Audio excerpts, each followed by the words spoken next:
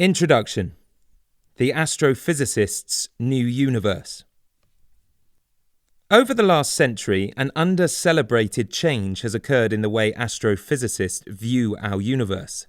As their aging professors, steeped in the familiar world of Newtonian physics, grayed and vacated their chairs, young, mathematically minded astrophysicists replaced them. These wizards of quantum mechanics, seemingly not even understanding how they managed to do so, have broken the mathematical code of the universe. Quantum mechanics, while often too abstruse to be grasped by the human mind, nevertheless works. As proof, quantum mechanics predicted the discovery of the Higgs boson, and, even more impressively for most of us, quantum mechanics provides the essential science that makes our tablets and smartphones work. Our phones work, but in this Alice in Wonderland world of quantum mechanics, nothing much else works as it should.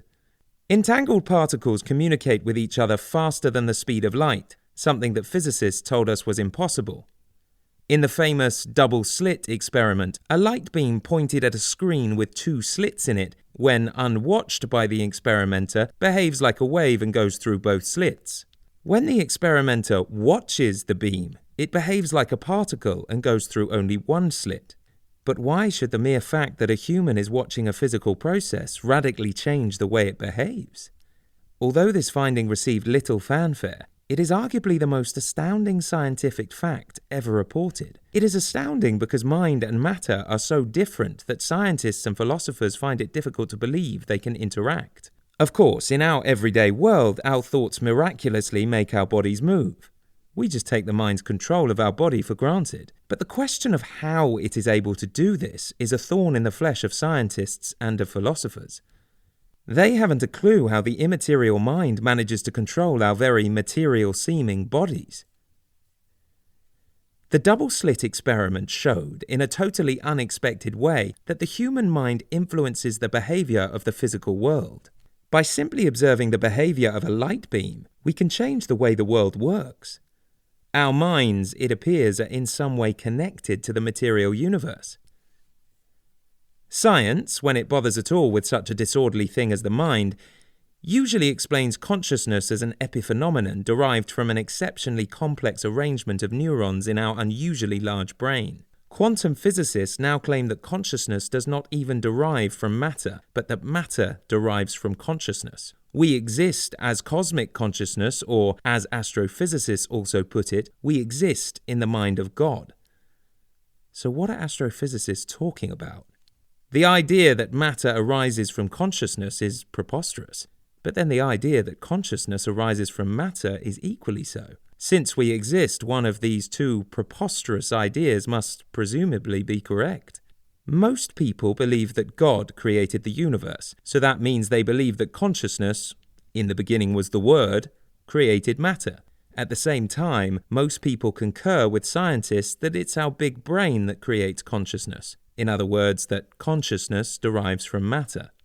Of course, these two sets of ideas are incompatible, and now astrophysicists have given a further twist to our already rather nonsensical understanding of the world. I was wondering if the astrophysicists were right about consciousness, and if consciousness could possibly be God. Part 1. The Bullying Millennia. Chapter 1. Cosconna becomes a goddess again. Of course the astrophysicists are right, said a beautiful woman who had just appeared before me one evening as I was working in my garden. I was astonished by her forthrightness in introducing herself.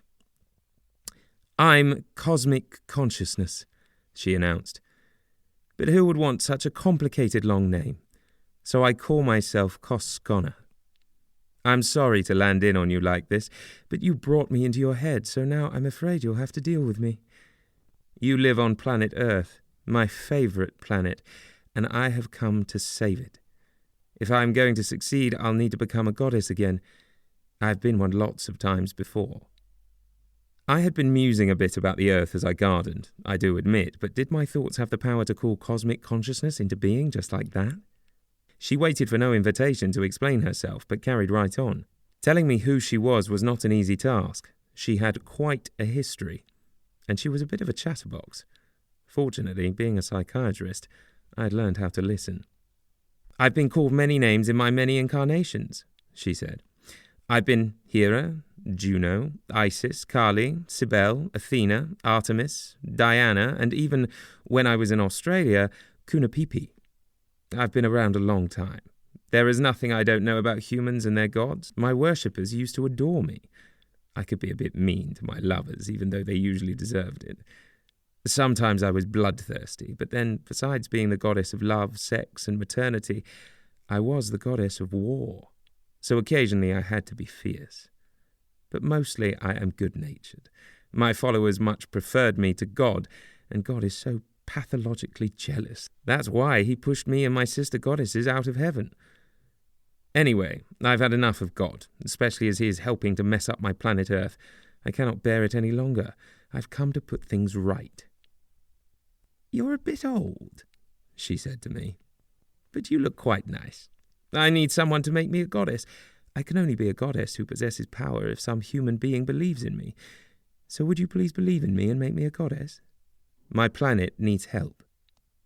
"Well, Cosconna," I said, willing to help, but not quite knowing how. "You most certainly look like a goddess, but how can I make you one?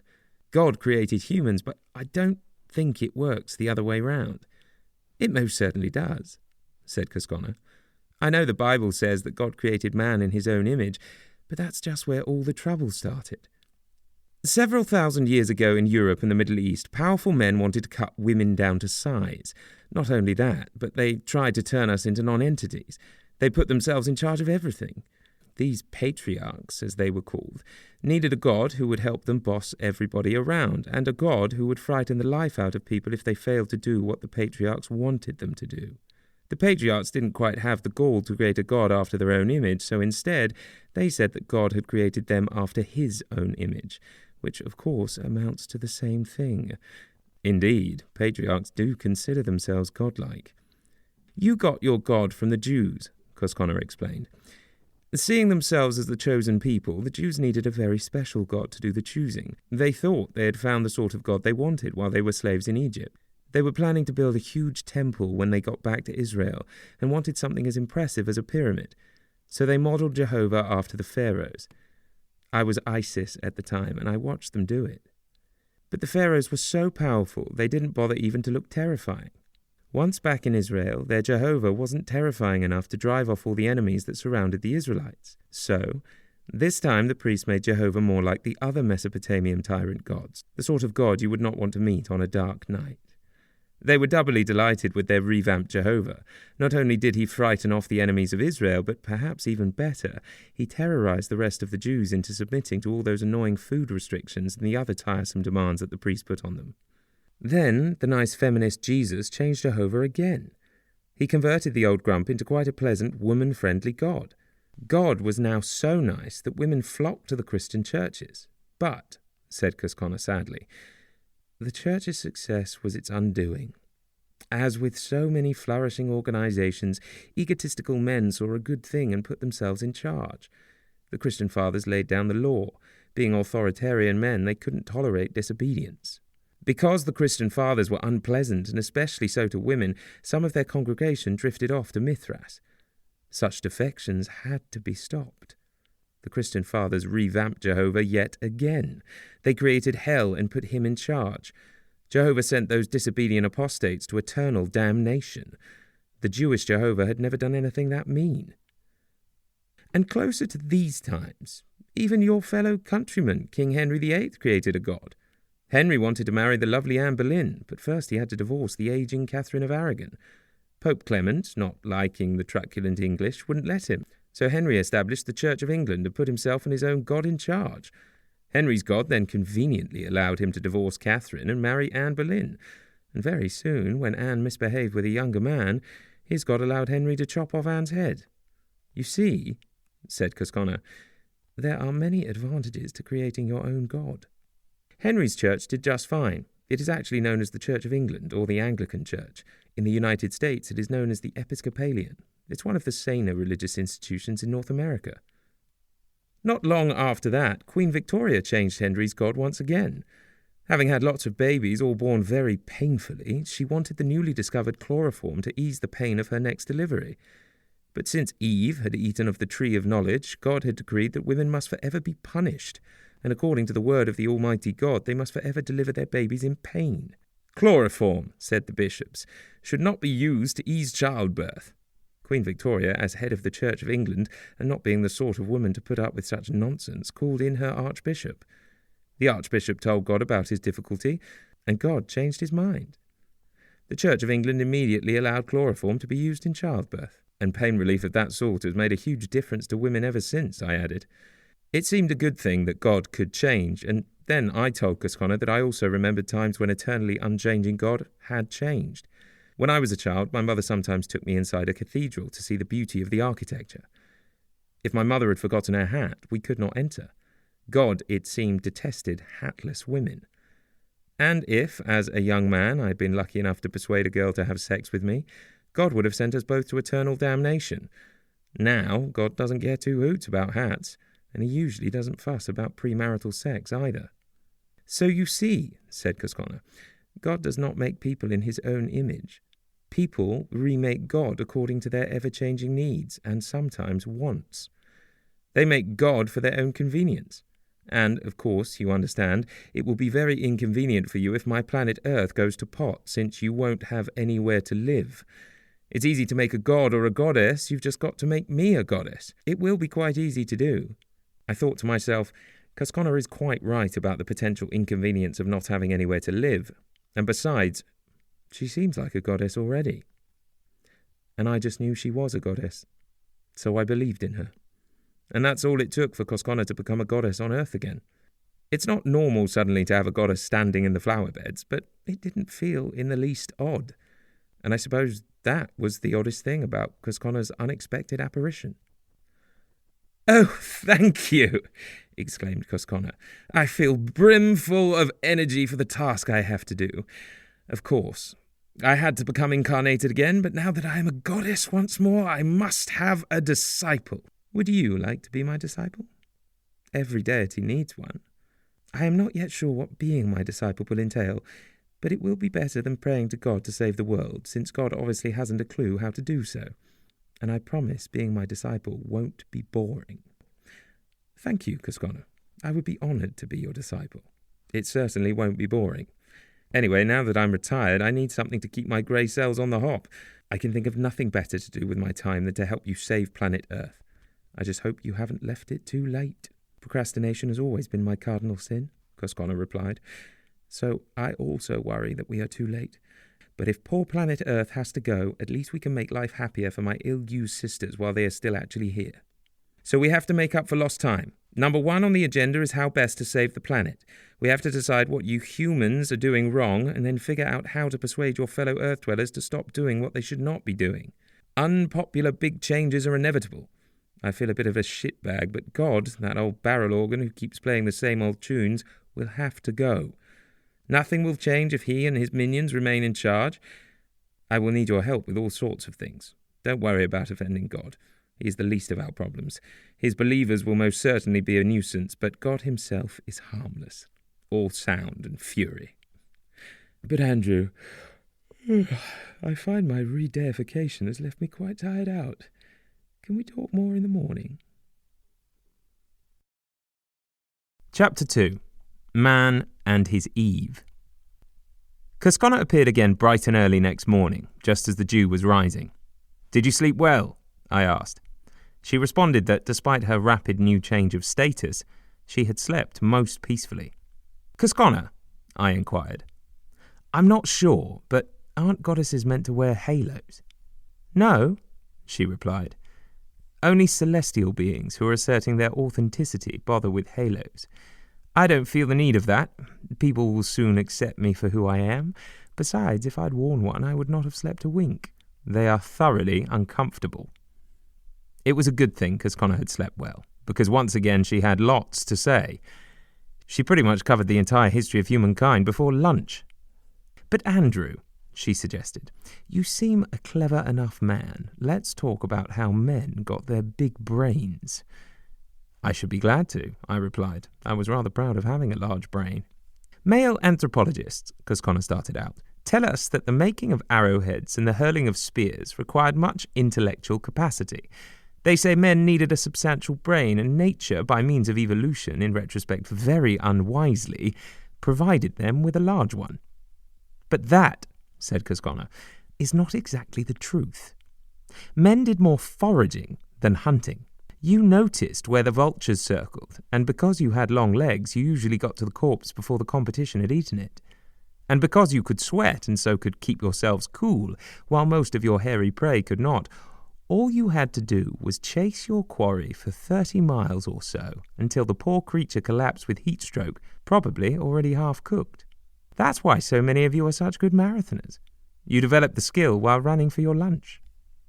But all that running really only required long legs and a healthy appetite, not a big brain. Because hunting was fashionable when English anthropologists coined the term hunter-gatherer, they probably added hunter just to give their male ancestors a bit of upper-class respectability.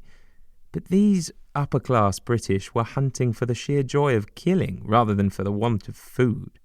Typical patriarchs. You humans call my beautiful black and white orcas killer whales, but orcas, unlike you humans, only kill to eat. Killer humans would be a bit closer to the mark. So, I asked, not yet seeing the point, how did we humans get our large brains? Well, Cosconna replied tantalizingly, there were various evolutionary possibilities. Like human males, females also needed long legs to catch lunch. But long legs on a broad pelvis waddle terribly.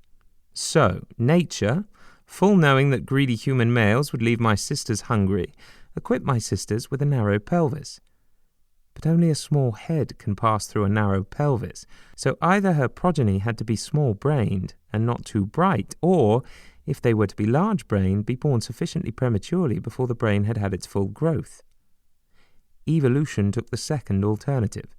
Human babies were born very prematurely, but my sisters had to be clever enough to care for a totally helpless newborn baby in the midst of a terrifyingly hostile jungle. My sisters needed to be some smart cookies. I watched my sisters weave those slings that allowed them to carry their babies on their backs so that they could pick berries and all sorts of edible plants at the same time. I watched them make the baskets that allowed them to carry their essential knickknacks around with them. Women certainly needed a large brain, a brain to process all their multitudinous skills. So of course nature equipped her with one. Sometimes men went for weeks without killing anything, not even a rabbit. Without the berries and edible plants collected by the nimble fingers of my sisters, families would have starved. I was fascinated and asked Cosconna to carry on, which she seemed quite pleased to do. Your hunter food-gathering way of life worked well, she continued. Men helped a lot with the care of children.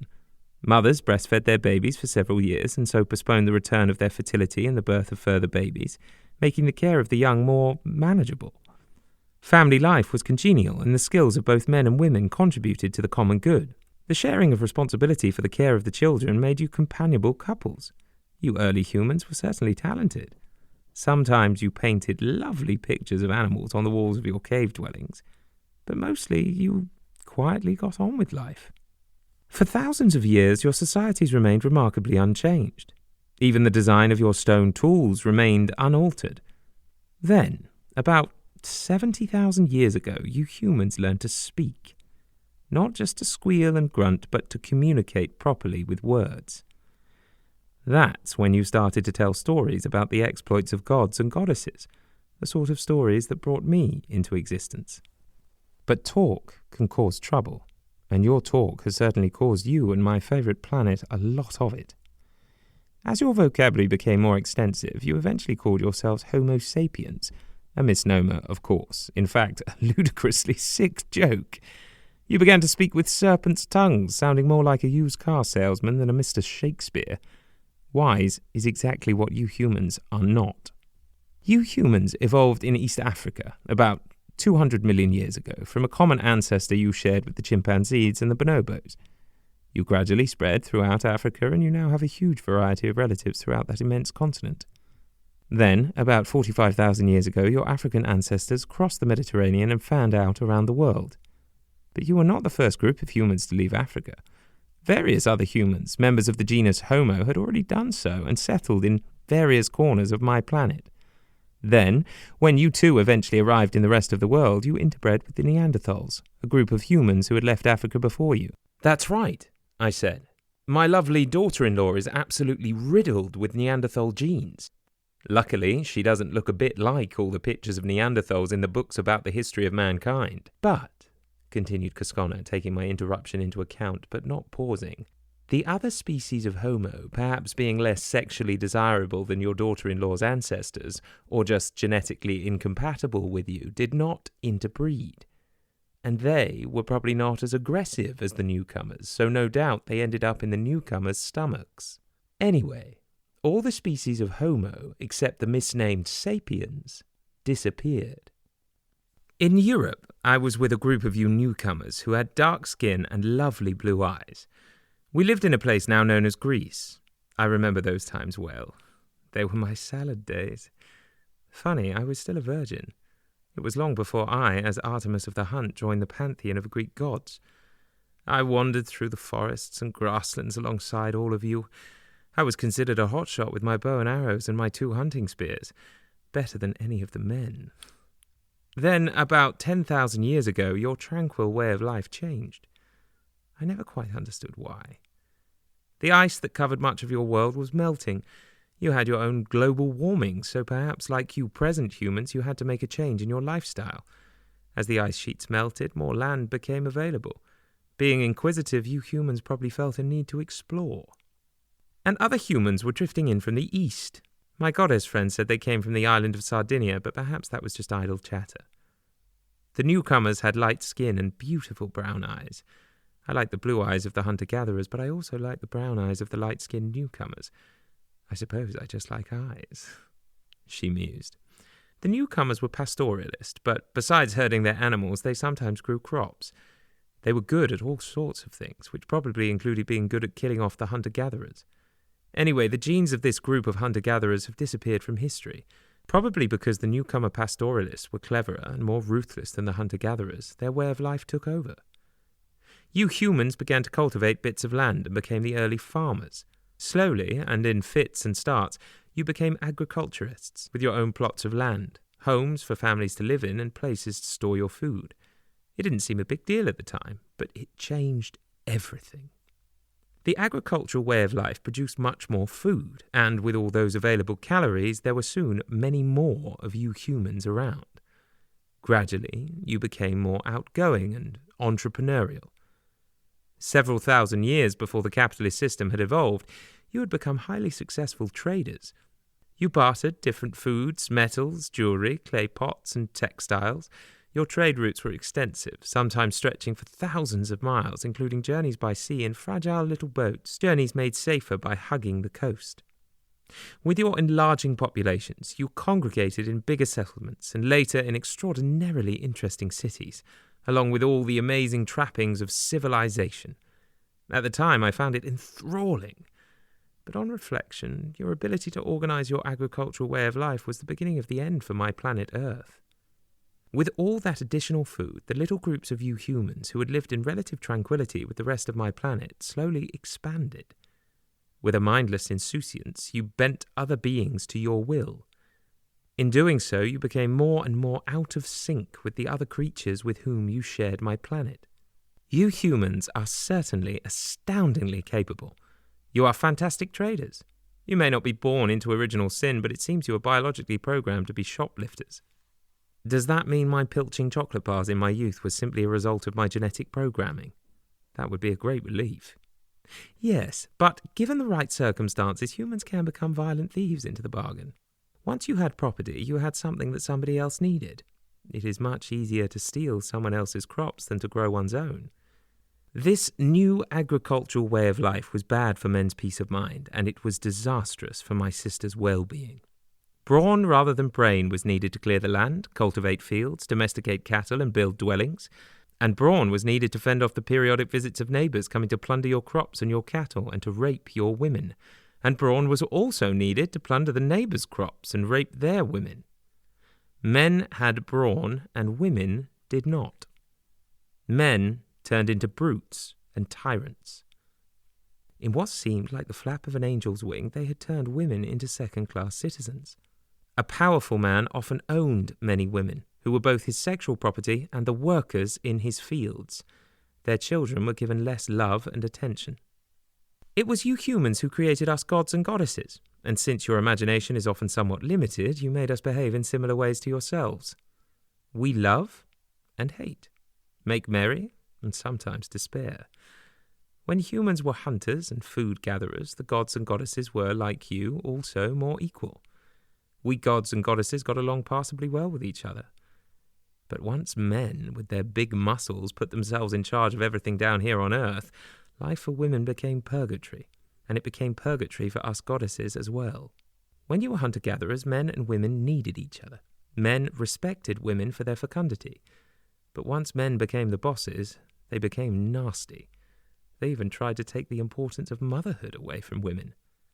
They said women were like their fields. Just as they planted their seeds in their fields, they planted their seed in their women. Their crops grew, and likewise so did their babies. Men owned their crops, so naturally they owned their babies.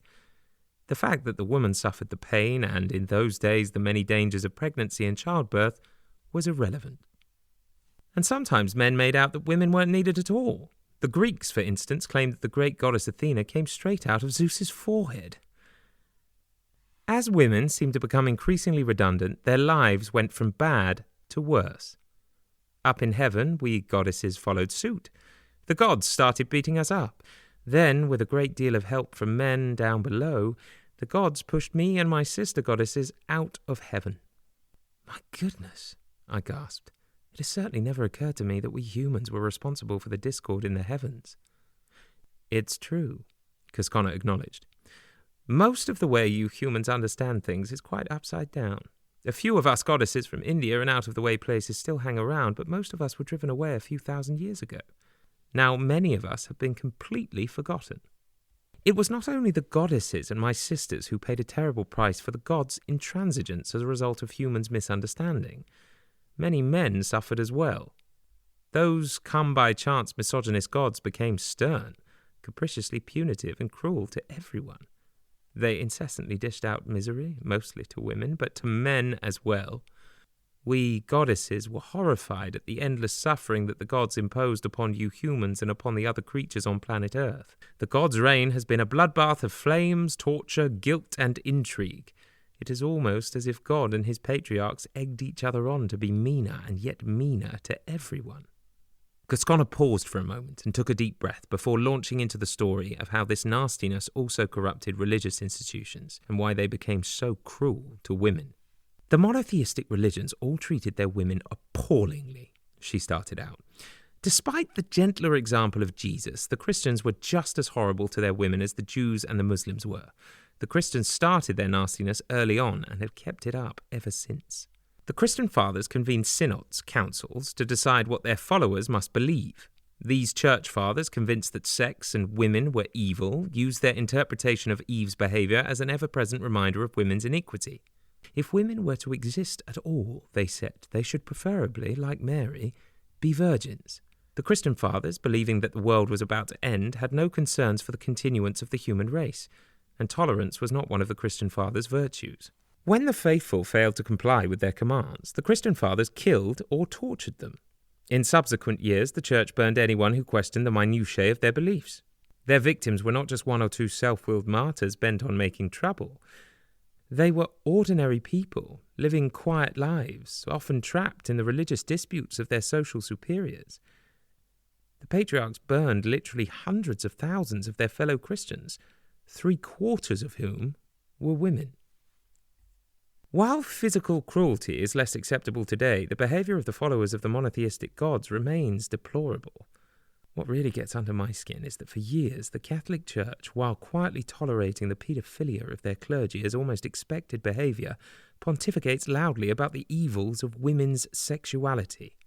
The Church now knows perfectly well that males, for millions of years, long before they were even humans standing on two legs, enjoyed humping females. But Eve still gets the blame for sex.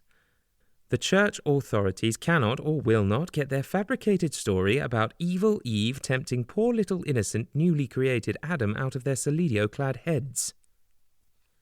These patriarchs, Cosconna continued, seemingly relieved to be getting the burden of all this deplorable history off her chest, be they Christian, Jews, or Muslims, revel in finding fault with women. At the slightest insurrection by a woman, priests, rabbis, and mullahs, immediately thinking of Eve's purported iniquity, quadruple the punishment. Mullahs add more lashes and stone yet more women. Jihadists, having perpetrated hideous suicide attacks, supposedly reap their reward in paradise, ravishing more virgins. And rabbis go on and on about women's intrinsic uncleanliness and insist on not being in the same room with a woman or sitting beside one on an airplane. What do these religious men think women are? From time immemorial, having a daughter has often been viewed as a calamity. Although a baby's gender is determined by the father's spermatozoa, the birth of a girl was often viewed as the mother's fault. Not only did a girl not perpetuate the family name, but the father often had to pay a prospective husband a substantial dowry for taking his daughter off his hands. In China, with their recent one-child policy, couples often abort a female fetus, not wanting the seeming catastrophe of having a girl. The Chinese community is now short some 2 million young women. But it is an ill wind. Heterosexual men without a woman do not do well. Young Chinese women now have a scarcity value. For once, girls, and even women, are now perceived as valuable. Nevertheless, you men have become so habituated to your preferred status and to the institutionalized degradation of women that I doubt you're even aware of how badly your society treats women. I sometimes wish, Cosconna added vehemently, that I could just stamp my foot and that men would all disappear. It would be like waking up from a bad dream. But then, we need men, and I actually rather like having them around. Anyway, what point is there in wishful thinking? But some things have got to change. There will have to be more than wishful thinking. It is going to be deeds, not words. With my new incarnation, things will be different. Chapter 3. Cosconna and her antecedents. A few days later, Cosconna confided in me that although she had been comfortable with being all sorts of goddesses, as Kali, Hera, Juno, Isis, Cybele, Athena, Artemis, and Diana, she was now feeling a bit lost in this new world of science. She had noticed that many people today use Ancestry.com to discover their heritage, so she asked me to search the scientific literature and tell her more about her background. How was consciousness perceived in intellectual circles these days? She wondered. She especially wanted me to research cosmic consciousness. Cosconna's request proved difficult. Consciousness is a messy topic. Most scientists don't like the subject of consciousness at all, let alone cosmic consciousness. When it comes to even ordinary consciousness, many scientists stick their heads in the sand and refuse to think about it. When pressed, they say that consciousness is an epiphenomenon produced by the complicated arrangement of neurons in the human brain. And astrophysicists, with their new ideas about consciousness, have left many of their fellow scientists thoroughly confused and often annoyed. The whole subject of consciousness has been a mess for a long time, and now it's even worse. Where exactly is consciousness located? Some rather way-out scientists suggest that consciousness is not even generated in the brain, but is transmitted to it from elsewhere. The brain, they say, acts akin to a radio receiver. Even though a radio may stop functioning, the transmitter can still be working fine. Perhaps it is the same with our brain, that the source of our consciousness may be working perfectly well, but the brain just cannot make contact with it. If this is so, where is and what is the transmitter? Could it be Cosconna in one of her many forms, I wondered? Cosconna was not saying. Perhaps the brain does receive its signals from somewhere else, I ventured. In writing a book, for example, I explained to Cosconna, I perceive my muse inspiring me with ideas as being outside my head. Moses and Muhammad claimed their words came to them from God. Cosconna quickly jumped in. No one else could sound so pompous, so probably, indeed, it was him. But I am doing the dictating now. Perhaps I am your muse. So I hope you listen very carefully to what I say, because I don't want you to get any of it wrong. Moses and Muhammad both seem to have messed up quite a bit, but then perhaps it was God who got things wrong.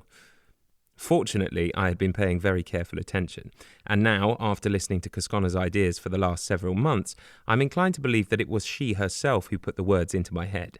Neurologists who say that human creative activity occurs in the right brain are clever doctors, and they may well be right. So my right brain could be dreaming up Cosconna's ideas, and I would not know that these ideas actually come from my own brain. So, Cosconna, I'm sorry to be so uncertain about your origin, but it seems that you come either from somewhere in the human brain or somewhere outside the human head. Anyway, certainty about the source of consciousness is very much up for grabs. According to physiological studies, the brain is certainly involved in consciousness. Damage to a part of the brainstem, the lower part of the brain which is continuous with the spinal cord, for instance, causes permanent loss of consciousness. Damage to another part of the brainstem causes complete loss of the ability to move or in any way communicate with the outside world. Terrifyingly, consciousness is retained. Damage to other parts of the brain can cause various changes in the nature of consciousness. But is consciousness dependent on a brain? Wordsworth thought not. Running through his poetry is the idea that nature has some self-awareness. Also running through his poetry is his concern with man's inhumanity to man, his distress at the terrible things humans do to each other and to the natural world, concerns that you, Cosconna, and Wordsworth have in common. Through primrose tufts in that green bower, the periwinkle trailed its wreaths, and 'tis my faith that every flower enjoys the air it breathes. The birds around me hopped and played, their thoughts I cannot measure, but the least motion which they made it seemed a thrill of pleasure. The budding twigs spread out their fan to catch the breezy air, and I must think, do all I can, that there was pleasure there. If this belief from heaven be sent, if such be nature's holy plan, have I not reason to lament what man has made of man? When I first read these lines, I thought, well, Wordsworth is an excellent poet, but that is not how the world works. Now, 20 years later, it is no longer possible to be so certain. Can a flower be aware of itself? Descartes, a kingpin on consciousness, said no, and most people agreed, but perhaps our understanding of awareness has now changed. René Descartes was a philosopher and scientist who worked in the first half of the 1600s. He is embedded in our minds with his cogito ergo sum, I think, therefore I am, and he has his own adjective. Anything about him is Cartesian. More than anyone else, Descartes propelled us out of the arms of the church into the modern age. In so doing, he divided the universe into mind and matter. In Descartes' time, experimentalists found it difficult to study matter, since matter, it was thought, behaved in the way it did because it had a mind to do so. By separating mind from matter, Descartes made science possible. After Descartes, our view of the universe changed. For instance, the planets stopped waltzing around heaven in the way they had a mind to. Yes, it's a shame, said Cosconna. I rather like picturing the stars and planets dancing around, although I know very well that the poor things are stuck firmly in their orbits. So do I. But anyway, once the planets were brought to heel, Newton can work out what governed their movements. He established his law of motion, laws that are equally valid and applicable on Earth as in the heavens. Down here on Earth, our understanding of the laws of motion transformed industry. Steam engines were soon powering ships, railway engines, and factory machines. The Industrial Revolution had arrived, and not so many years into the future came quantum mechanics and our smartphones. Descartes perceived humans as a mind-body duality. Mind and body, he thought, were two completely separate entities, a duality that made it virtually impossible to figure out how the mind could tell the body what to do. For a while, philosophers, driven to distraction by Descartes' mind-body duality, claimed there was no interaction at all between the body and mind. An omniscient and omnipotent God, they claimed, pre-planned both the movements of a person's body and the thoughts of the mind. Although to an onlooker it might seem that the mind was directing the body, such an interaction was illusory. Descartes assigned consciousness to humans, to God, and to angels, but not to animals. Animals he regarded as insentient creatures, and as such, he used them in his practice of vivisection to advance his scientific inquiries. I don't know about the minds of angels or that of God, but like every other cat owner, I know that cats are sentient beings. My cat, often to my annoyance, has a mind of her own. I can see her thoughts, albeit mostly bad ones, ticking away in her mind. Cogitat ergo est. She thinks, therefore she is. Before the spread of Cartesian ideas, our planet was Mother Earth. Rivers had nymphs, and the planets were named after gods, and they were thought to have godlike powers.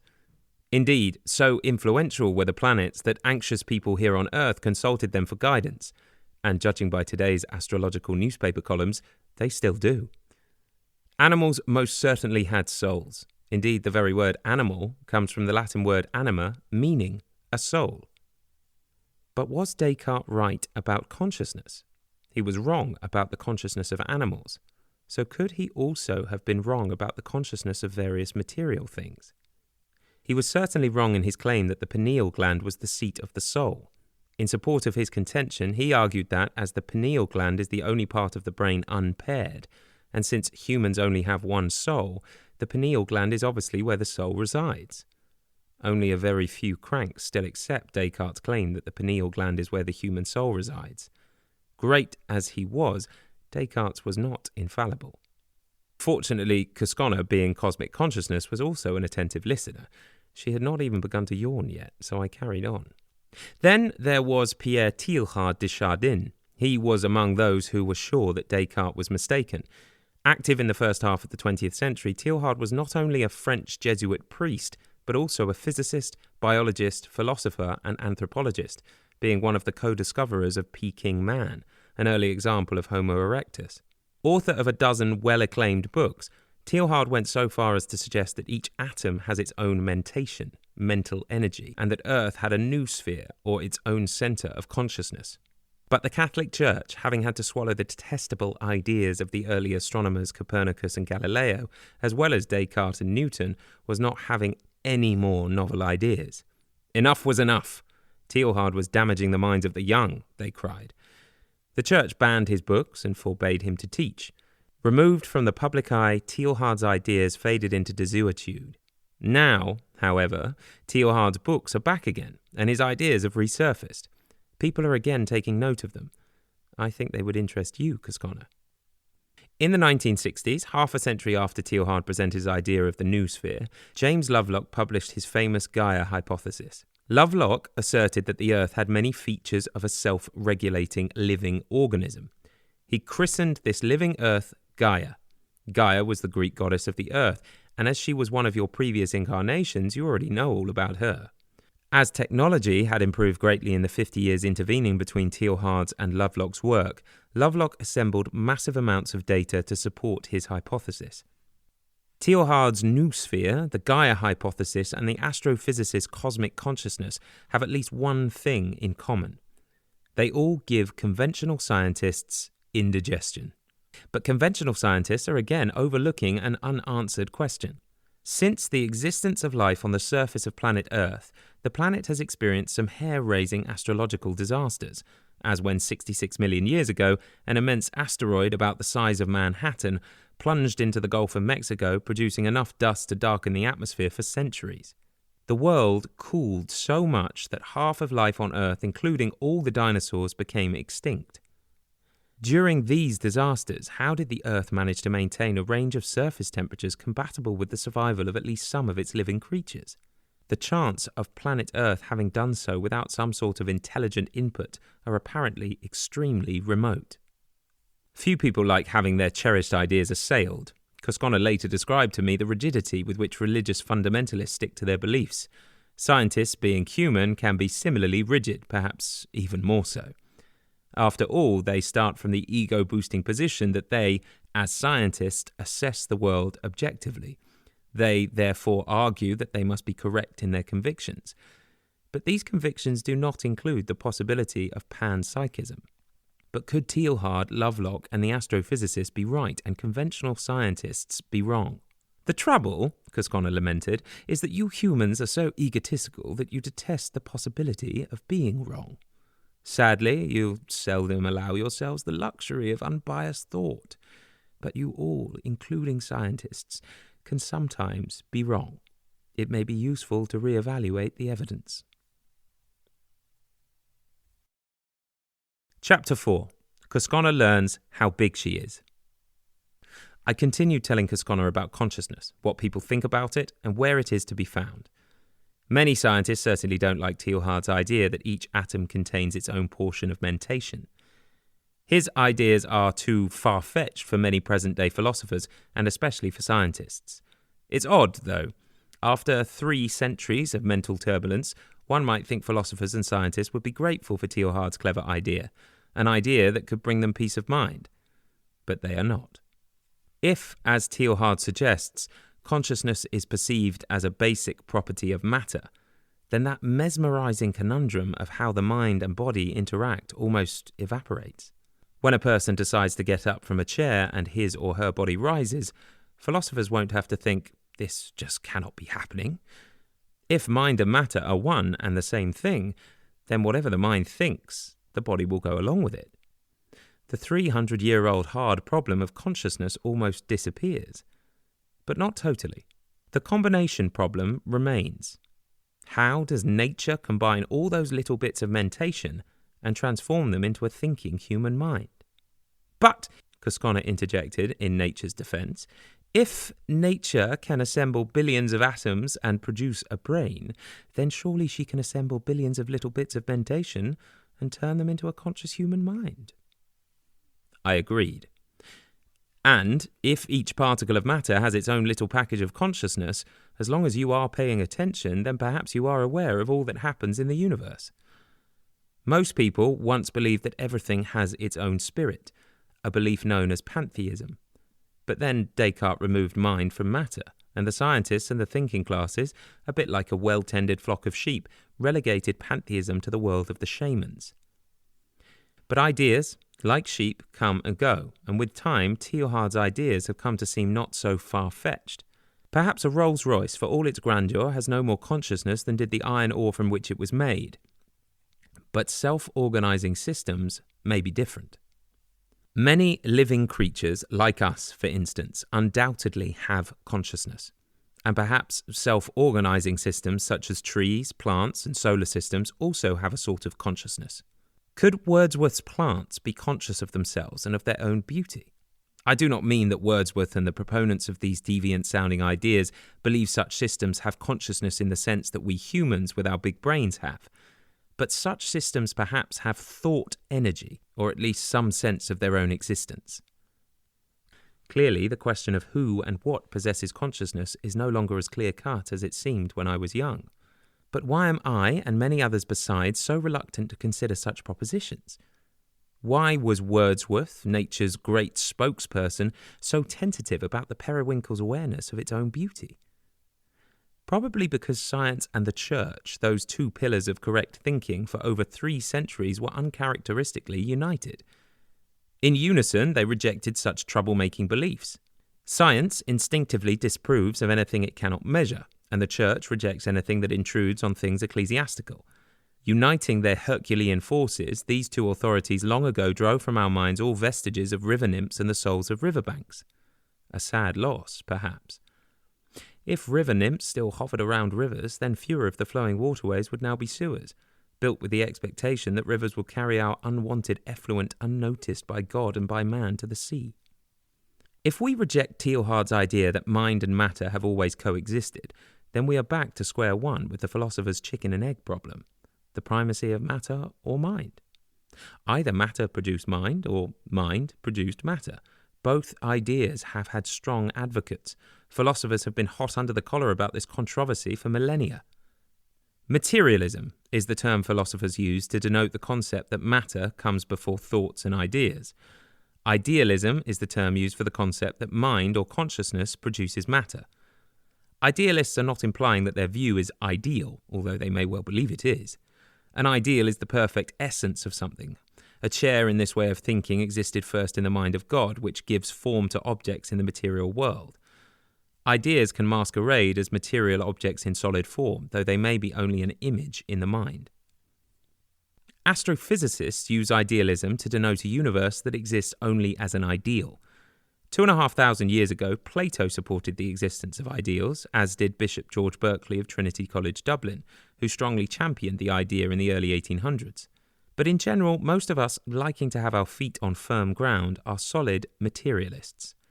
So, down the centuries, idealism has had few takers. Times change. Now, on YouTube, under such titles as The End of Materialism, articulate astrophysicists discuss and support a revamped concept of idealism.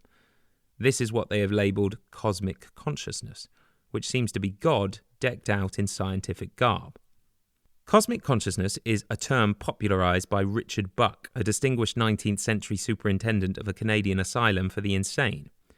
Buck got the term from his friend Edward Carpenter, an author who had travelled in the East. Having had an experience of the universe as a living presence, Buck used the term in the title of his book. Cosmic Consciousness, a study in the evolution of the human mind, describes his scientific studies of the strange occurrence of similar ideas in otherwise unconnected people. Both William James and Walt Whitman, arguably America's most gifted psychologist and its greatest poet respectively, strongly supported Buck's concept of cosmic consciousness. Whitman, as author of Leaves of Grass, perhaps experiencing cosmic union with humanity, wrote, "I am large, I contain multitudes." "You see," Cosconna chimed in exuberantly, "cosmic consciousness is not just something the cat brought in from the garden. Cosmic consciousness has a very respectable pedigree." "Indeed," I agreed, "and the idea of a collective or cosmic consciousness is not in any way out of the ordinary, even in Western beliefs." Many Unitarian-inclined Christians hold similar ideas about an individual's connection to others. The inner light described by the Quakers and Carl Jung's collective unconscious all fit comfortably into a worldview of cosmic consciousness. David Bohm was yet another of the extraordinary new physicists who sprouted in the middle years of the last century. He was the son of a Jewish second-hand furniture shop owner in small-town America who wanted David to take over the store, but David decided to study the structure of the atom instead. The director of the Manhattan Project, wanting to use Bohm's ideas in the work of building the atom bomb but suspecting him of progressive ideas, classified his PhD thesis as too secret and refused him security clearance to use it. Certainly an unusual impediment for the acquisition of a PhD. Bohm was the first person to recognize the implications of the split-screen experiment. The perceiver and the perceived are actually one and the same. In recognition of Bohm's contributions to both science and spirituality, the Dalai Lama named him his scientific guru. So, while Cosconna might well find herself comfortably at home in the West, she is also an integral part of some Eastern thought. Buddhists, in their more than 2,000-year-old Vedic Buddhist tradition, called cosmic consciousness Brahman. Buddhists regard Brahman as the soul of the universe, while Atman is the soul of the individual person. Through its multiple incarnations, Atman eventually realizes that it and Brahman are actually the same. Once the penny drops, the soul escapes from the wheel of life. With the recent Western interest in mind and egos, a Buddhist might feel that the West, for once, is beginning to get its religious thinking right. The difference between Brahman and Cosconna is only one of vocabulary. Although Buddhist ideas have only recently arrived big time in the West, Buddhist monks have worked to constrain intrusive egos for well over 2,000 years. Psychiatrists of the West, faced with a tsunami of anxiety disorders, discovered that monks' mindfulness and meditation techniques often work better than some of their own treatments. By concentrating on something as simple as the breath, the meditator temporarily consigns the ego to the sidelines of the mind and, having done so, usually feels calmer. But what exactly happens in the meditator's mind? With the ego out of the way, is the meditator now immersed in their own being? And is this being what astrophysicists call cosmic consciousness? And my cat, half asleep in the sunlight on the windowsill and thankfully not at this moment wreaking mayhem, is she immersed in cosmic consciousness? Is she in a Cosconna state? We live in a world full of new and seemingly strange ideas. Gone is the Newtonian vision of a world where God, as with a clock, winds up the universe, which then, in an inevitable sequence of determined events, relentlessly unwinds until the end of time. Now, even Einstein's world of space-time is left behind. Nothing is determined.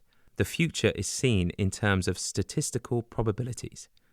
Time moves not only forward but also backward. Tom Elliot in Burnt Norton captures the ethos of this changed world.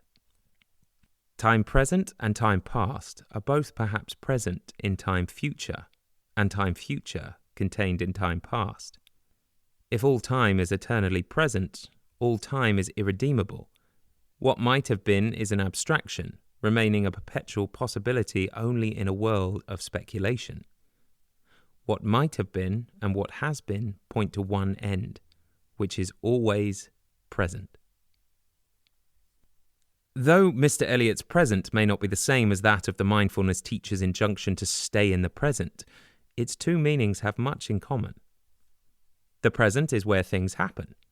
Despite this, many people experience the present as a sort of nothingness, a celestial void in which the ego, our everyday self, flails helplessly. Of course, the kitchen tap has to be fixed and the children put to bed, but our inflating and deflating ego fills our mind with discomforting clutter and self-preoccupation. It fumes and fusses about the past, frets and fidgets about the future. Left alone with our intransigent egos, probably grown too big, many of us feel uncomfortable. Our brains are clever, but they are not clever enough to keep on obsessing when we quietly take a deep breath and pay careful attention to the air entering and leaving our lungs. This simple traditional Vedic practice serves to pull our thinking, often reluctantly, into at least some semblance of tranquility. Buddhist techniques are effectively calming Western minds. The late Australian poet Les Murray delicately conveys his experience of the clutter of the mind and its relation to existence. Everything except language knows the meaning of existence. Trees, planets, rivers, time know nothing else. They express it, moment by moment, as the universe. Even this fool of a body lives it in part, and would have full dignity within it but for the ignorant freedom of my talking mind. So, is Cosconna everywhere? Our universe is opening up.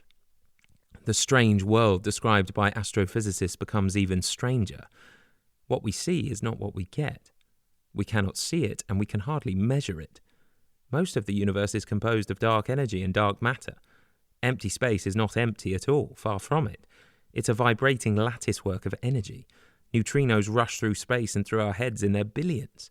Electromagnetic waves come and go in all directions at the speed of light, carrying all those television and radio programs, podcasts, love letters, and hate mail. And like it or not, all that pornography skips helter-skelter through the heads of even the most demure. It looks as if no amount of prayer could keep sex out of our heads. And besides all these electromagnetic waves and neutrinos, empty space has energy, lots of it. Richard Feynman, the marvelous Jewish-Irish-American mathematician and physicist who dreamed up quantum computers, tells us that one cupful of empty space contains enough energy to boil all the oceans of the world. And could empty space surprise us even more? Might Cosconna be whizzing around in it too? Might empty space also have its own brand of cosmic consciousness? Cosconna interrupted my musings on the wonders of empty space. Well, I certainly do get to a lot of places, but Feynman's idea of quantum computers certainly didn't come from me. Perhaps, as some scientists say of the universe, it must have arisen from empty space. But it sounds more like the sort of outlandish idea that God would have slipped into Feynman's head. The presence of Cosconna in empty space would certainly explain a lot of otherwise inexplicable things. Telepathy, for instance. Telepathy has always attracted every variety of artful rapscallion, and lots of hucksters repeatedly hoodwink the gullible public into believing untruths about telepathy. Nevertheless, telepathy is likely a valid phenomenon. Reliable studies show that some psychics do perceive faraway events other than by means of their five senses. Even the stolid CIA, apparently with some success, employed psychics to locate information that they could not otherwise obtain. Astrophysicists will, of course, be unfazed by such findings. They explain telepathy by the concept of non-locality. And if Cosconna is in empty space, as well as in my garden, she could be everywhere all at once. Is Cosconna the reason why telepathy works? And could her omnipresence speed up interplanetary conversations? When we eventually make contact with life in outer space, any friendly conversation by electronic means, even within our own galaxy, will be slow. Our nearest neighbourhood star is 4 light-years away, So, at the very least, there will be a pause of 8 years between each friendly question and its answer. But mostly, the conversational gaps will last hundreds of thousands of years, making for a rather desultory exchange. But could telepathy, like communication between entangled particles, be instantaneous?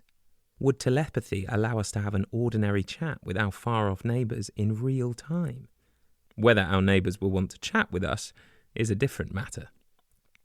Cosconna said she had no concerns about telepathy. That's how God and I used to exchange ideas. Once living creatures had evolved the mechanisms for speech, it first happened on a planet not yet catalogued by your astronomers. We used speech whenever we were incarnate, and with multiple incarnations, being incarnate all the time, we have more or less forgotten about telepathy. I think God used it sometimes to read my mind, and I wish he wouldn't. But some people are still good at it. I told Cosconna that recent studies suggest that dogs use telepathy to know when their masters are coming home. Yes, she remarked. Dogs seem much more reverential to their owners than humans are to us. But then, they are dogs. So, Cosconna, I inquired with interest, are the Buddhists right? Are we all one and the same being? Could it be only that, since we have separate bodies and each body has its very own name and has its own sensations and individual memories, that we just think of ourselves as separate beings? Could it be that, just as our outer world is lit by the same sun, our inner worlds are also lit by cosmic consciousness? It seemed quite strange to contemplate, but I supposed it possible, and actually it seems rather a pleasing idea. And now some neurologists are saying that it is our brain and not our mind that governs our thoughts and our behaviour. In some of their brain experiments, they can determine what choice a subject will make even before that subject knows what the choice will be. If these neurologists are right, then consciousness does not create our behaviour. It just observes it. So where are science and Cosconna taking us, I wondered? Down black holes or rabbit holes? Is Cosconna leading us into the future? And what sort of future will it be? Chapter 5. Cosconna and the Universe. So, how did we get here? And what do we have to do to stay here? There are many theories attempting to explain how we and the world were created. 2 contradictory accounts, one by scientists and the other by religious fundamentalists, vie for acceptance. Scientists are more or less united in their dismissal of God as the creator of the universe, but then they argue amongst themselves about the details of the universe's construction. And quite big details they are. Is there only one universe, or are there many? If there are many, are there sequential universes, or does our universe coexist with other universes to form a multiverse? Some quantum physicists suggest we exist as one of more than 10 to the power of 500 possible universes. Cosconna says that with all those zeros, the mathematicians have got carried away by their abacuses. A 10 followed by 500 zeros is enough to zero anyone out. And especially since mathematicians suggest that these universes may contain alternative versions of ourselves. Cosconna and I both hope the mathematicians have miscalculated. New discoveries about the universe are made all the time. Scientists will undoubtedly change their minds as to how we got here. The dominant scientific belief is that approximately 13.7 billion years ago, the Big Bang occurred. Since then, the universe has expanded and continues to do so. Some cosmologists who like to think big now view the Big Bang more as a cosmic bubble burst occurring in an already rapidly expanding, unimaginably vast multiverse. Hard evidence for a Big Bang or for a cosmic bubble burst exists. Astronomers can look back in time to about 300,000 years after the Big Bang is presumed to have occurred. And astronomers can make out the edge of the universe. What they see is compatible with the Big Bang. They can detect microwaves created by the Big Bang which, because of the vast distances involved, are only just now arriving at our planet. Mathematicians, for their part, assert that the mathematics supporting the Big Bang's conception from the inherent instability of empty space is correct. What is empty to normal people is not empty to mathematicians. Mathematicians also note, though in rather small print, that the probability of the Big Bang's spontaneous occurrence is small, by which they seem to mean astronomically small. We are certainly here against the odds, by about 1,000,000 to 1. That we are actually here at all is amazing. Some billions of years after the bang, swirling gases and disintegrating stars inside our galaxy coalesce to form our solar system. Our Earth gradually cooled, and over a few more billion years, a hodgepodge of chemicals, probably in hot vents deep in the ocean floor, united to produce chemical structures capable of replicating themselves. Scientists have demonstrated that under so-called Goldilocks conditions, chemicals can indeed congregate to form structures similar to DNA, nature's fantastic data storage and copying device. Once DNA had perfected itself, although it still remains very uncertain how on earth it could manage to do so, then, by the process of natural selection, it is not difficult to see how life exploded with such exuberance. In fact, it was almost inevitable that it would have done so. Evolution's pathway from unicellular organisms to multicellular creatures and then to humans is now well understood, though some of it still needs clarification. Many scientists, including anthropologists, biologists, geneticists, chemists, physicists, and geologists, have dedicated their lives to unraveling the evolution of man from our ape-like ancestors to us, piecing together an amazing account of man's genesis over the last 200,000 to 300,000 years. Creationists, those who oppose these scientific explanations, come in many guises. But what they have in common is that they are fundamentalists Christians, fundamentalist Jews, and fundamentalist Muslims, who believe that God, as described in the Old Testament, created the world and humans about 6,000 years ago. After these creationist accounts were written, fossils of long-extinct species were discovered. So, the creationists updated their account to include intelligent design.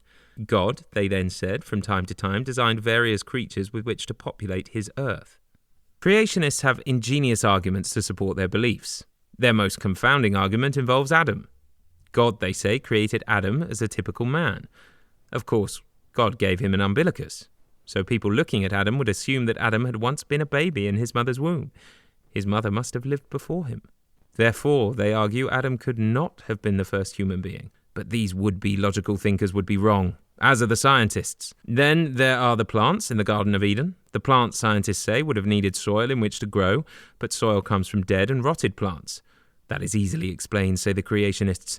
The all-knowing and all-powerful Lord created the world as if it had previously existed. If the Lord chose to position the rocks in layers and to scatter dinosaur bones amongst them, why not? And if these bones confound the scientists, so much the better.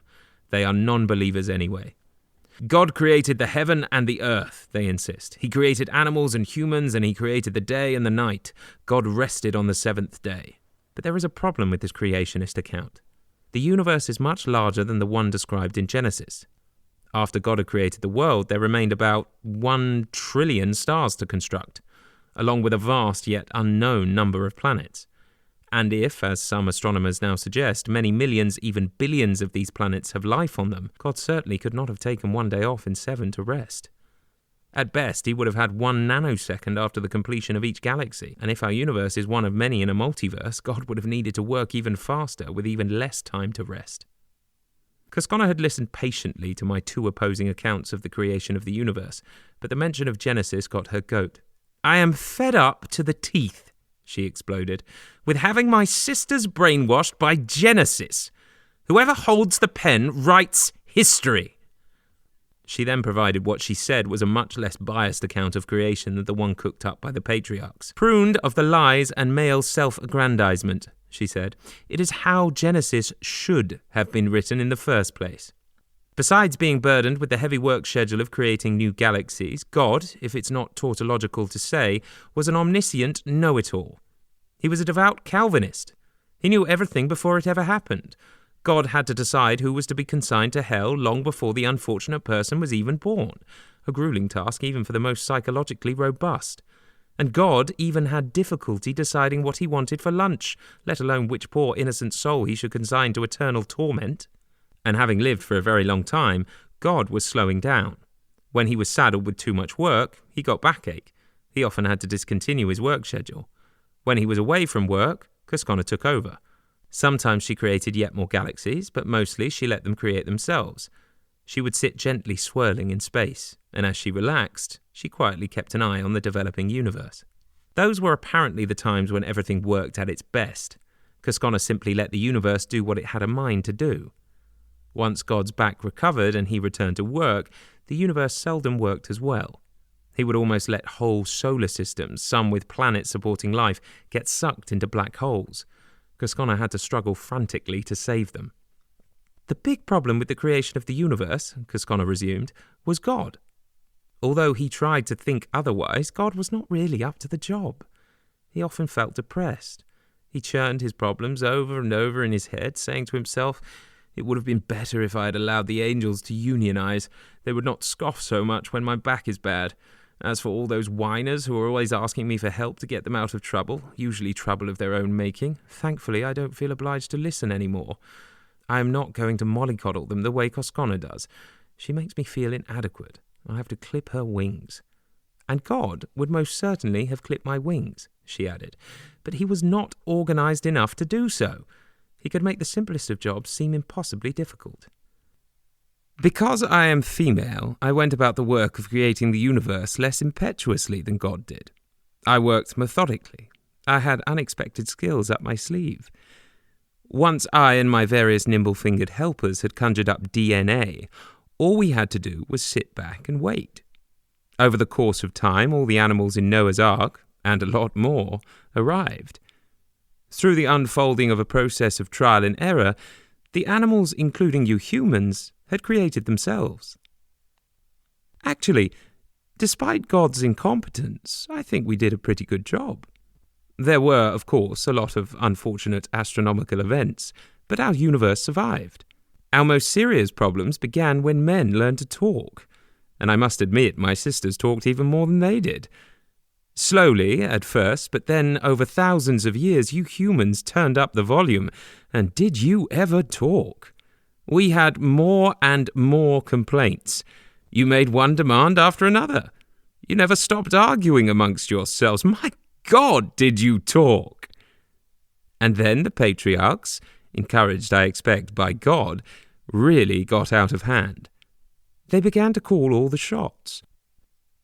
That was when the gods got so big-headed that they kicked us poor goddesses out of heaven.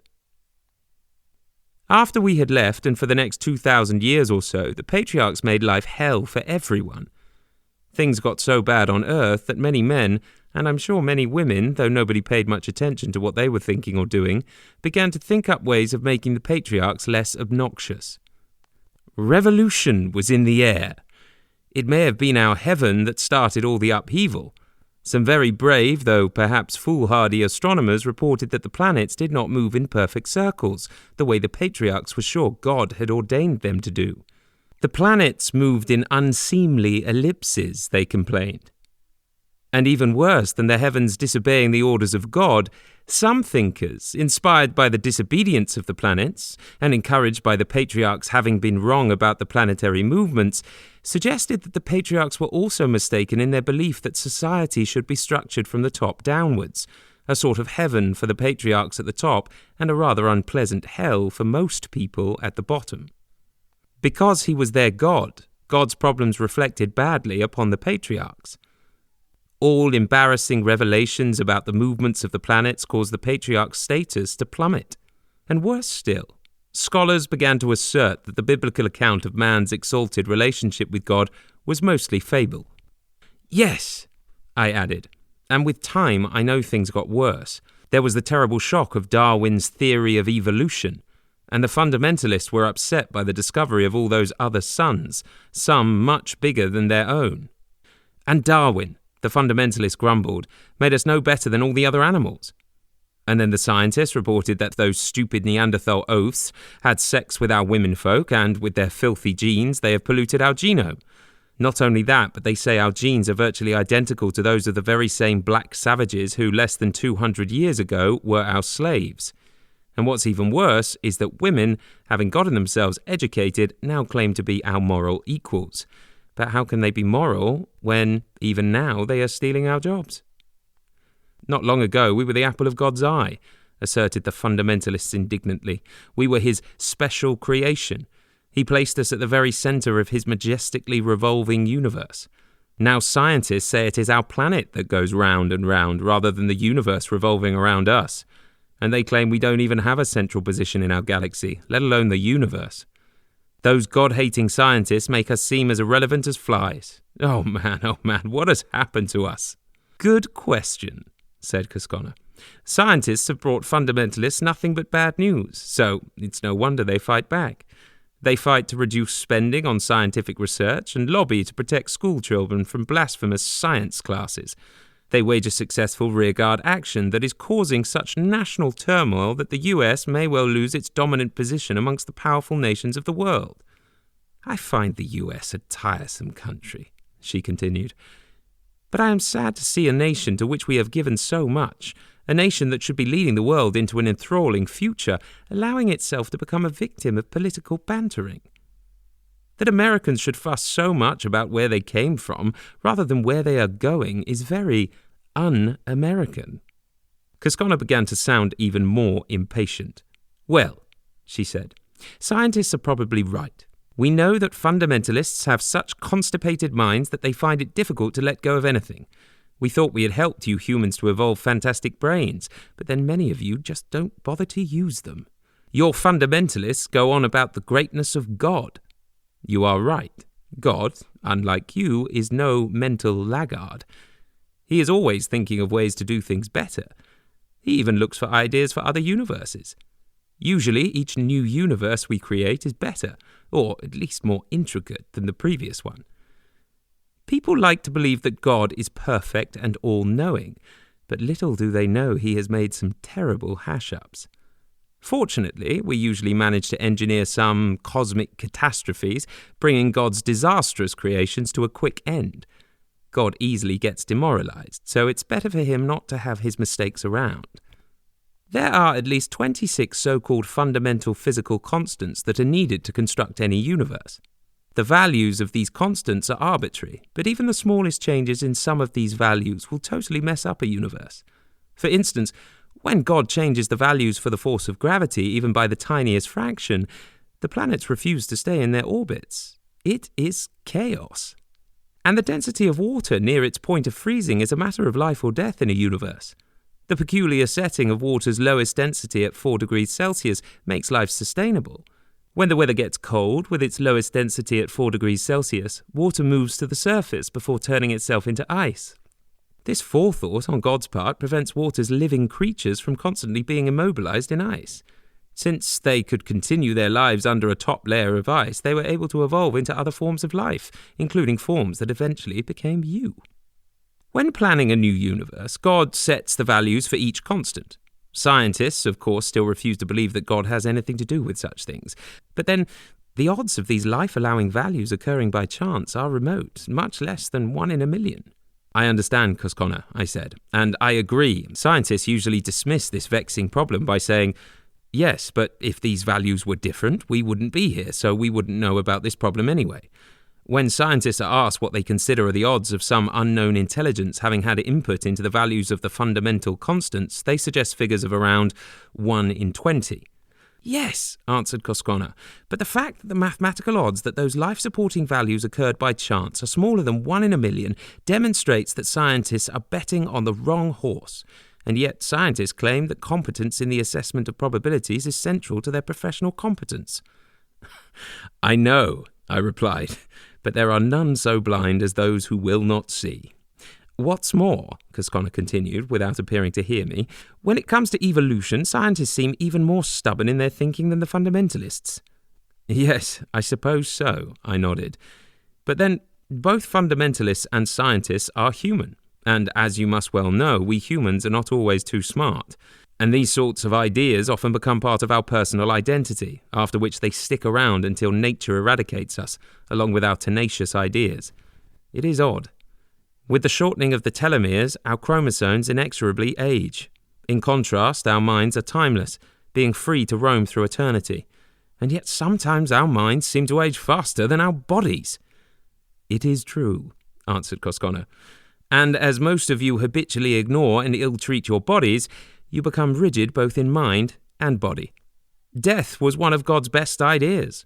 I thought at first that God was being a bit mean, but without death, you'd probably still be wriggling around under a sheet of ice rather than in a pleasantly warm garden. And with a very clever, newly redeified goddess, I added. Part 2. Who are we humans anyway? Chapter 6. The denigration of women. In our very first conversation, Cosconna had made some comments about the way the early patriarchs had treated women. It wasn't long before she returned to the theme, clearly of great importance to her. Because of their forceful biological imperative to reproduce themselves, most men want to fuck women. That can be lovely, allowed Cosconna, and much of the time all works out well, especially when men are loving towards their women. But many men don't much like women. Over 50% of men think that women should have a lower social status than men do.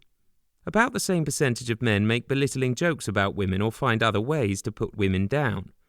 No small number of heterosexual men openly dislike women, being straightforwardly unpleasant to them. It seems that men have forever regarded women as flawed or have gone out of their way to make them appear so. The easiest way for men to fault women is to be contemptuous of menstruation. You're a doctor, Andrew, and a grandfather, so I'm sure you know that menstruation is, of course, a perfectly normal and, indeed, useful physiological process. I see it as getting the flower bed ready for the next year's plants. Nature, always enthusiastic about procreation, prepares the inner lining of the uterus to receive a fertilized ovum. Nature's previous but thwarted attempt to do so is shed off in a flow of blood, usually about 4 tablespoons full. A loss not much different to the frequent nosebleeds that many of us regularly had as children, except our nosebleeds weren't painful, while menstruation sometimes is, and occasionally very much so. But menstruation is different from a nosebleed. What would you have felt like if your nose unexpectedly gushed with blood and all the world started whispering about what had happened to you? And while menstruation may seem normal enough, no one listening to urban myths and reading what men have to say about it would think menstruation was anything normal. Practically every bad thing that happens has over the years been blamed on menstruation and on women for being the cause of it. Menstruation and menstruating women will cause the crops to fail, they allege, and cattle to become infertile. The purported toxicity of menstrual blood is a supposed cause for concern. It has been said to kill plants and lots of other things. Because men have viewed menstruation as dangerous and disgusting, some communities banned menstruating women from participating in everyday life and insisted that women be separated from everyone else. Women often stayed in a sequestered menstrual hut until they were considered clean enough to return to their families. And in the Christian tradition, it was rumoured that women became witches during their menses and were capable of causing much harm. Despite all these supported female horrors, Cosconna continued, men, it seems, continue to enjoy their bit of fluff as they have done for a very long time. I remember way back in history when you English spoke oldie English and the word for penis was pintle, you men had pintle bits. But if you were brave enough to go with your pintle bit while she was menstruating, her menstrual blood sadly corroded your pintle. And when it comes to pintles, you men cannot be careful enough. I remember John of Gaunt, a quintessential English patriarch of old. He died of gangrene of the pintle. He was richer than the king, owning more than 30 castles. To finance his extravagant lifestyle, he imposed higher and higher rents on his tenants. Almost single-handedly, John of Gaunt managed to trigger the Peasants' Revolt when the enraged people of England destroyed the Savoy Palace, his London home. But John of Gaunt did not get gangrene of the pintle from my sister's menstrual blood. He was an earlier sort of Harvey Weinstein and caught an STD, or venereal disease, as you English like to call them, from one of the many women that he ravaged. Perhaps you know that John of Gaunt's home is now the site of the Savoy Hotel, where many wealthy American visitors to London like to stay. And if women were not hobbled by their periods, you men found other ways to hobble them. One egregious example of such behaviour comes from ancient China. In order to keep control of their women and finding impaired women to be less of a threat and so more sexually desirable, Chinese patriarchs stunted the foot growth of their girl children with tight bindings. These girls grew into women who could hardly hobble around on their much deformed and very painful feet. The Chinese patriarchs remained firmly in control. The monotheistic religions provide innumerable ways by which men, along with their god, have controlled women's lives. It seems a long time ago now, Cosconna reminisced, but I remember that some early Christian fathers used to write enthusiastically about their expectations of heaven. Once they ascended, they would sit next to Jesus and help him rule the universe. From their heavenly vantage point, they would control absolutely everything and everybody. After the goddesses were thrown out, of course there was no sex in heaven, but much pleasure was still to be had, gloating over those suffering torment in hell below. and no doubt the Christian fathers would have found much pleasure in scourging anyone whose behaviour met with their disapproval, and especially in beating the bottoms of my sisters with their iron rods. Clearly, the fathers did not intend to spend eternity sitting on a cloud getting bored. Christians chosen by God to go to heaven had a lucky escape. The Christian fathers' heaven did not materialize into their proposed living hell. In keeping with their misogynistic stance, patriarchal religions propagate the belittlement of women. The Old Testament is surely one of the most misogynistic books ever written. It disseminates terrible lies about women. If it were published today, it would be banned as hate literature. The Bible has caused women unending grief.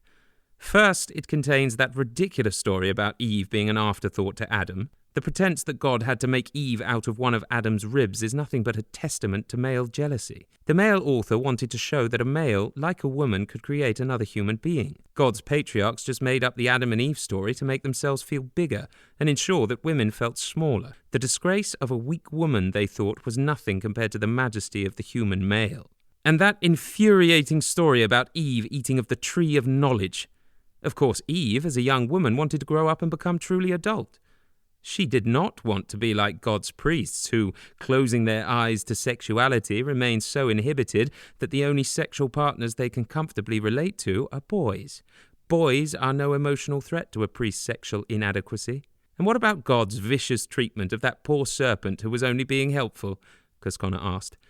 God caused the unlucky creature to crawl forever on her belly and eat nothing but dust. The serpent is actually a much venerated creature. Some mystics see her as the symbol of the universe's creativity. It's not for nothing that you doctors used to have a serpent wrapped around your staff of office. In the East, the Kundalini, not one but two serpents lie curled up at the bottom of a woman's vagina, waiting to rise up on either side of her spine to liberate her soul and unite it with Brahman. Brahman is one of Cosconna's many Asian names, so Cosconna knows all about serpents and Kundalini. It's not surprising, she explained, that the serpent gives God apoplexy, and two serpents simply overwhelm him. God much prefers a chastity belt with a padlock to even a very little serpent.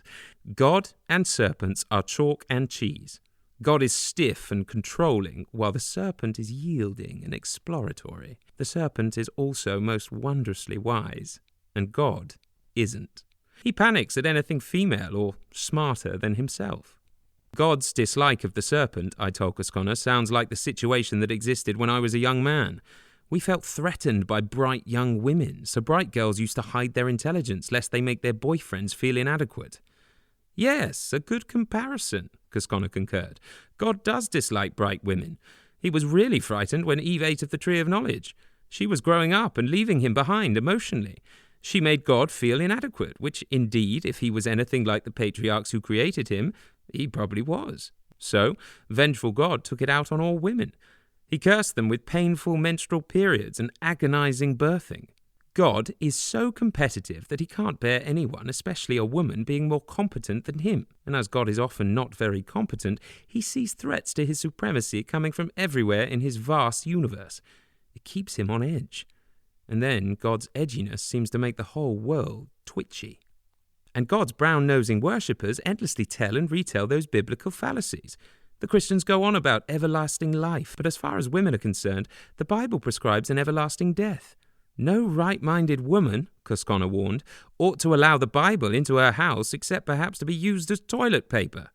And then there are God's self-serving 10 Commandments, she reminded me. Just look at the first 3. I am the Lord thy God. Thou shalt have no other gods before me.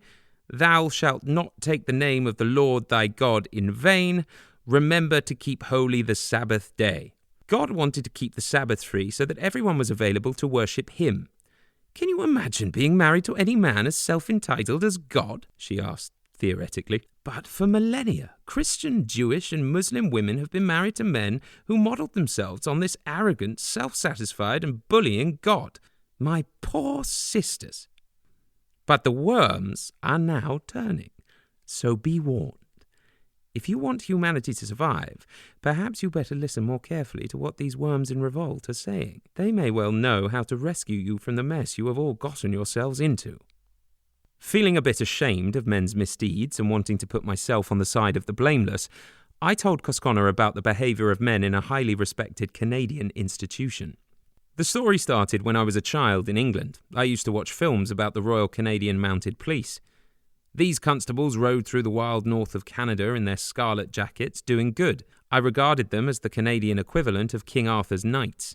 On coming to Canada, however, I heard rumblings about my Canadian heroes, rumblings that the Mounties were not treating women as equal to men. The rumblings grew louder. Then, they became so loud that the Canadian government was obliged to fix the problem. It enrolled women police officers into the hallowed ranks of the RCMP. A good idea, perhaps, but the government did not so much fix the problem as fix itself. Having put women into ranks of the RCMP, the government now faces multi-million-dollar claims by female Mounties for harm done to them by their male colleagues. I told Cosconna that if I started to talk about the Me Too movement, it would take all day, but I thought she probably knew more than I did about the abuses perpetrated by male heads of corporations upon their female staff and other vulnerable young women. Cosconna said she had been watching the story unfold with interest, but with little surprise. Powerful and successful men like Harvey Weinstein, having accumulated sufficient power and prestige, sometimes give free rein to their sexuality. But, said Cosconna, powerful men don't have to be Weinsteins. Unlike the Ten Commandments, which God inscribed in stone, it is not mandatory that powerful men mistreat women. And in recorded history, the ways that men have related to women have varied immensely. Clearly, Cosconna began to explain, men are not entirely biologically programmed to ill-treat women. Even after the end of hunter-gatherer times, they have sometimes regarded women as actually human. They have allowed them equal rights in such things as being civilly active, owning property, freedom of movement, the right to marry whom they choose, and the right to initiate divorce. And, in particular, men have sometimes even allowed women the right to have at least partial ownership of their children. But, she conceded, such generosity towards women has been very much the exception rather than the rule. Most societies have drastically tilted the balance against women having any rights, and in some societies women have had virtually none whatsoever. The people who settled Canada, your adopted country, the men and women who displaced the indigenous people, aka stole their land, came mostly from monotheistic countries. They were predominantly Catholics and Protestants. These two Christian communities, while continuing their traditional enmity towards each other, insisting, for instance, at vast expense and inconvenience that their children be educated at either Catholic or Protestant schools, remained steadfastly united in their belief that women were inferior citizens. Women were property, and whoever heard of giving rights to a thing? That would be ludicrous. And so, husbands could force sex upon their wives with impunity. And because women, like Eve, were considered innately incorrigible, men were allowed and even encouraged to beat their wives and daughters. Doctors pronounced that women, due to the effects of the menses upon their mental state, should not be given responsible jobs. And since it was thought that women could not be relied upon to do even menial jobs efficiently, they must be paid at lesser rates than men. I agreed with Cosconna about the problem and told her that, while this remains a popular supposition amongst many Canadian employers, it is not only in Canada that such degradation of women's work persists.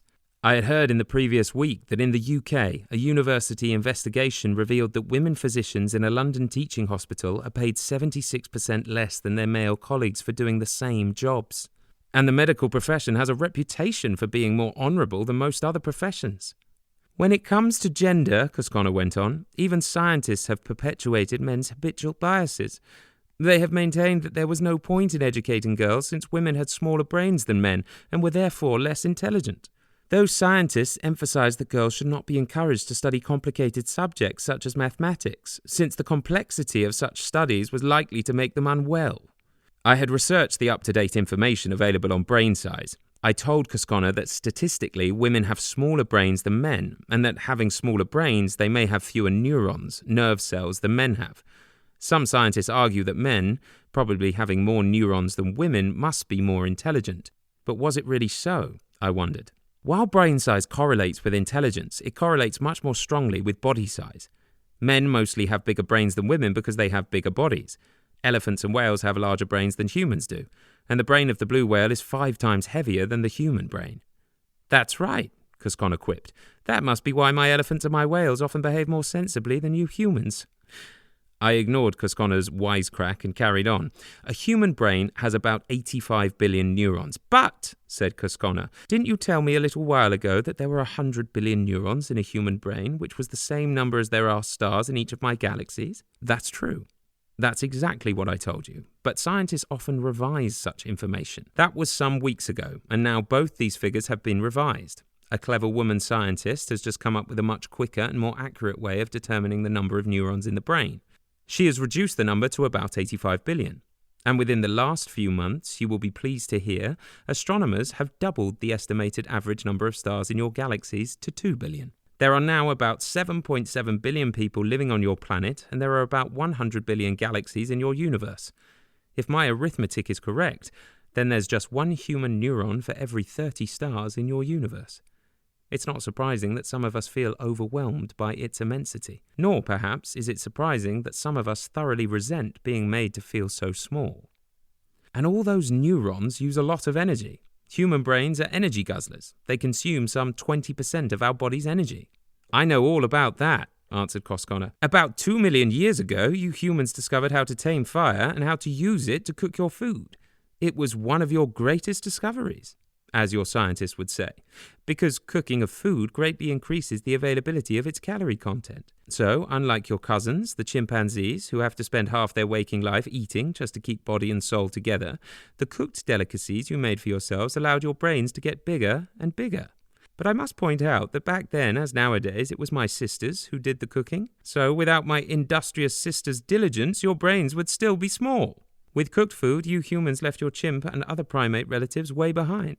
Of course, only in brain size, and brain size seems to be a very mixed blessing.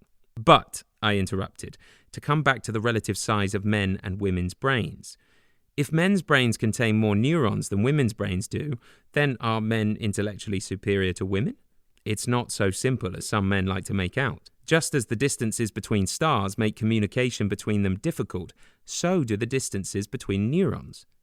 Compared to computers with their electrical connections travelling at the speed of light, the conduction of nerve impulses along nerve fibres is painfully slow. Since larger male brains have greater distances between neurons, the male brain processes information more slowly than the female brain does. The male brain needs more time to think. That figures, remarked Cosconna. That's why men are so slow. Indeed, I added, for some problem solving and multitasking, the male brain is less efficient than the female's. As for human intelligence and competence, it appears there is an optimum brain size, which is about the size of the average human brain. Larger human brains may indeed have more brain cells, which create more activity, but then the fibers that connect all these neurons need to be longer, which slows down the output of all that activity. And of course, Cosconna continued, it's not really the number of neurons or their speed of communication that matters. It is the proof in the pudding. Women now appear to be men's intellectual equal and sometimes even their superior. Women produce excellent scientific, musical, mathematical, administrative and artistic work. In the past, much of their work was quickly attributed to men. Now, amongst other of their accomplishments, women are excellent novelists. Until recently, people, including women themselves, were so convinced of women's intellectual inadequacies that women novelists often preferred to write under a man's name. No one wanted to read a book written by a mere woman. Now that women write novels under their own names, it's clear that there are lots of first-rate women novelists. And I notice, she commented, your Canadian women authors are now often more successful than their male counterparts. And although you Canadian fathers and husbands always seem pleasant enough, you too must acknowledge that you have over the years repressed your women. Your wives, your sisters and your daughters, as in other monotheistic countries, have had to fight every inch of the way for their rights. The right to go to university, the right to vote, the right to equal pay. Less than a century ago, your law actually considered women to be non-persons. Then, 5 determined women from the province of Alberta challenged their humiliating non-personhood status. These Albertan women first took their case to the Supreme Court of Canada. The court turned them down.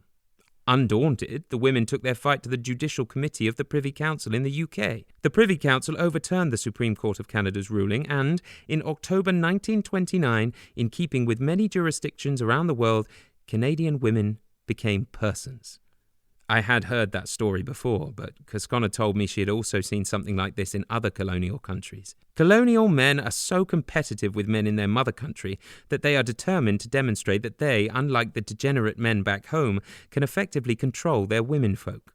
Canada has a reputation for being a peace-loving country, Cosconna reminded me. Even so, every 2.5 days a Canadian woman is killed by her male partner, and Canadian emergency departments are filled with women injured by their male partners.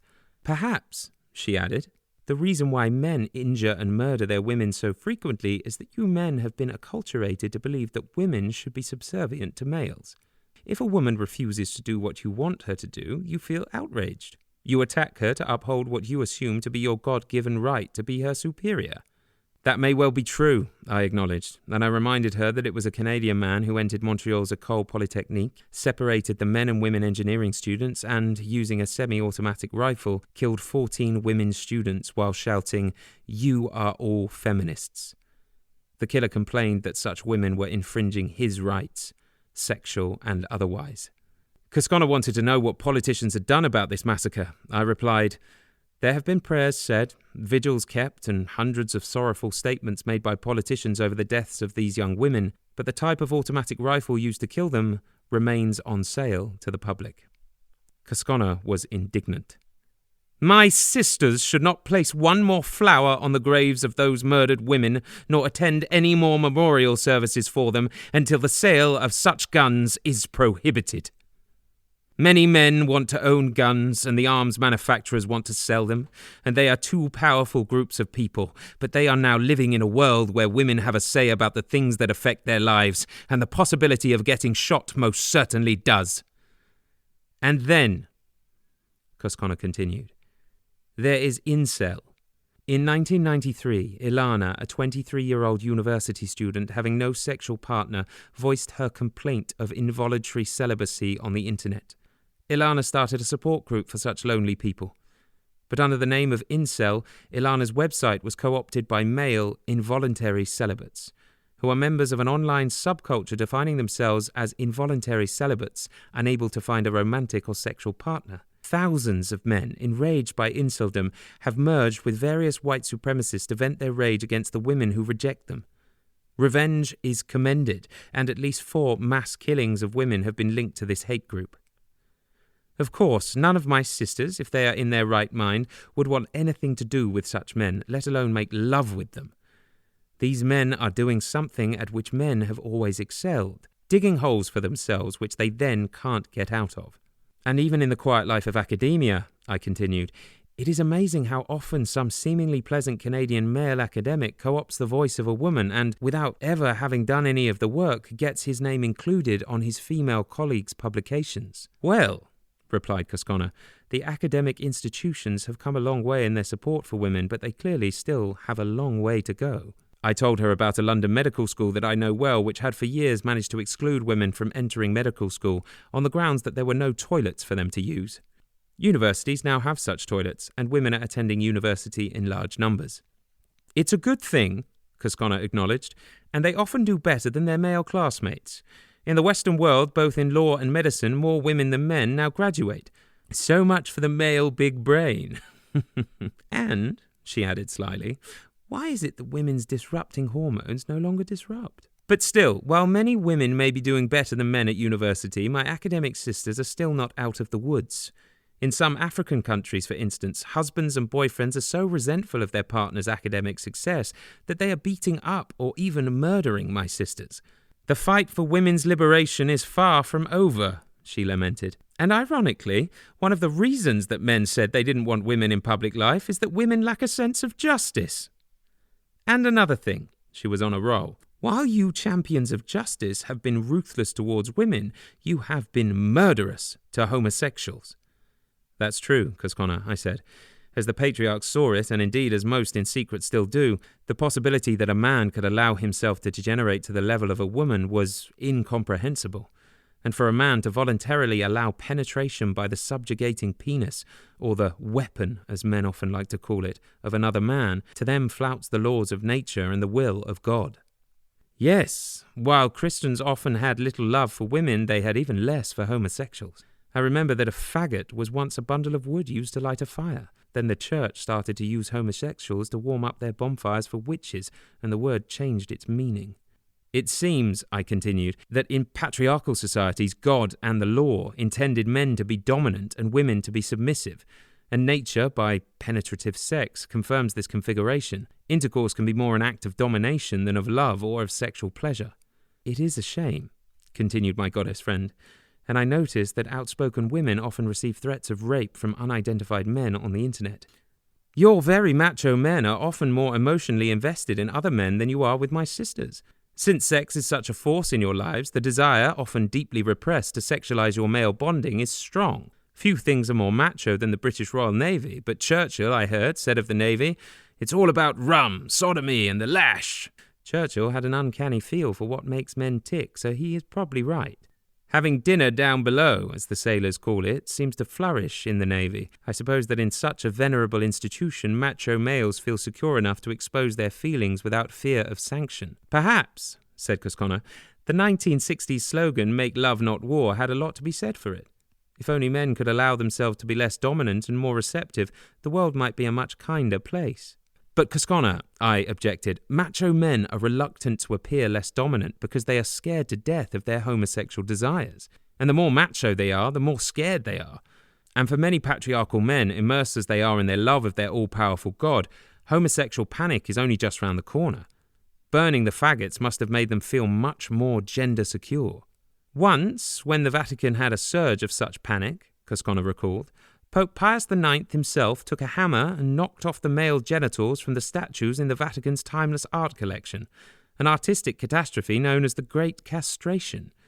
The church patriarchs covered the less offensive male bodies with fig leaves. I had a good look at the severed male parts, she added, and some of them were hardly worth removing. The church now keeps their phallic congregation safely stored in 3 barrels, locked up in the Vatican basement. The church would have got itself into less disgrace if its clergy had stuck to penises of adult size. I absolutely agree, Cosconna, but sex and religion mingle so easily in the human mind that it's often difficult to keep them apart. A colleague who was the psychiatrist serving a large convent in London once told me that the nuns were often disturbed by a similar dream. They were sucking off Jesus. It made them feel very sinful. Well, said Cosconna, not shocked at all, what dreams would you expect if you turned to us gods for sustenance? And in many other ways, sex is all very scary, I added. Guns and penises get hopelessly mixed up in the human psyche. Sometimes the pride in shooting someone seems worth the risk of a life sentence. In our celebrity-centered world, a mass shooting brings a sort of recognition. If it is not possible to succeed as a rock star, I suppose being a notorious mass killer can seem like a good second best. Better to reign in hell than serve in heaven, they must think, commented Cosconna wryly. I can see that it could be exhilarating to plan and execute a successful shooting spree that breaks the record for the number of children shot in one afternoon. For the wealthy, going on safari to bag a lion confirms a man's masculinity. It was men's pride, showing off their shooting prowess, that exterminated my carrier pigeons. Even more egregious, I continued, is that many North Americans seem to regard guns as the testosterone of the nation, and the NRA as the great protector of their manhood. Any attempt to curtail the free possession of firearms is seen as a threat to American virility. It does seem so, Cosconna agreed. Egged on by the gun industry, many American males acquire numerous guns. And those guns are then, accidentally or on purpose, used to kill my sisters and their children. I cannot say it often enough. Powerful men nearly always put their own interests ahead of the well-being of their communities, and certainly before the well-being of my planet. The gun industry is very profitable, and many politicians depend upon the gun lobby for their essential political support. So, although they manage to sound concerned, politicians don't take meaningful action to curtail such violence. Yes, they talk as if they are going to stop the shootings, but the shootings continue. Their contribution for this week is to request that the mentally ill be prevented from obtaining a gun license. It sounds good, but statistically, 1 in 5 adult men has some kind of diagnosable mental illness, which is exactly the prevalence of diagnosable mental disorder reported amongst the perpetrators of mass killings. The shooters have no more diagnosable mental illness than the rest of us. The male habit of mass killing has been a behavioral norm for thousands of years. Men have consistently killed each other, along with women and children. To now label men killers as mentally ill is unfair to the unfortunate people who are actually mentally ill. The important question is, do we want to change our behavioral norm of killing each other, and are we actually capable of doing so? The prevalence of mass shootings correlates highly both with rates of gun ownership and the number of reports of such shootings in the media, the so-called copycat killings. Since nearly everyone wants to hear about these killings, reporting them is profitable to the news industry. And in our everything-for-profit world where money comes before lives, the media will continue to give them exuberant coverage. The shootings and their news coverage become vicious circles. Cosconna summed it up in her inimitable, slightly sardonic fashion. So, male psychology, American culture, the profitability of the gun industry, the high level of gun ownership, and intense media coverage all increase the number of mass killings. You ordinary humans just don't seem capable of confronting such a major challenge. So why not do what every otherwise sensible person seems to do? Buy shares in the gun industry. Make some easy cash. Such shares are probably paying for your pension anyway. The killings will continue, and my North American sisters will continue to die. Chapter 7. The Fundamentalists Retaliate. Cosconna, as you, my dear listeners, must by now have understood, is highly protective of her sisters and deeply angry with men who treat them badly. It was one of her reasons for reappearing on Earth. In particular, the fundamentalists of the world have got under her skin, especially American fundamentalists, both men and women, who give her sisters on Earth such a hard time. She finds their self-serving religious beliefs irksome. Cosconna, as I had come to expect, did not shrink from expressing her views forthrightly. I have not failed, by the way, to notice that her thoughts are remarkably similar to my own. Amongst many of the people on my planet Earth, Cosconna began, God has dwindled in importance. But oddly, in the US, a country that has benefited much from science, religious belief, often in opposition to the opinions of scientists, is flourishing. The importance of God is still taken very seriously, but to the detriment of women. Religious beliefs poison political debate and mess up many people's lives, but they play havoc in particular with the lives of women. Nowhere is this more apparent than in women's healthcare, especially women's access to family planning and abortion services. Despite possessing the most technically advanced medical care in the world, at least for patients who can afford it, American healthcare in general lags behind that of other developed countries of the world. Just look at the high death rates of Americans compared to citizens in other developed countries. Relying on God, our help in ages past, our hope for years to come, does not seem to help at all.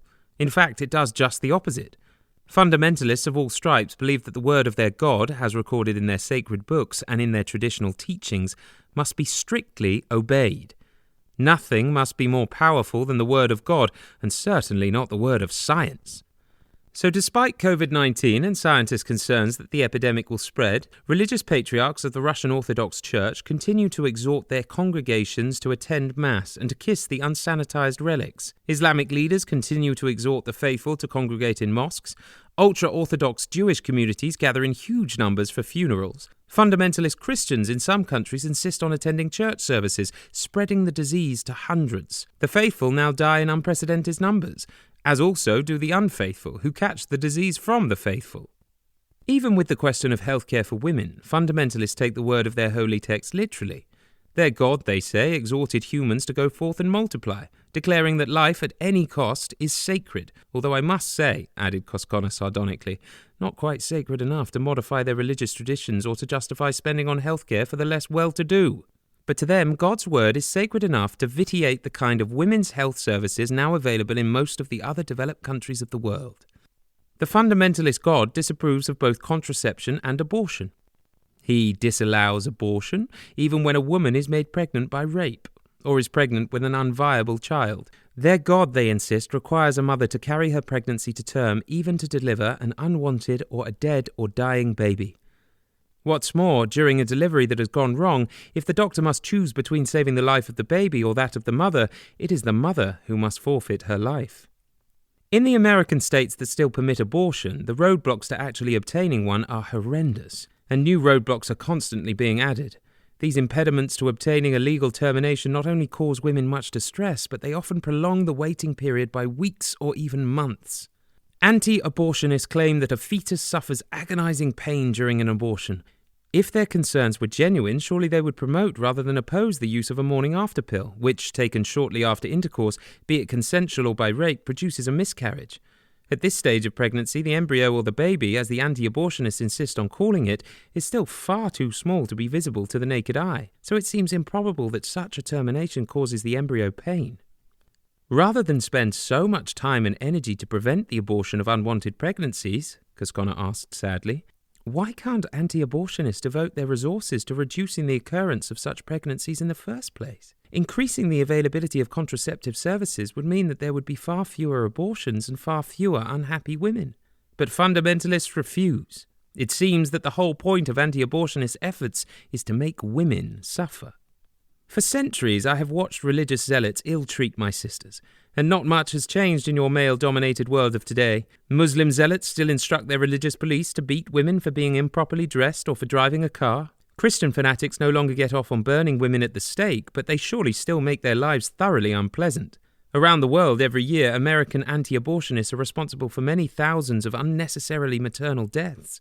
They use their powerful positions to sabotage the medical and social services that supply contraceptives and early safe abortions to many underdeveloped countries. Not only do fundamental patriarchs seem to enjoy making women's lives miserable, but they also like making money.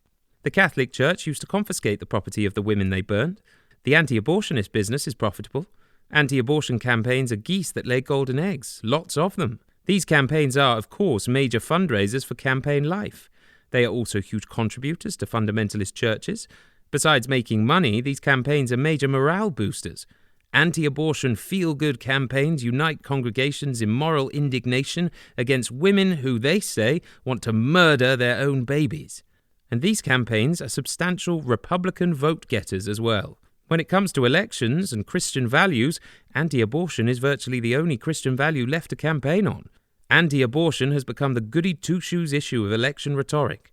No wealthy Republican wants to hear references to Jesus' speculation about the infinitesimally small chances that rich men have of entering into the kingdom of heaven. And with such high divorce rates, voters clearly do not wish to be reminded of the sanctity of marriage.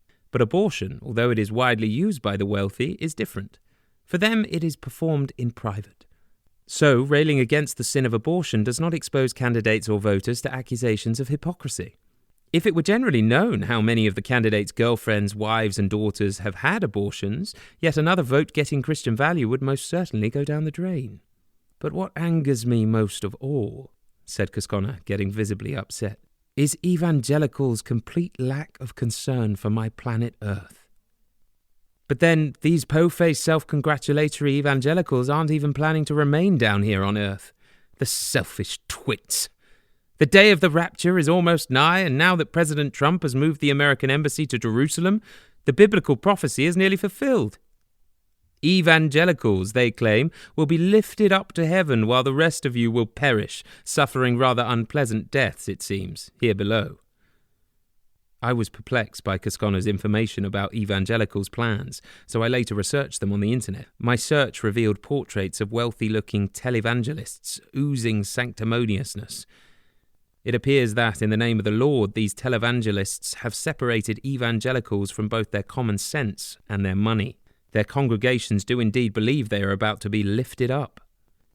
Young women have good reason to be exasperated by fundamentalist beliefs, but oddly, so do members of my older generation.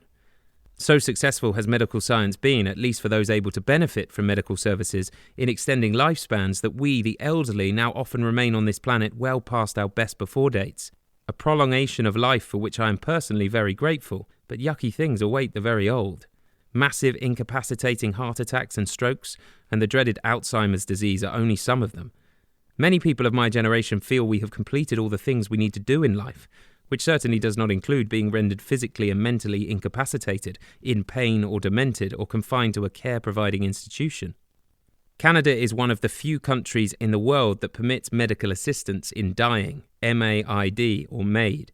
In 2016, the Canadian government enacted laws allowing a Canadian patient whose death is deemed imminent and who is in great distress because of pain to request MAID. Lobbying for or against causes is hard work, but I don't suppose it required much effort for fundamentalists to lobby against MAID. They were already organised for assaults against abortion. While MAID is becoming more available in progressive large Canadian cities, it remains unavailable in religious hospitals and in small-town Canada, where fundamentalists often hold sway. Reports appear in the media of MAID assessments being performed in bus shelters outside religious hospitals and MAID patients being transferred to non-religious health facilities.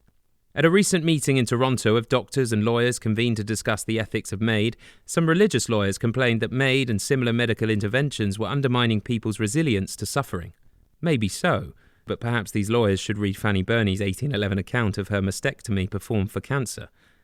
Mrs. Burney, a friend of the American bête noire King George III, in a letter to her sister, provides an account of her almost 4-hour-long operation performed before the days of anaesthesia. It is a memorable account of human stoicism, and hopefully Mrs. Burney has in some way contributed to the human spirit with her courage. Fundamentalist men seem always to be recommending suffering to others for the good of the soul. Perhaps these lawyers might like to request that their next surgery be performed without anaesthesia. It might foster the resilience of their souls and the souls of other humans. You and I know very well that these lawyers, though talking big, would opt for anaesthesia. Patriarchs, continued Cosconna after this digression, have a strange compunction to control not only women's lives, but the lives and deaths of everyone.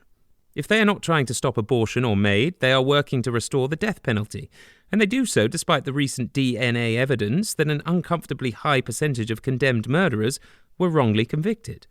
I completely agree, Cosconna, I said. Some men seem to like handing out punishment for punishment's sake. They don't seem to care whether a person is guilty or not, or if the person does or does not deserve to be punished. A few years before I left London for Canada, workmen laying new sewers under a road near my house discovered at a crossroad the skeleton of a woman with an iron spike through her breastbone. The neighbours were surprised by the finding, but the local authorities were not. Burying people who had committed suicide with a stake through their heart at a crossroad had been common practice. I assumed this was a punishment ordained by the church, but I was wrong. It was ordained by the king. The English are all his subjects. Anyone who dared take his or her own life was deprived the king of his rightful property, hence the punishment. So, concluded Cosconna, the next time you are called upon to fight for your country, probably so that a few wealthy businessmen can obtain access to more markets, perhaps you should ask yourself who you are actually fighting for. Is it for yourself and your own interests, or for some patriarch who will later claim ownership of your body and lobby against your right to kill yourself if, for some reason, life has become unbearable? Chapter 8. The Godly, the God-forsaken, and the Cosconnians. Cosconna, I must confess that I'm confused. The evangelicals in the US behave so badly, but I remember the British evangelicals as being decent people. The evangelical movements in Britain and the US seem so different. That's because they are, replied Cosconna, keen to help me understand. In Britain the evangelicals were godly, but in the US they are God-forsaken. Religious sheep easily go astray, and American evangelicals have strayed so far that even God cannot recognize them, or more likely doesn't want to. And neither do I. I've told you several times how pissed off I am with them. Indeed you have, Cosconna, but I think you use somewhat less delicate language when doing so. Well, no words are too bad for them. Cosconna went on to confirm my suspicions about the different types of evangelicals. In contrast, the British evangelicals were upright Christians, and I liked them a lot. Their movement was centered around their concern for suffering humanity, and in particular, around the evils of the slave trade. I should tell you about John Newton, an influential leader of the English evangelical movement. He had been a seaman in the British Merchant Navy when the British Empire was at its prime and its patriarchs could do more or less as they liked. When they wanted more sailors for their Royal Navy, they just press-ganged suitable men off the streets. Newton was press-ganged, and very much against his will.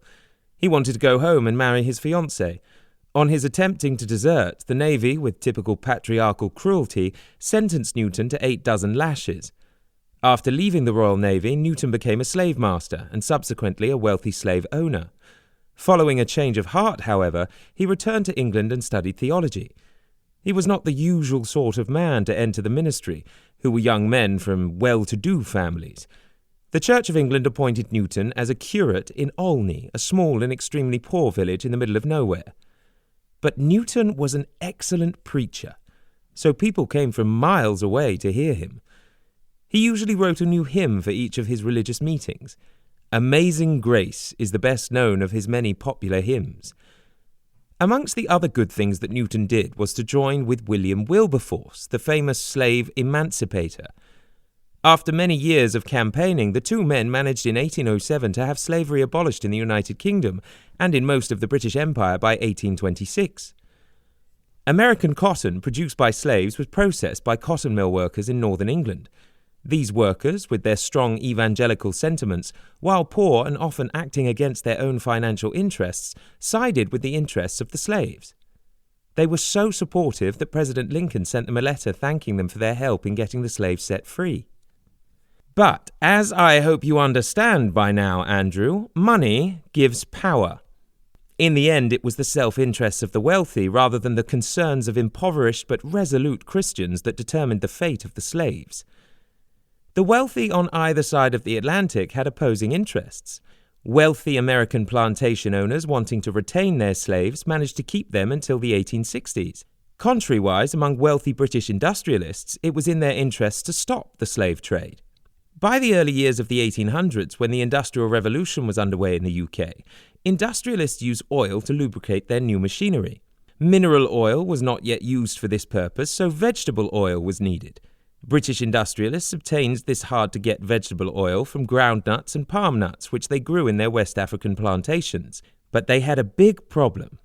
Entrepreneurial slave hunters found capturing Africans for sale in the British and American slave markets to be immensely profitable. But with their constant abduction of plantation workers to sell as slaves, the entrepreneurs so disrupted work on the plantations that their powerful British owners used their influence to have slavery abolished. Entrepreneur, continued Cosconna, is a respectable-sounding title, and there have been and still are incredible men and some women who have created life-inspiring schemes or companies that have greatly enriched life on Earth. But, sadly, most entrepreneurs are little different from those slave hunters who cause so much suffering around the world. They are men who behave like delinquent adolescents, skulking around in search of an easy way to make a buck. They trump all sorts of schemes to defraud others of their property. They disintegrate communities and often manage to do grievous harm to my planet. Unfortunately, politics now seems to have replaced African plantations as a stomping ground for avaricious entrepreneurs. No particular training or skills are required other than a slippery tongue, a well-developed sense of entitlement, and an underdeveloped sense of moral behavior. Politics is now an easy way to fame, fortune, and power, and most of you humans are sitting ducks. Certainly you no longer get hunted and shipped across the Atlantic, you just have to go and vote. Evangelicals believe they should take Christianity on faith, which makes them easy prey for any Christian politician who is seeking out a comfortable life for himself. American evangelicals, unlike their British equivalents, do not speak truth to power. Instead, they sidle up to it. They align themselves with the wealthy elites, the media, and the advertising industry. Billy Graham ingratiated himself with successive American presidents. By doing so, he brought record numbers of converts to fundamentalist Christianity and to the Republican Party. But, said Cosconna, I cannot see any social or spiritual good that Graham and his followers have accomplished. His unquestioning acceptance of biblical truths, after most of them had been clearly demonstrated to be false, has helped fracture American society. And you would think that Jesus would have had enough of nails, but Billy Graham's evangelicals, with their untenable beliefs, continue to hammer yet more of them into the unfortunate Son of God's coffin. The evangelicals have so merchandised his image that Jesus has lost all power of inducing meaningful spiritual or social change. In no way can he hope to rescue my planet. What they have done to Jesus is worse than using the stars and stripes to clean toilet bowls. When it comes to social justice and saving my planet, the religious patriarchy have failed abysmally. Jesus was a visionary, but they have subverted his teachings beyond all recognition. They do not love their neighbors, the Democrats. Amazing Grace is the most frequently recorded song ever. The evangelicals have kept Newton's lovely packaging, but have dumped his unsettling message. Horrid little hypocrites they are. And with inordinate cultural complacency, they export their ridiculous and childish ideas to those who are too poor and too uneducated to reject them. Poor Newton, I exclaimed. He must be rolling in his grave. The one thing that comforts me, and perhaps even the rolling John Newton, Cosconna responded, is that my sisters will, in the future, manage the world better than their brothers did. Newton's work will not have been in vain. American evangelicals, with remarkable sleight of hand, have managed to turn traditional Christian values topsy-turvy. Now, only millionaires are welcome in heaven, and God has chosen Mr. Trump as his president. If the evangelicals' God is as unforgiving as their Bible purports him to be, then surely the evangelicals are in big trouble, for they have used his name in vain. Every God has his breaking point, and the evangelicals have pushed their God further than any self-respecting God should go. So, let the evangelicals pray to their God that he exists not, that he be only a figment of vain hope in their forever acquisitive imaginations. Evangelicals, if they want to get out of the trouble they have got themselves into, should pray, "Let us all be God-fearing atheists." That should get the evangelicals off the hook. It is my good deed for the day.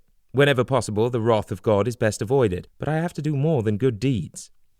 The 16th century philosopher Erasmus pointed out that there are enough pieces of wood said to be from the cross on which Jesus was crucified to construct several buildings. And now there are enough nails which fasten Jesus to his cross to nail all of Erasmus's wooden buildings together. Despite such accumulated evidence for the existence of Jesus, or more likely because of it, some historians begin to doubt that Jesus ever existed as an actual man, that, like all those bits of cross and all those rusty nails, Jesus never actually existed. Like me, said Cosconna, Jesus was perhaps just an idea in someone's head, but being such a good idea, he came to stay. And who knows, perhaps some goddess or god sent him into someone's head. But however he got there, people loved and cherished him. But all that was a long time ago. Besides which, Jesus is male, and he is horridly out of date. Jesus has had his day, and I am female, and there is nothing out of date about me. I am here, your smart new goddess, and I have come to stay with you for a while. I have not come to get you into heaven, since no sensible person wants to go there anymore, but I have come to save you from the macho man. Perhaps you'll want to become a Cosconnian. Chapter 9. Belligerent or let live politics. Much of the world divides itself along the lines of American politics. People are social conservatives or progressives. It is perhaps more than happenstance that we are one or the other. The psychology and even the brains of these two groups are dramatically different. These differences are probably a biological legacy of the 300,000 years that we humans were hunter-gatherers, or the 10,000 years or so since we became agriculturists. Do you mean, asked Cosconna, that your hunter-gatherer genes make you behave like progressives while your agriculturist genes push you into being social conservatives? That makes sense to me. I knew you humans well during the many thousands of years that you were hunter-gatherers. You half-dressed humans were puny, and there were lots of hungry carnivores around, all eager to gobble you up. It was much safer for you to live in groups that enabled several of you to deal with ravenous carnivores and such everyday threats. Yes, back then we humans needed to be cooperative. To flourish as hunter-gatherers, we had to be considerate in our behavior towards others. Any selfish behavior soon caused our group to disintegrate or us to be expelled from it. Our survival depended upon our ability to live in peace with our fellow humans. And it was this ability that we passed down to our descendants. I see, responded Cosconna pensively. And nowadays, as progressives, you have a live and let live attitude towards the rest of the world. Like your hunter-gatherer ancestors, you are usually comfortable with your fellow men. And as progressives, you are concerned not only for the well-being of your friends and family, but also for the welfare of your fellow humans and even other living creatures with whom you share the land around you. That seems correct, I agreed. On questionnaires, progressives score high on morals, compassion, and fairness. In fact, progressives are so concerned about other people's problems that social conservatives see them as bleeding hearts. Yes, and when you were hunter-gatherers, men and women were of equal social status. And now, on questionnaires, I told Cosconna, progressives tend strongly to support women's rights. For the 10,000 or so years since you became agriculturists, I have observed you well, she said. You certainly developed a very different outlook on life than your hunter-gatherer forebears. No longer were you easygoing. On the contrary, you became ruthless and always ready for a fight. Once you were agriculturists and had your own land and a home, you had to protect both your property and your women. You lived in constant dread of your acquisitive neighbours. When were they going to plunder your property and rape your women? In return, you too had to decide when to plunder your neighbour's property and rape his women. That's right, Cosconna, and their descendants, the social conservatives, tend to see the world as a hostile place. Someone, it seems, is always ready to steal their lunch. It has become a dog-eat-dog world. They had to protect themselves. So now, those of us who are social conservatives tend to seek power over others, and we want to accumulate wealth as a protection against all those future disasters that we are sure the world will inflict upon us. We like certainty. We prefer social conformity, hierarchy, and clear-cut rules, all of which reduce our uncomfortably high anxiety levels. For your forebears, the agriculturists, digging fields with bits of stone and pieces of wood was hard work. And now, as social conservatives, you still seem to thrive on work and expect everyone else to thrive on it also. As agriculturists, you had to plant your crops in the proper season, otherwise they didn't grow, and you went hungry. Once you were established in large communities, you built those massive astronomical structures to mark the time when seeds should be planted. And, I added, as social conservatives, we are still, it seems, sticklers for timetables and ordered lives. As agriculturists, you develop ceremonies to placate God lest he cause your crops to fail. And now, as social conservatives, we still fear God. We say our prayers every night. It's perhaps fortunate, Cosconna interjected, that you don't know how all your routine prayers exasperate God. He says all your whinging gives him ulcers. It must indeed be difficult for God, I agreed. But social conservatives, considering themselves model citizens, regard all their complaints about life, or usually about other people's lives, as totally justified. When responding to questionnaires, they tend to see themselves as responsible, organized, successful, and ambitious. They value honor, duty, and religion, all qualities that favored survival as agriculturists. They are usually proud to be American and have a deep distrust of everyone else. As social conservatives, they support the United States' assertive position in the world. They endorse laws that allow for the untrammeled exploitation of the world's resources, and for social conservative men, this usually seems to include the exploitation of women. What pricks!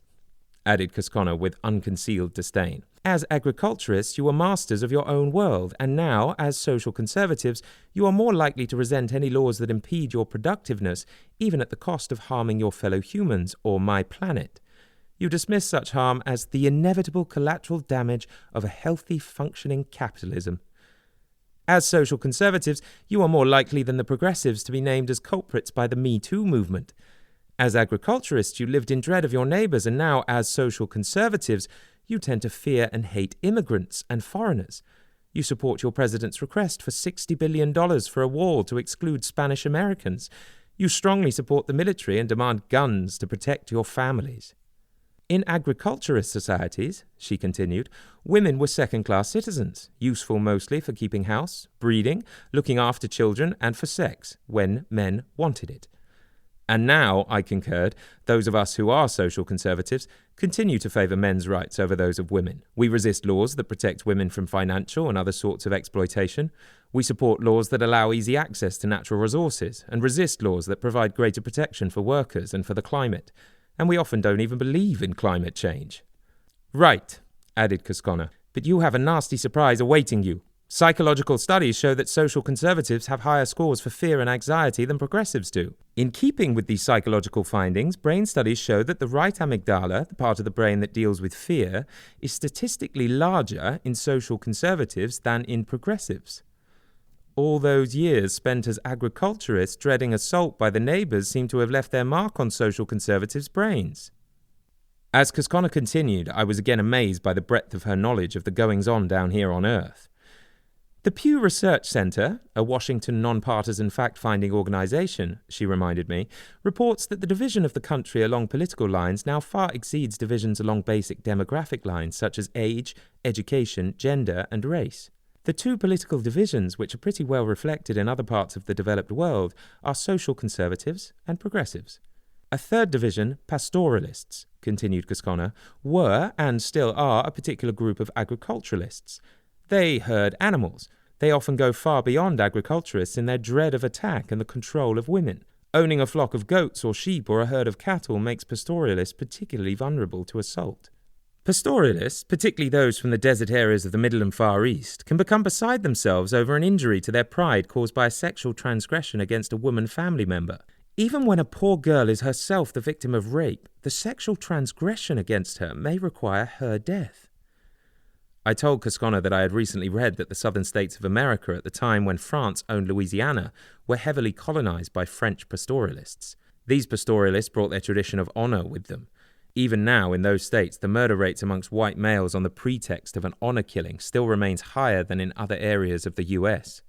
I suppose, Cosconna reflected, some of the Republicans, at least, came by their vengeful behavior towards their women honorably. But even though you humans are who you are, it is one of the many challenges of your lives to decide whether to follow your instinctive nature and do bad things, or go against your nature and traditions and do better things. Chapter 10. Christians, Conflict, and War. The following day, Cosconna started the morning in a belligerent mood, as she expounded on the evils of belligerence. "You humans have just got to stop making war," she exhorted. "Not only are you likely to exterminate yourselves, but even worse, it's one more way you will cause harm to my planet. But first of all, I need to talk about God. God himself is always up to his elbows in war. This is mostly because he allows himself to get dragged into it. Perhaps it's more honest, though, to say that war is when God comes into his own. So, except for spouting a few platitudes against it, he does nothing to actually discourage it. God is a consummate politician, and he is always in the middle of every skirmish, however small. Being a righteous God, he is always on the side of the just cause. But as each side in any disagreements thinks their cause is just, God is always on both sides. At the beginning of the First World War, the satirical poet John Squire neatly summed up God's situation. God heard the embattled nations sing and shout. Gott straffe England, and God save the king. God this, God that, and God the other thing. Good God, said God, I've got my work cut out. I thought God would be angry with Mr. Squire for such impertinence, but God was grateful to him for understanding his somewhat embarrassing predicament. God was relieved that at least somebody sympathized with him. And God, I said, must have needed a lot of sympathy over that war. 37 million of his people died as a result. Young men on both sides went off with his blessing to fight in it, and many of them never returned, and those who did were often in terrible shape. Historians on both sides now agree that the war was pointless. In addition, it was a war that set the stage for the rise of Hitler, the concentration camps, and the Second World War. As our conversation continued, it became obvious that Cosconna knew more about the history of war in Western civilizations than I did. Well, she said, the 2 world wars may have been a disaster, but you humans have been going to war for thousands of years. It is a way of life with you. Ever since you became agriculturists, you have been intent on stealing other people's property and raping their women. Way back when you built city-states like Athens and Sparta, each state tried to destroy the other, and one side or the other often managed to do so. Cosconna looked at me sternly. Then, when you had formed yourselves into nations and later into empires, you continued to make war as a way of uniting your communities and enriching yourselves. And organized theft was not your only reason for war. Often, it was because of your pride. When it comes to war, even the loving "thou shalt not kill" Christians are not that loving. They are just as bad as everybody else. You demand that your leaders be stronger than everybody else's. To be crude, you just want your leader to have the biggest dick. It is the equivalent of wanting to win the National Hockey League Stanley Cup. When it comes down to it, many wars are dick wars. You go to war to prove that your side has the biggest dick, and often destroy your country in the process. Politicians have always used foreign wars to get themselves out of political trouble at home. Pope Urban II was in such trouble. Being a religious leader, he liked hassling the leaders of other religions. The Muslims had quietly ruled Jerusalem for 300 years. But Jerusalem, he insisted, ought to be governed by Christians. He knew God and his fellow Christians would approve. All he needed was an excuse to attack. So, he fabricated the story that the Muslims were circumcising Christian boys and then polluting holy water with the boys' blood. This news riled up Christians, and so started the first of many crusades. I cannot say often enough what dreadful things are done in God's name. Acting in the name of a god gives patriarchs enormous power. The Church had managed to induce a terror of purgatory into the Christian soul. This terror, combined with normal human cupidity, turned out to be dynamite. The Pope, in the name of God, declared that any Christian who participated in the crusade would be forgiven not only his past sins, but his future sins as well. The prospect of lots of looting and unlimited sexual tourism with no divine negative consequences was irresistible. Christians flocked to join the crusade. I don't know how much unpunished sex the crusaders got, but most of them never came home. They were killed, died of disease in the unhealthy environment of war, or were captured and sold off as slaves. Little dicks nearly always have a bad time in war, but despite the human big brain, they never seem to learn the lesson. A century later, Pope Innocent III got into a pissing match with the head of the Eastern Christian Church. So Innocent, not so innocently, initiated the Fourth Crusade, which was to capture both Jerusalem and Constantinople, his rival patriarch city. The Crusaders, who again were forgiven their past and future sins, sacked Constantinople and, after the usual murder, rape and mayhem, made off with the city's vast hoard of treasures. The Eastern Christian Church never recovered from this devastating attack by fellow Christians. It all boils down to deeply embedded qualities of human nature, I realized, as Cosconna carried on. Human nature, she said, has not changed. Men like making war. They are united by the prospect of murder and rape. Still today, despite all the international treaties forbidding war crimes, many military leaders use gang rape as a way of unifying their troops and providing them with a reward for valor and a conviction of invincibility. If you dehumanize young men with military training, teach them to kill, give them weapons and let them loose in a war zone, they will find people to rape and kill. They have done so for thousands of years and they can think of no reason to behave differently now. And around the world, many heroes of much-praised elite military combat forces get hooked on war. They transition poorly back to civilian life. These war heroes find it difficult to live without the excitement of combat. Once home, they frequently attack and bully their wives and children. Their hero's prestige soon loses its gloss. Family members, dismayed at their role as the substitute enemy, soon quit. These now maladjusted civilians are given the euphemistic diagnosis of PTSD, but their real problem is addiction to killing. They have got bloodlust.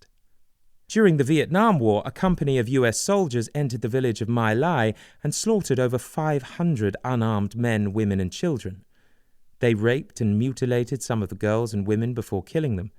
A US helicopter pilot saw what was happening, bravely landed his helicopter, and by aiming his gun at the soldiers, halted the killing.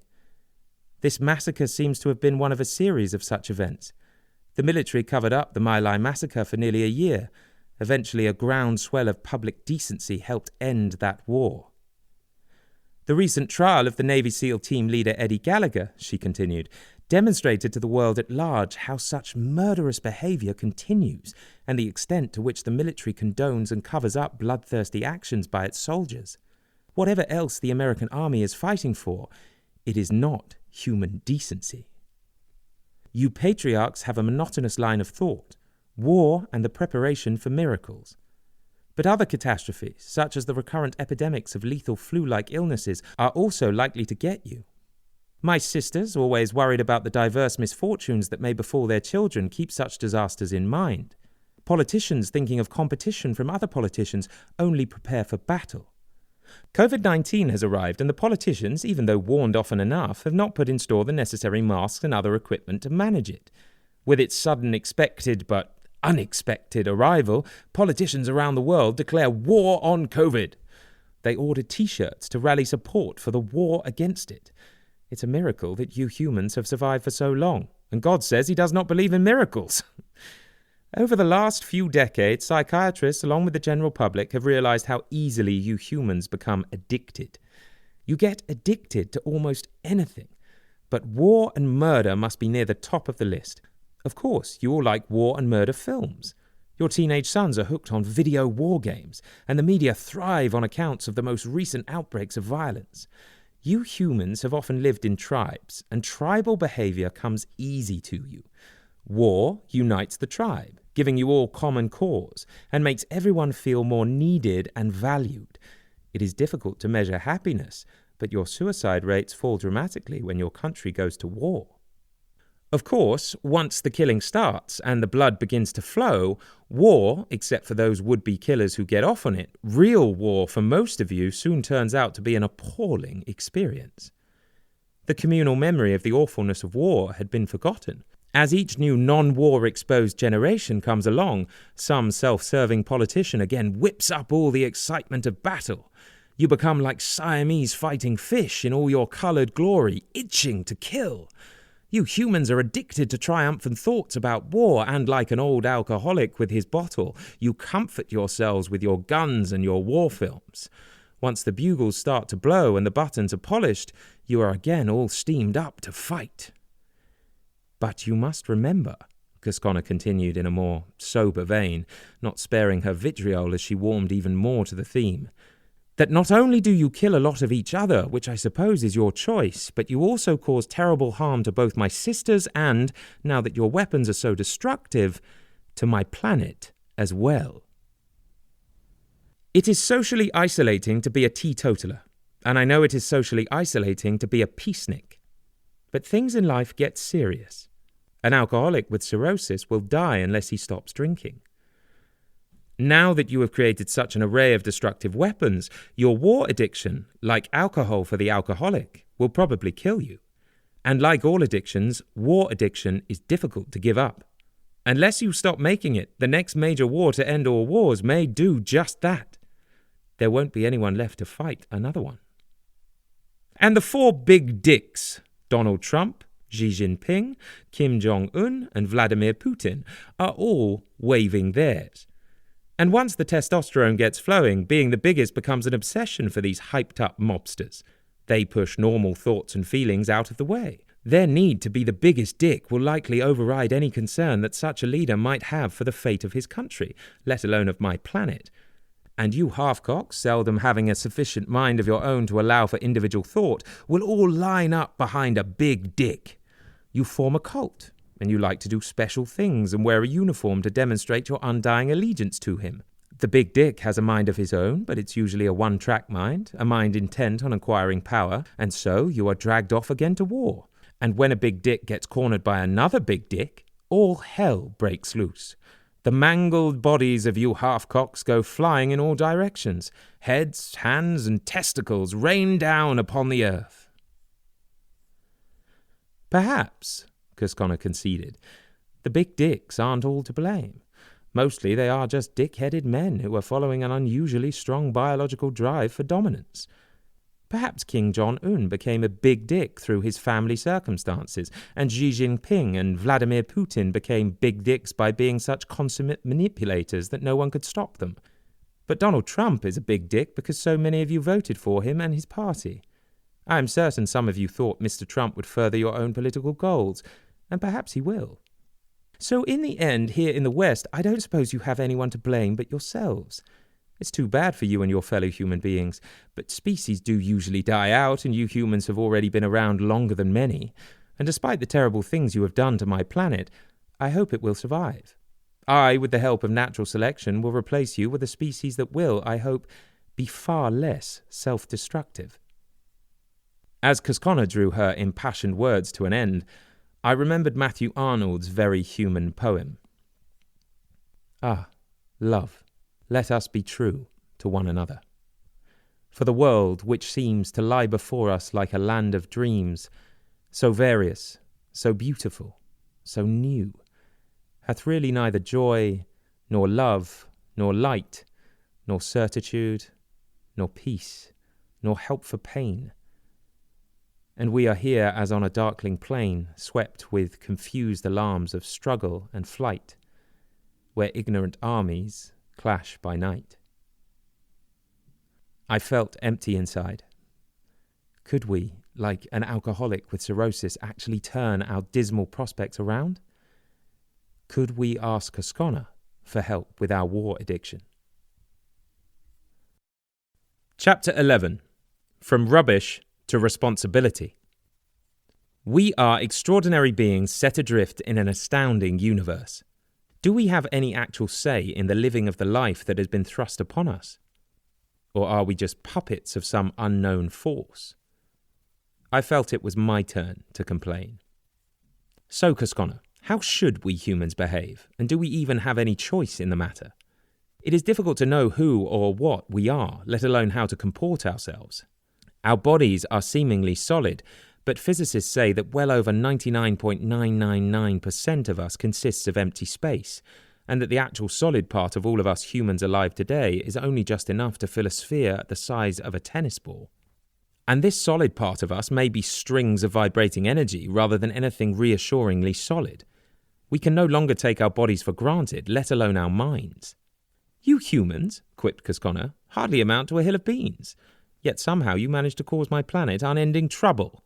And I might add, all that empty space does not include the empty heads of many men. Not only that, I continued, but biologists tell us that only about 20% of the genetic material in our bodies is ours. 80% of it belongs to bacteria, parasites and commensals, creatures with which we share our space. We are composed of bric-a-brac from all over the place. All the elements in our body, except for hydrogen, come from the dust of long-dead stars.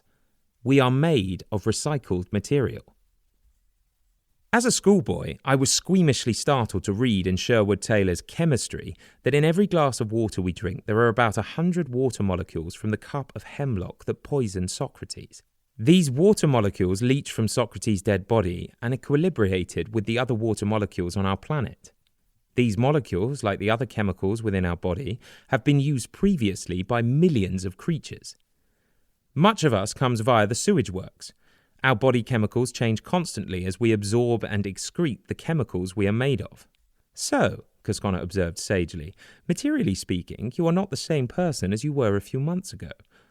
Augustine, that sexy black saint, wondered why anyone would want to embrace a body when bodies are nothing but bags of shit. Augustine was referring to the feces in everybody's guts.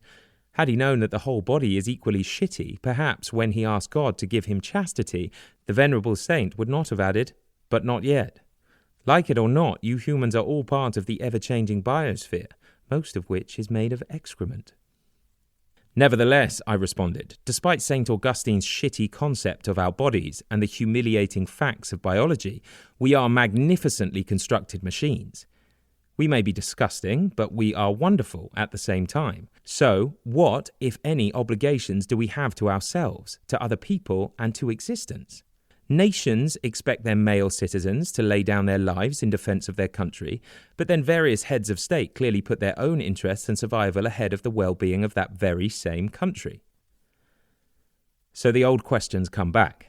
Where do humans fit into this extraordinary universe? To whom or to what do our loyalties lie?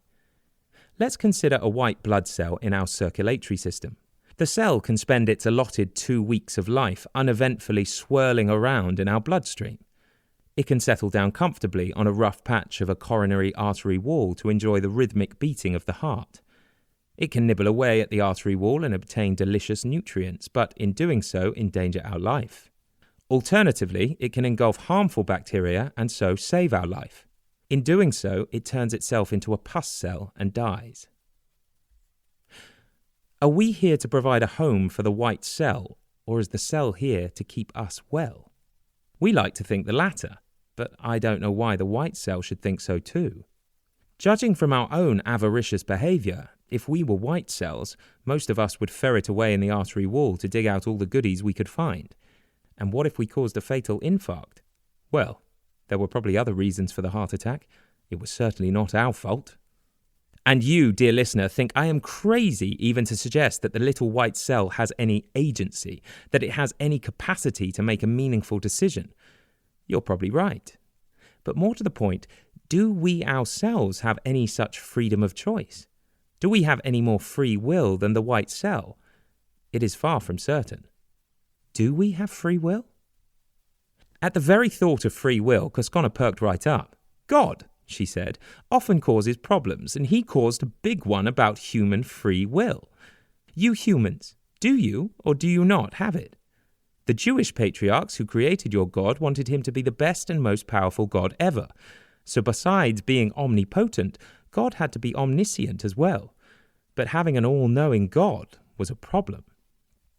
I knew just what she meant. Yes, I said, God already knew that Mr. Jones, after a night of heavy drinking, was going to push Mrs. Jones out of their top-story window. God's omniscience did not give Mr. Jones the opportunity to be a loving husband and bring Mrs. Jones a cup of tea instead of giving her the push. His wife's destiny was already firmly in God's head. The unfortunate Mr. Jones was guilty even before he had done his evil deed. So, the problem of having or not having a know-everything God has repercussions. Well, said Cosconna, free will has given the thinking classes headaches for over 2,000 years. I was not incarnated at the time, but I remember that Samuel Johnson, the scholar who collected all those hard-to-spell English words and put them in the first dictionary, used some of those words to state the problem. All theory is against the freedom of the will, all experience for it. And, I added, perhaps Dr. Johnson didn't even have the free will needed voluntarily to think such a thought. It's all so confusing. Well, replied Cosconna, you should remember that as far as geological time goes, you humans are only just down from the trees. This sort of problem may be too much for your limited brains to handle, however large that chunk of tissue in your heads has become. Some philosophers say that you humans have a cognitive deficiency when it comes to your brain being able to deal with such thoughts. It isn't really your fault that you cannot fathom the problem. Your brain did not evolve to do so. My ill-fated friend, the philosopher Boethius, who was very bright indeed, had the same problem with free will. But Boethius had an even more pressing problem with Emperor Constantine the Great. Constantine was a Christian. In fact, he was the founder of the Eastern Church. Being a Christian patriarch, Constantine did not like any deviation from his own way of thinking. In typical Christian tradition, Constantine threw Boethius into prison. And while Boethius was waiting to be tortured to death, in typical philosophical tradition, he turned to philosophy for consolation. But free will was as perplexing then as it is now. Boethius, in his book, The Consolations of Philosophy, sums up the dilemma. This discord in the pact of things, this endless war twixt truth and truth, that singly hold but give the lie to him who seeks to yoke them both. Do the gods know the reason why? So, Cosconna, I asked, you are a goddess.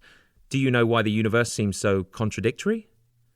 No, I don't, she replied. But I wouldn't put it past you guys to say that, although you would like to do something to help my planet, you don't have the freedom of will to decide to do so. Well, the Swiss John Calvin certainly didn't think we had. He didn't believe in free will. He was one of the many Protestants who, repelled by the despicable behaviour of the Catholic Church, broke away from it. Calvin believed that his all-powerful God determined absolutely everything, and except for the lucky chosen few, everyone was going to hell.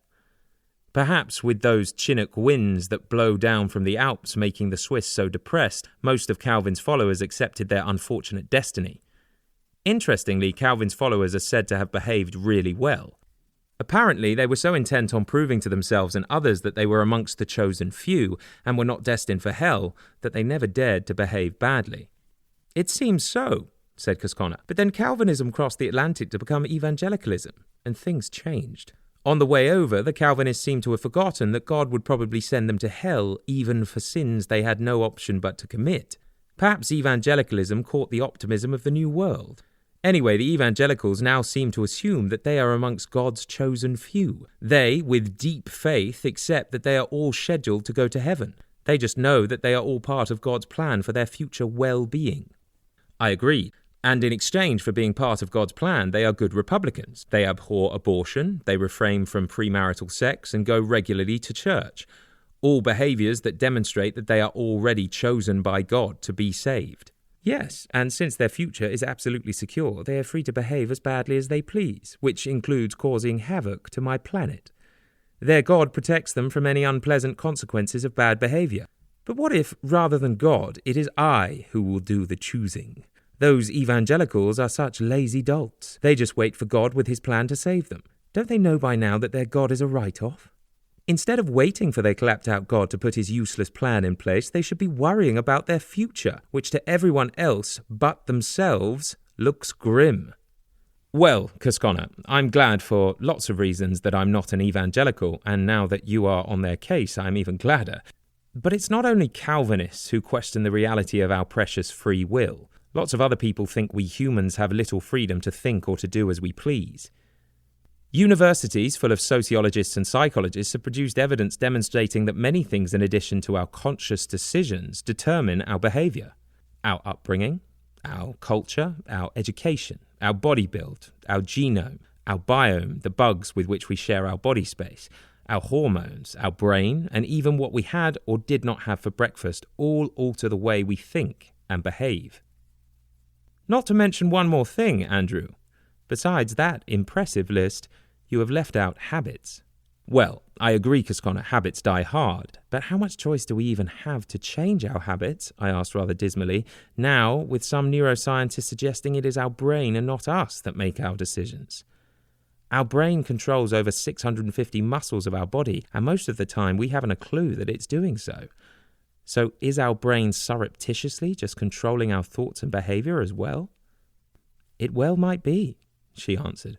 Well, that's reassuring, Cosconna. Do you really think our planet and the humans who live on it may yet be saved? And what's more, that I can even now hope not to be like Mr. Trump? How can you choose not to be like Mr. Trump? You and Mr. Trump are inextricably joined by your common humanity. As my friend Dr. Jung would say, you may prefer not to think so, but all the ways in which Mr. Trump behaves are a part of your own bag of behavioural tricks. You may prefer not to acknowledge that part of yourself is like Mr. Trump, but if you don't acknowledge your own Mr. Trump, your Mr. Trump will become your shadow. He will follow you wherever you go. He will haunt you until, as a fellow human, you welcome him inside. Like it or not, you are like Mr. Whitman. You contain multitudes, and one of these multitudes is Mr. Trump. You, Andrew, are a moral man. If you want to be fully human, you must make room inside for the Mr. Trumps of this world. My God, Cosconna, you're a goddess, which is all right for you, but being fully human seems like very hard work. I realise that deciding what is required of us is no simple task, and the world around us provides little help on what is and what is not acceptable behaviour. Rather, the reverse. Legitimate business and organised crime are now virtually indistinguishable. 2 or 3 times a month, my telephone rings and a concerned man tells me my desktop computer is malfunctioning. He needs my password to immediately fix it, and someone purporting to be Canada's national airline offers me an all-inclusive free holiday in Hawaii. Or our internet provider, who for years has ripped off its captive clientele, now has used its ill-gotten gains to fund a school of business where, no doubt, would-be young tycoons will be well tutored in how to exact money from the helpless public. The commercial world is motivated by profit. It only does good when it's profitable to do so. But is the business world the world we want to live in? Perhaps it could be. The Quaker definition of a business deal is one that will benefit both parties. A Trump deal is one in which one party screws the other. Why should a sack of shit not behave like Mr. Trump? A lot of Americans clearly approve of him and his behaviour. But it's no fun being Trumped all the time. And in all likelihood, the world as we know it wouldn't work if everybody decided to follow Mr. Trump's example. But why should shitbags turn themselves into saints? Perhaps the mid-19th century judge Charles Bowen said in a few simple words what is taking Cosconna and me many lugubrious sentences to say. The rain, it raineth on the just, and also on the unjust fella, but chiefly on the just, because the unjust hath the just's umbrella. Is good behaviour something we should expect of ourselves, even if not always of our neighbour? Are the values of love, compassion, generosity, gratitude, honesty, creativity and competence just window dressing? Or do such concepts somehow and somewhere have validity? I know we cannot claim these values as particularly human, but they are perhaps at least spiritual. But are they for real? Does the universe expect good behaviour from us all? God certainly used to. It was simple.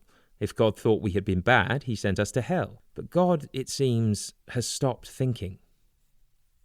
Cosconna, at least when she is wearing a sari, also concerns herself with our behaviour. If we don't come up to scratch, she puts us back on the wheel of life. But now it seems anyone's guess how we should behave. It's no wonder philosophers go on about existential angst. We all have good reason to have it. And which, if any gods, should we obey? There are gods, and then there are gods. Should we obey the rather tawdry God we create for ourselves, the God that sanctifies us when we go to war or when we are subduing people whose territories we plan to usurp? The God who blesses our greed, the God who condones our aggression, the God who hands out medals for our gory victories, the God that presides at our military funerals, and the God that promises to give everlasting life to these valiant soldiers. God seems about the same as the caller with the all-inclusive free holiday in Hawaii. The presence of an enemy, be it only a football team, quickly submerges men's egos in an exhilarating and androgen-boosted union with their national god. But is there something beyond this sports-obsessed, commercial, colonial, capitalistic, God & Co. limited world? Something that not only unites us to each other, but also nourishes our souls. Something that is beyond our human-made God. If astrophysicists are right, then are we, without knowing it, already united in Cosconna? Might Cosconna be the Queen of Heaven? Might she be our saving grace? And unlike our patriarchal gods, Cosconna is not saddled with 2,000 years and more of outdated dogma. Cosconna is not controlled by a lot of self-serving old men. We live in a world whose rules are hard to understand. And if this world is problematic, what about the next? What exactly happens to us when we die? I want to know. The gods are often annoyed with us, but they themselves can be exasperating. Cosconna just wouldn't tell me what happens to us when we die. She left me guessing. In the past, death, though perhaps unpleasant, was at least straightforward. After dying, we went either to heaven or hell.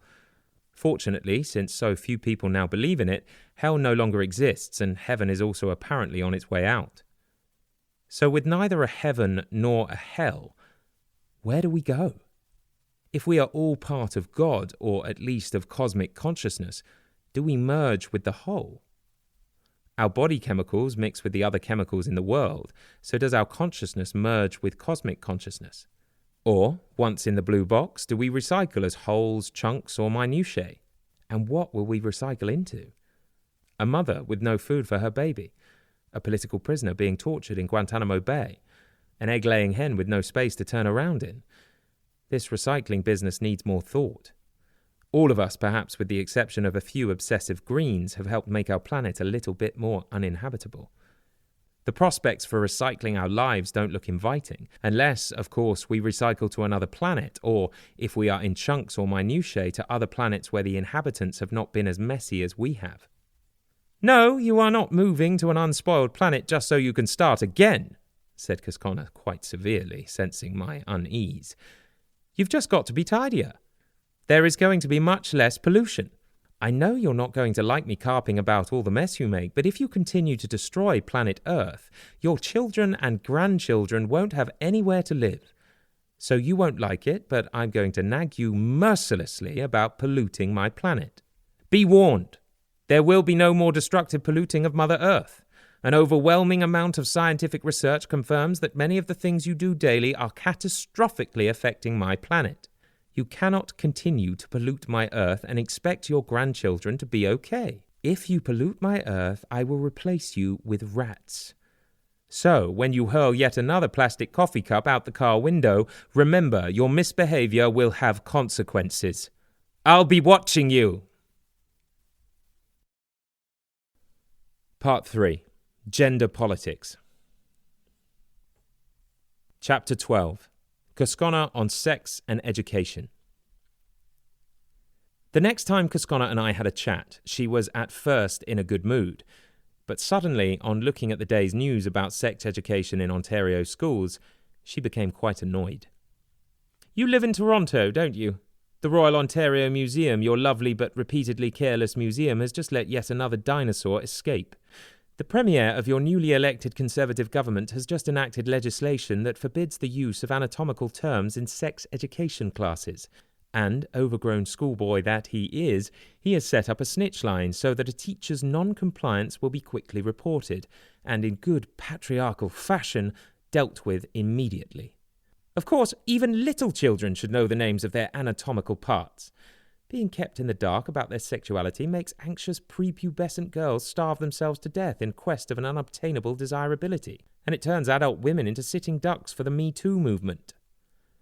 And how, Cosconna asked somewhat rhetorically, can I become a woman if I don't know the name of what makes me a woman? And how can I tell a boy to put away that thing when I don't want to see it? Or how can I ask him to bring it out when I do if I don't know what to call it? It's not so bad for boys because theirs is always standing up, so it hardly needs a name to get noticed. But ours is hidden inside and gets overlooked. It most certainly needs to be acknowledged with a name. I know the patriarchs don't like it. In some Muslim countries, they cut it out. But in the Western world, they are not allowed to do so. Too bad for them. Instead, they take away its name. Unfortunately, even that does bad things to women. Cosconna quickly returned to her annoyance with our Mr. Ford, the escaped dinosaur, and his inadequate sex syllabus. As children nowadays are computer literate, they've probably watched more sex videos than the teachers. What children are not good at, though, is talking seriously about sex. All that is needed for the sex ed curriculum to work are some adequate time slots and a knowledgeable and encouraging teacher. A group of kids will talk about what they know and ask the teacher the things they don't know but want to know. Teachers might learn some useful things about sex too.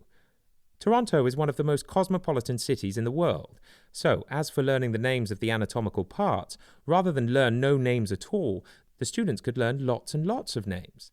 It will be helpful for future lovers and also for them if they decide to become health professionals. I was especially interested in Cosconna's ideas on sex education. I well remember being taught the facts of life at my prep school. We boys had been waiting for years for this class. Then, at the end of the school year, the boys who were leaving the school for good were shepherded into their headmaster's office. He did not want us to discuss the facts with any of the boys who were staying on for the next year. Probably he thought that if the facts became common knowledge, the boys would impregnate the school matron, the only woman on the premises. It was during the war, and good help was hard to get. The facts turned out to be scanty. I remember them well. The headmaster told us, "When you are married and going to make love to your wives, you should first have some fun on the bed, and then, when you have inserted your penises, you should take care to come at the same time." I was confused, because I thought that, as we were together in bed, we most likely had already come at the same time. So I told Cosconna some more stories about the sexual upbringing of a naive young English boy like me. It happened that during the war, a well-known painter and his girlfriend evacuated from London stayed at our house in the country. They kept several canes and a whip under the bed. My future sister-in-law, who had been to a progressive school and seemed to know everything about such things, told me they were for sex. We had been caned by the headmaster sufficiently to know how painful a cane can be, so I had some doubts about the headmaster's fun on the bed. Not that we boys were totally clueless about such things. One of my stories was about balls, butter balls. Because it was wartime and butter was rationed, we boys were allowed 1/3 of an inch in diameter butterball each day. The balls were given out at breakfast. Meals and daily prayers were held in the Great Hall. One morning, during school prayers, the headmaster lifted his gaze to heaven to thank God for his loving kindness. The headmaster's eyes fell on a butterball stuck to the high wood-beamed ceiling. One of the meal curator boys had obviously thrown it in the air and hit the ceiling with it. The loving God was immediately forgotten in the headmaster's determination to uncover which one of us had perpetrated the deed. Those were patriarchal times, and the identified culprit was sent to the headmaster's study and caned, the then rite of passage amongst the English upper middle classes. It being the war, most of us boys had little contact with our fathers, and for some of us, the headmaster's attention, even though painful, filled an emotional need. Looking back, I imagine the butterball thrower was probably one such boy. He was always in trouble and managed to get himself repeatedly caned. After each caning, he showed off his red, blue and swollen buttocks to us admiring boys. I suspect his bum, which could have done credit to a kneaded baboon in heat, must have also turned on the headmaster, who was always enthusiastic about the boys' visits to his study. "Yes," said Cosconna, who through these stories had been uncharacteristically silent. "And I dare say such canings turned you all into a very unpleasant group of men who then bullied the defenceless people in your colonies." "That's probably true," I agreed. "But I was telling you about the headmaster's facts of life talk and how he'd said that the man and women should come at the same time. When I later found out what 'to come' meant, I tried to follow his instructions to come at the same time as my wife, but it was difficult. After a lifetime of trying, Cosconna, I still can't do it." "It doesn't matter." She is on the side of consensual sex. "It doesn't matter who does what, with what, or to whom, but if adults have not learned to talk about sex," she said, "then they can't do much else but grope. which leaves the other person feeling assaulted. It's always hard to be an adult, particularly if feelings and wants cannot be discussed. Cosconna then took our conversation further in the direction of schools. It is amazing. There are so many enthusiastic teachers, but kids don't reap the benefits. Examinations are a big problem. Parents like to hold their heads high, so they want their children to get top marks. And often, for pressing financial reasons, they also want them to win scholarships. It is not surprising that children feel under pressure, and examinations become a threat to the psychological well-being of children. Various studies show that our children's anxiety levels are on the rise. Being anxious soon becomes a habit, and as we've already said, habits once acquired are not easily broken. Lots of people have lots of reasons to feel annoyed with their teachers and with schools, so the politicians gain brownie points by attacking both. Of course, she added, US Republicans fret especially about state schools. Being tight-fisted, they don't like spending money on any public institutions, but especially on state schools. Why should they want these schools to produce competent adults? Why should they want a cohort of bright youngsters, no doubt with progressive ideas coming up behind them? They certainly do not want these schools to rival the private schools in which future Republicans are nurtured. One successful way politicians have of stirring up trouble for the public schools is to suggest that their teachers don't give value for money. They demand that the children be given examinations. But even without the machinations of politicians, examinations are already a big problem.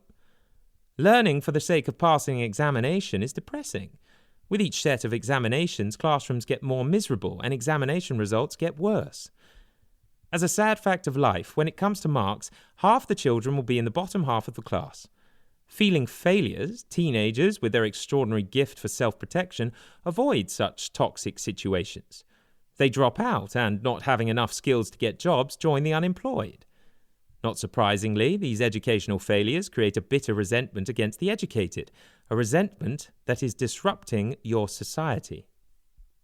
When a huckster politician comes along who appears to know even less than they do, the dropouts go ecstatic. Full of resentment for being made to feel inadequate for generations, they get their comeuppance. They turn the hard-won facts of science into gobbledygook. The flat earthers insist that a round world is a government conspiracy, even though they sometimes fly halfway around the world to attend their conferences. They insist that the moon landing never happened.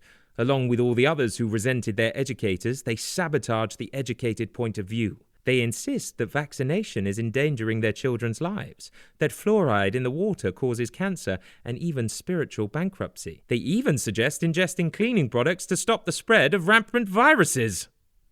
And do all our anxiety-provoking examinations actually produce better educated and resourceful citizens? They certainly produce a lot more anxious and resentful ones. And when the results of these anxiety-provoking exams really matter, students, parents, and school administrators cheat on the marks anyway. Instead of putting our children into states of chronic anxiety and jeopardizing the honesty of ambitious parents and educational authorities, might it not be better to do away with all but the most necessary of examinations? This was clearly a matter of great importance to Cosconna, for she carried on for some time, allowing no interruption. Sometimes you make me want to lie on my back and scream. God, nature, and don't forget me, gave you lots of outstanding but different talents, innate skills which we intended you to hone. Musical children can hope to become Mozarts, mathematically minded children astrophysicists, and those who like making things have a vast array of things to choose from. But to insist that children learn things for which we have given them no talents is like sinking the ship before it's even been launched. God, I, and nature want you each to be different. But you, with your cookie-cutter examinations, are making everyone the same. And you do an excellent job. In keeping with your automated factories, you produce large numbers of stereotyped cuckoo heads. Napoleon invented the present school system with its classrooms, schoolmasters, and examinations. He wanted citizens with standardized skills to work in his newly created empire, along with disciplined young men for the French army and navy, with which he hoped to conquer Britain and the rest of the world. That was over 200 years ago, and the basics of his education system have not changed since. When Napoleon designed his school system, patriarchs, despite the bashing that scientists had given them, still ran the world. And being patriarchs, Cosconna continued, they were obsessed with control. Practically everyone still believed in original sin.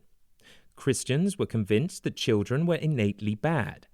It was the schoolmaster's duty to control what went into children's heads. No subversive ideas, no unconventional thoughts, no bad words, and certainly nothing about sex.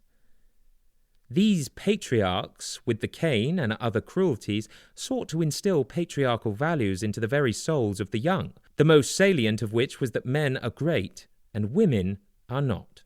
But in many places in the world, such ideas, along with original sin, are on their way out.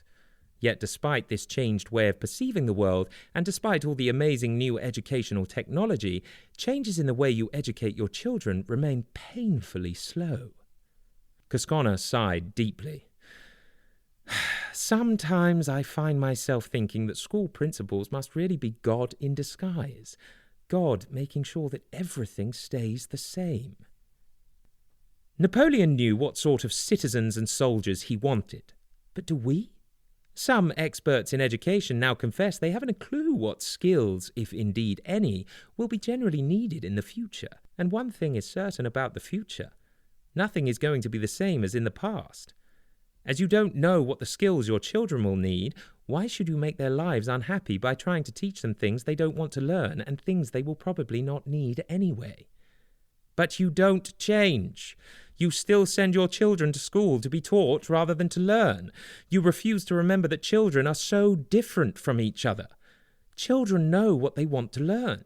Like the 2-year-old child at a family meal, children have definite ideas about what should or should not be shoved into their heads. It is difficult to know what happens to all the information that we shovel in, but for the 2-year-old, the food usually ends up on the floor. I'm sure you know this, Andrew, but the word education comes from a Latin word meaning to lead out. The word signifies helping students discover the talents and ideas within themselves and bring them out into consciousness. Our educational system does the complete opposite. Education, when it is not made miserable by the conveyor belt, rote learning and examinations, is usually fun. The students from my medical school, those who aren't dead yet, are an illustrative example. They attend an amazing number of further education classes. To a man, in those patriarchal times there were only 2 women in my year, they report what a joy it is to go back to school and not to worry about the end-of-term examinations. Nobody wants examination results to show them up as fools. Would it not be better if schools helped children master the subjects that they like and the skills they are good at? Why should you torture your child because he or she dislikes spelling or arithmetic? Mostly it does not matter anyway. Soon everyone will have a calculator and spell checker in their back pocket. You are all so different. Some children will want to learn how to make a gas engine work. Some will be a whiz at carpentry. Some will want to master a musical instrument. Others will like Latin declensions and higher maths. And then there are all the life skills. What about those fisticuffs that grown-ups have after small auto collisions? Are they really necessary? Perhaps some children will want to learn dispute resolution skills. Empires, nations, and communities do not last forever. In fact, they often don't last very long at all. If you are to survive, it seems that you humans have constantly to renew the way you exist in the world. The mighty Roman Empire, which seemed as if it would last forever, fizzled out in political disunity, and Europe descended into the centuries of its so-called Dark Ages when gangs of theologically drenched patriarchs ruled the roost. In the 15th century, the powerful Eastern Christian Church fell into decline and its capital city, Constantinople, was captured by the Muslims. Masses of educated Christians fled to Europe from the East, bringing with them fresh ideas. The Renaissance, or rebirth, was the process by which Europe assimilated these ideas and revived itself.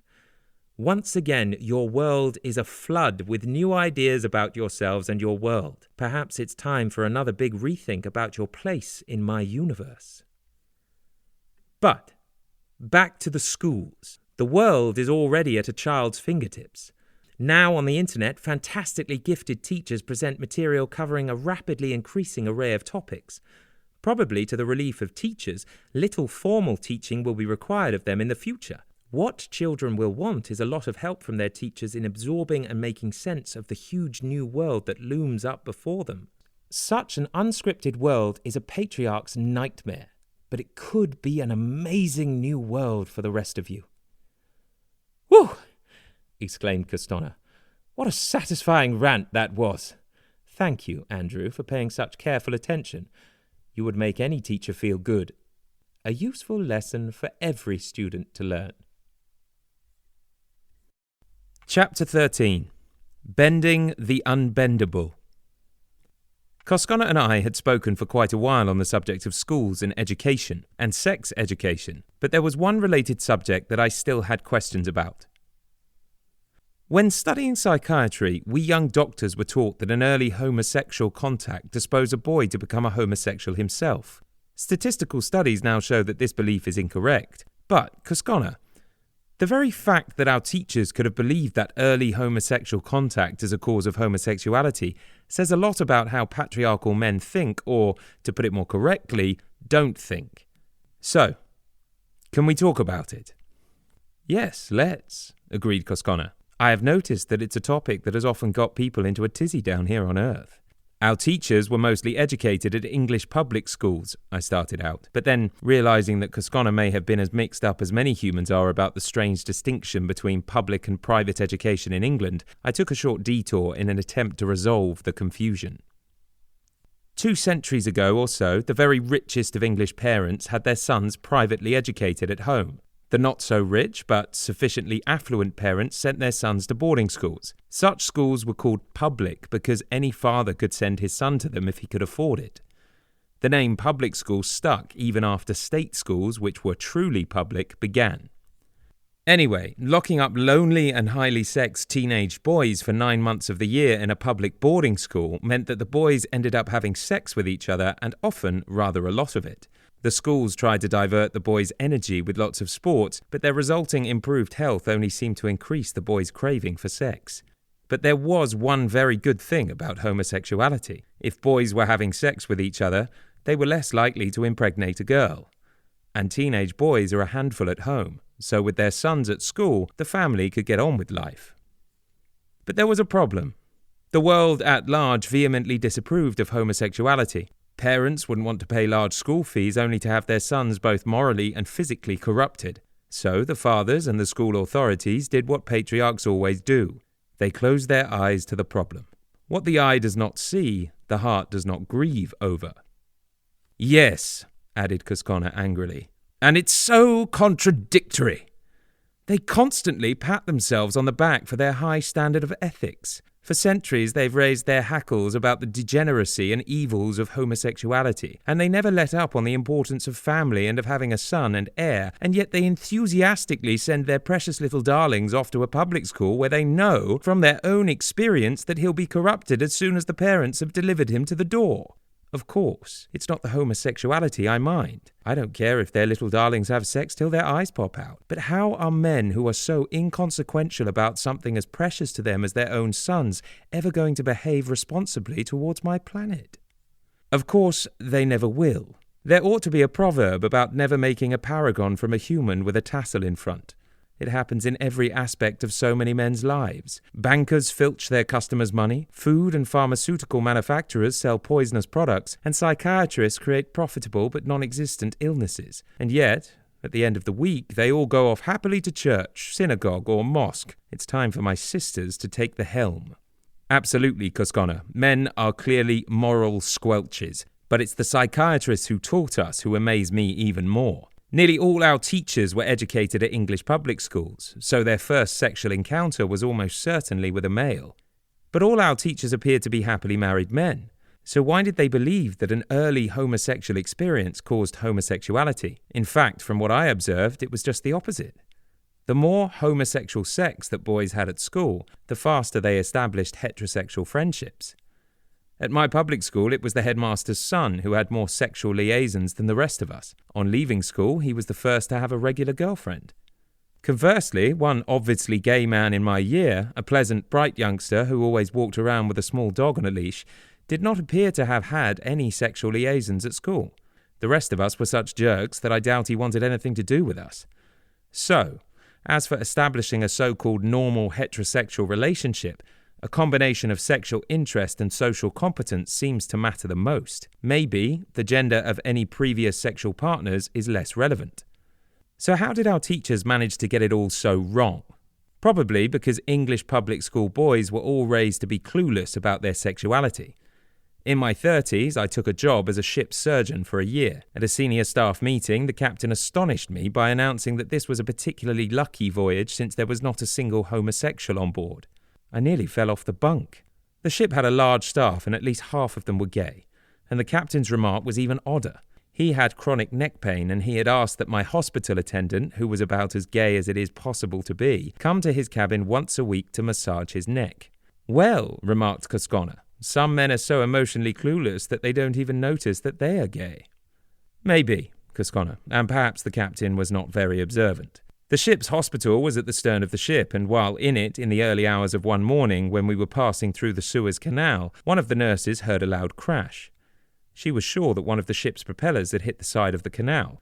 I reported this information to the captain. He was an affable man, but he was annoyed. He denied that any such thing could possibly have happened, virtually saying that the nurse had no right to have heard any such noise. 3 weeks later, when we arrived at Sydney, the ship had to go into dry dock for 5 days to have its propeller repaired. It was quite good. We all got an unexpected 5-day holiday in Sydney. Though it was not unexpected for the nurse. She knew it was coming. So, Cosconna, public schools were the usual patriarchal mess-ups. If I were to have my time at school over again, I would not have had sex in such a self-disapproving way. Indeed, I would have cultivated my sexualized relationships. It is possible to relate to people in so many ways, but these ways need to be learned. There was a lot wrong with boarding school, but those long years gave ample opportunity to make friendships, though the 2,000 years of Christianity often squashed such relationships rather flat. Yes, Cosconna replied. God and I fought a lot about sex. God and his Christians believed that sex should only be used for procreation, and that to use it for any other reason was sinful. Masturbation, homosexuality, coitus interruptus, sex with a condom or while on the pill was a sin. Sex could only be enjoyed if it were used to conceive a baby. Of course, I think very differently. Sex is meant for much more than just reproduction, and you already have enough babies. Sex is there to bond you to your partner so that you look after your children more lovingly. Sex can bond both homo and heterosexual friendships, and sex makes you feel less inclined to blow up my planet. Well, Cosconna, we certainly need sexy goddesses and even sexy gods. There was Gilgamesh, who had been king of Uruk. Posthumously, he was deified. Yes, that was mean, said Cosconna. They often made people wait until they were dead before turning them into a god or a goddess. Though, of course, the Trumps of the ancient world sometimes just pronounced themselves to be gods so they could enjoy their divinity while they were still alive. I continued. And Gilgamesh and Enkidu, his male lover, did lots of exciting things. They killed the bull of heaven, whom the goddess Ishtar had sent to kill Gilgamesh. Yes, I'm afraid I behaved badly, Cosconna added. Gilgamesh was such a sexy god, and I really lusted after him. I tried to seduce him, but he wouldn't have anything to do with me, so I sent the bull of heaven to kill him. But Gilgamesh managed to kill my bull. I resurrected the poor creature, and now, if you look up on a clear night, you can see him. He is the constellation Taurus. Anyway, Gilgamesh and Enkidu, to my annoyance, were having a happy time together, and some 2,500 years later, when a Victorian archaeologist discovered the broken shards with the Epic of Gilgamesh written on them, the Christians had a nasty shock. The shock was not only because this clearly important god was a well-functioning gay, but also because the account of God sending the flood for human and animal survival on the ark in the Gilgamesh epic was so similar to the story in the Old Testament that it was clear to all and sundry that the Jewish patriarchs had lifted the Gilgamesh story, a plagiarism that added yet more doubts to the already shaky veracity of the things in that disgusting book. And that, continued Cosconna, is typical of patriarchs. They sound as if butter wouldn't melt in their mouths, and then they steal left, right, and centre. What you are saying, then, Cosconna, is that the Epic of Gilgamesh, one of the earliest records of religious thought, makes it perfectly clear that gods, as well as humans, can be gay. Yes, said Cosconna, But that stick-in-the-mud old fart god and Gilgamesh could never agree about serpents. Gilgamesh liked serpents so much that he's depicted as holding one in his right hand, and God is quite pathologically averse to them. God believes he created the world by just speaking it into existence. He certainly can talk. The great serpent Ouroboros believes he or she created the world and consciousness by eating its own tail. Serpent lovers and serpent haters are just never going to agree. But Cosconna, right now, I don't want to talk about how the universe was created. I want to talk about school. If at school we boys had spent less time disentangling the intricacies of ancient Greek grammar and more time absorbing the ancient Greek celebration of men's affection for each other, then what was going on in the dormitories at school would have been less furtive. We did it. It was us. But not us. It would have been much better if our sexuality had been a more acceptable part of our lives. Our sexual friendships might have made us more thoughtful and perceptive human beings. We might have left school with less rarefied heads, but without being such emotional twits. Many public school-created patriarchs were never able to close the gap. But thank God, Cosconna, the world has moved on. With the arrival of the pill, many of the boys' public schools have come co-ed, and sex and education go well together. Students who live with a sexual partner do better on examination results than those who don't. So, Cosconna warned, ambitious patriarchal parents, you should be careful what you disapprove of. Chapter 14. Everybody else's sex lives. Somehow, Cosconna's earlier promise to keep nagging me about polluting the planet reminded me of the way pollution was understood a century ago. God, schoolboys were told, worried a lot about pollution, self-pollution, that is, what we now call masturbation. God and the medical profession had brainwashed parents and schoolmasters into believing that such pollution was rotting our brains and would make hair grow on the backs of our hands. God, the medical profession, and the patriarchs had got everyone into a real funk. Schoolboys prayed to God for help. The magical words of Kipling speak for the worried children of the British Empire. Father in heaven, who lovest all, O help thy children when they call, that they may build from age to age an undefiled heritage. So, I told Cosconna about the Toronto Hospital for Mental Health I once worked in, where not many years earlier, nurses carried a stick to hit any patient who slept with his hands under the bedclothes. The patient might be making his mental illness worse. It was never explained why it was perfectly all right for a patriarch to ejaculate into his wife's or mistress's vagina, but not all right for a hospital patient to ejaculate into his own hand. How did a body know the difference? How did the brain know whether to dement or not? They said God knew, and people were afraid of God, so they paid attention. But why did establishment men want to stop boys and men from masturbating? The most convincing explanation is that it was in their genes to do so. Much of human sexual and social behavior closely resembles that of the chimpanzee, our ape relative with whom we share 97% of our genes. Dominant male chimpanzees work tirelessly to prevent any males in their troop from having sex with their females. The alpha male fails to do so because he can't look everywhere at once, and female chimpanzees are enthusiastic partners to all males that approach them. But does this exasperating infidelity of his females make the alpha male yet more determined to control the sexuality of younger males? Does the experience of wielding power activate in the human male some atavistic gene compelling him to incapacitate all other males? It's possible, Cosconna allowed. But then this gene not only compels dominant males to prevent other males from having sex, but it seems also to compel them to prevent young males from having anything at all. Primate males are killers. Your male cousins in the gorilla family are even worse than the rest of you. The future of the few remaining groups of gorillas is not threatened so much by environmental degradation as by the habit of a newly dominant gorilla male of killing off his predecessors' babies. The infanticidal gorilla male is, in his turn, replaced by another dominant male, who then kills his predecessor's babies. Primate males, besides killing each other, are so busy destroying my planet that there won't be anything left on it for any other males, let alone my unfortunate sisters, to enjoy. I agree, Cosconna. They do seem to have a scorched earth-making gene. Victorian patriarchs had to provide some explanation for their arbitrary injunction that young men must not masturbate. They said it was for reasons of health and morality. What is or is not moral is a matter of opinion. Health is a matter of fact.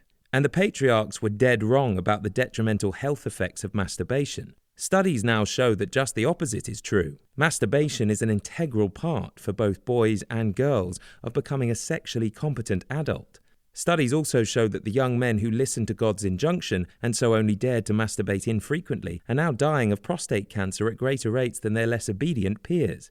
Time-expired spermatozoa are toxic. They remain inside as undischarged carcinogens. Nature had assumed that every male would safely discard these time-expired spermatozoa. I suppose she had not reckoned with a sexually interfering God.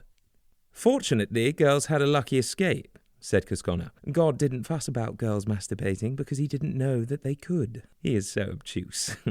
But in those days, although he spied on pubescent girls a lot, he did not catch girls doing it, because they didn't. So fiercely did mothers discourage their daughters from even touching themselves that only the most defiant girls were ever brave enough to do so, let alone masturbate. As a consequence, many married women remain unable to climax. Bertrand Russell was once much criticised for suggesting that some English women enjoyed their climax. With such a statement, it was claimed Russell was defaming English womanhood. He made no secret of his own pleasure in sex, however. In one of his many books, he noted the number of times he had ejaculated in one afternoon. It reached double digits. Only with the introduction of tampons and the diaphragm was the taboo against women touching themselves finally broken. But women's sexuality still gives God the willies, which, said Cosconna, is a cogent reason for young women who have religious needs to change to a vibrant, newly redeified goddess. With me, they'll discover exciting new ideas. So, Cosconna, are we humans winning the battle for sexual freedom? It seems now acceptable, at least for children and adults, to masturbate. That's right, Cosconna asserted, but other people's sex lives often seem odd or even downright disgusting. For the last few thousand years, patriarchal men have decided what is right and what is wrong, so it was their sexual behavior which became the accepted norm.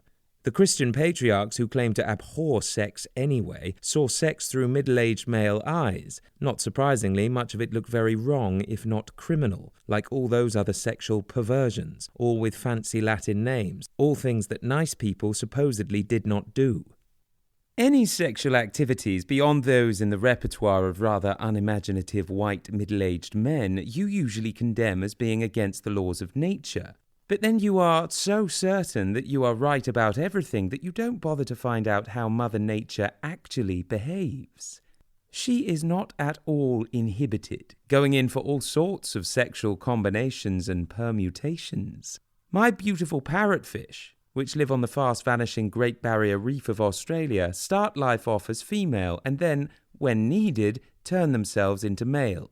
In fact, it might save you all, and certainly my planet, a lot of unnecessary misery if you humans were to do the same.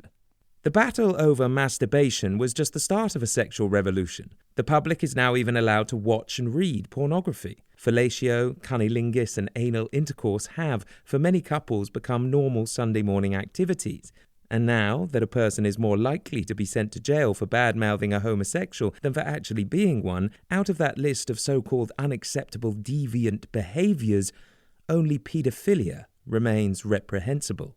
So, Cosconna, I asked, I want to know whether in these sexually enlightened times, paedophiles are really as despicable as we all now assume them to be. When I was a boy, comedians joked about what scoutmasters did to Boy Scouts. These jokes were no different to all the other jokes that square men told about homosexuals. We all knew what happened at scout camp. We all knew perfectly well what priests did to choir boys. When the priests behaved badly, it was easier for Catholics to clear their conscience with God, since their own sins in comparison seemed less heinous. We all knew that flashers exposed themselves to girls of all sizes, but it didn't seem to matter much. There were other things to worry about. Nowadays, it would be unseemly for a comedian to make a joke about anything as threatening as paedophilia. Is it perhaps the case that paedophiles are now having to carry single-handedly the 2,000 years of Christian disapproval of all things sexual?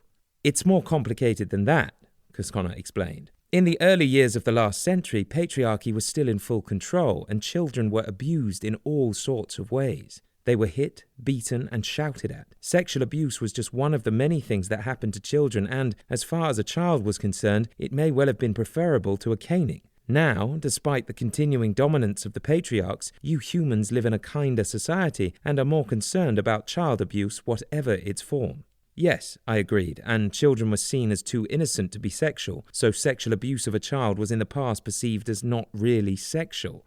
Into this pablum of childhood came Freud's ideas on childhood sexuality. Freud showed that children were not so innocent, rather the opposite. Children's sexuality was central to their development.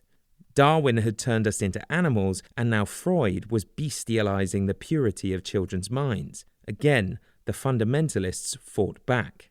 And again, said Cosconna, this fight not only has made life particularly difficult for paedophiles, but it is likely to add to your problems. So, I want to keep talking about what happened recently to make them the butt of society's hostility. Well, Cosconna, it is not uncommon for communities, particularly very religious communities, to become convinced that they are being assailed by Satan. The best known of these psychological epidemics is the hysteria around the witches of Salem, when a New England Puritan community there became convinced that some of its members were collaborating with Satan. 19 suspects were hanged, mostly women, and one man was pressed to death while his accusers were attempting to make him confess. In the early 1980s, in another bout of hysteria, fundamentalist evangelicals announced that well-organized Satanists were practicing satanic ritual abuse, SRA, throughout the US. These Satanists were said to be sexually abusing, torturing, and murdering babies. The fundamentalists claimed that Satanists were also performing abortions and ritually eating the extracted fetuses. Law enforcement laid many charges. Like COVID-19, though psychological in nature, such behavioural epidemics are catching. Soon the UK had its own rampant accusations of paedophilia, including child torture and ritual murder against a group of highly prominent men, among whom was Edward Heath, an ex-Prime Minister. Many reputations were trashed, but despite very tensive police investigations, none of the accusations were found to be true. Then, in the United States, as no babies were reported missing and no bodies of dead babies were found, the murder investigations were dropped, but the sexual abuse charges remained. Congress increased funding to various psychiatric and social work institutions to investigate and combat the evil that was thought to be festering in the heart of America. The staff of more than 100 preschools were charged with sexual abuse. Some of the staff were sent to prison, often after a plea bargain in which a shorter sentence was offered in exchange for the plaintiff pleading guilty to child molestation. Paedophilia had become a topic of major concern, not a topic to make jokes about, and of course, people find ways to exploit new situations to their own advantage. The Republicans used the inflated fear of paedophilia to consolidate their party. Litigation lawyers weighed in to profit from the panic, as they so often do. Since such epidemics are a good example of how the bigwigs in patriarchies exploit the community at large, let me tell you more about them. Everyone has heard of the whiplash epidemic, so I will use it to illustrate what I mean. If you understand how the whiplash epidemic works, you will understand some of the reasons why the world suddenly became so fearful of paedophilia. Before the days when headrests were mandatory for car seats, when a vehicle was rear-ended, the heads and necks of its occupants were whiplashed, the heads being thrown backwards and then forwards. If the impact was severe, the head and neck injuries could be fatal. But very few rear-end accidents are that severe, and most rear-end collisions are minor. Any consequent neck injuries being either non-existent or trivial, a slightly stiff neck recovering within a few days. Actually, after the installation of headrests, whiplash of the neck no longer occurred, but that in no way deterred lawyers from claiming that it did. And whiplash symptoms need not be accompanied by any confirmatory physical signs of injury. With the appropriate care and concern, the non-specific symptoms of whiplash can be made to last forever. The symptoms can also be very profitable. Lawyers send their client to those doctors, psychologists, and chiropractors who they know will conveniently confirm that all the claimant's symptoms are due to whiplash injury. These specialists will also confirm that the symptoms will be permanent. Car insurance companies were and still are forced to pay large sums in injury claims, often the lion's share of which goes to the lawyer. So profitable was, and indeed still is, whiplash that would-be whiplash victims are packed into vans that are then deliberately rear-ended. Clever lawyers have finessed whiplash into a multi-billion-dollar industry. Of course, the money to pay for whiplash claims had to come from somewhere, so car insurance companies kept raising their rates. Eventually, these rates became so high that many people could no longer afford car insurance. Governments around the world had to step in and curtail some of the most egregious of a whiplash lawyer's activities. Then it looked as if claiming for psychological damage caused by child sexual abuse could be wangled into a similar legal bonanza. Of course, parents of a child claiming compensation for psychological damage of a sexually molested child, especially if the child appeared perfectly healthy, were unlikely to receive large awards. The lawyer's portion would also be small. But if a claimant could attribute a lifetime of symptoms to childhood sexual molestation, then the awards would be much larger and the lawyer's earnings much greater. I am sad to tell you, Cosconna, that in order to support such child sexual abuse claims, psychiatrists and psychologists even conjured up two new psychiatric diagnoses: recovered memory syndrome and post-traumatic stress disorder. A recovered memory, usually of sexual abuse, is a memory recovered with the help of a therapist. This recovered memory is then claimed to be the cause of PTSD, which, in its turn, is claimed to be the cause of lifelong distress. The claimant will be entitled to much compensation. With American legal know-how, enthusiasm, and money, over the following 5 years or so, the concepts of recovered memory and PTSD spread around the world. Lots of lawyers and professional health practitioners minted money out of those two new psychiatric diagnoses. But there was just one problem. It was impossible to show that satanic ritual abuse had actually existed, or that the claimed sexual abuse had actually occurred. The forgotten memory was shown to be completely unreliable. The recovered memories had been implanted in the claimant's mind by imaginative therapists, so recovered memory syndrome was itself quietly forgotten. Perhaps some of the lawyers even had a twinge of conscience. Many of the teachers found guilty of child sexual abuse were let out of prison long before their sentences were completed. The whole idea of recovered memories was quietly forgotten. So, said Cosconna, one more example of the sorry state your world is in. It looks as if many lawyers and health professionals are more interested in making money than in promoting health or justice. But I suppose if you live in a world in which success is predicated upon making money, what else might you expect? But Cosconna, the whole epidemic may have been profitable, but it has left a great deal of uncertainty about the reported harm caused by paedophiles. The internet still tells us that there are well-organized groups of paedophiles waiting to entrap and kidnap our children for sexual exploitation. These sources complain that government delivers inadequate resources to eradicate the paedophile threat from the internet and the world. The safety of our children is imperiled, they say. In the early 1980s, just when the epidemic of sexual child abuse was heating up, I was the medical expert defense witness in a trial of a man charged with sexually abusing a group of pre-adolescent boys. The alleged offences had occurred many years previously. The plaintiff, whom I will call Mr. A, had been admitted for assessment to the Toronto hospital in which I worked. Mr. A was a particularly well-organised man. He had kept a diary of his encounters with these boys, recording their names, addresses, and exact details of these encounters, fondling and sucking. Someone had found Mr. A's diary and given it to the police. The police immediately arrested and charged Mr. A with child abuse. Having their names and previous addresses, the police easily traced these boys, who now were apparently happily married, well-adjusted men with families of their own. They all remembered the defendant well. They had frequently visited his house, where he had given them cakes and tea. They all spoke positively about Mr. A, but denied any sexual involvement with him. I later wondered if Mr. A had just elaborated his journal entries as a harmless way of finding sexual gratification, or if the alleged victims, either because they liked Mr. A and didn't want to cause him harm, or out of a concern for their reputations, did not wish to be seen as victims of a sex scandal. In court, I described Mr. A as a kindly schoolmasterish sort of man. I remember my description of him because, since such paedophile cases were always high profile, my words were reported on the national news. Despite the fact that Mr. A had not been shown to have caused any physical or psychological harm, and that because of his old age he was unlikely to have further involvement with children in any case, he was designated a dangerous offender, and an order was made that he be detained indefinitely in prison. Many years later, an RCMP officer visited my office. He reported that an application had been made for Mr. A's release, and he was investigating the possibility. Apparently, Mr. A had been an ideal prisoner, being employed as the senior prison librarian. The officer, who had the most highly polished boots I had ever seen, wished to know if I was prepared to monitor Mr. A's behaviour in the event of his release. When I said I would be pleased to, he seemed disappointed. A few weeks later, I heard from the RCMP that the request to release Mr. A had been turned down. I'm sure he has long since died. And perhaps, quipped Cosconna, the only bright thing about the RCMP officer were his boots. Perhaps his boots really did sparkle.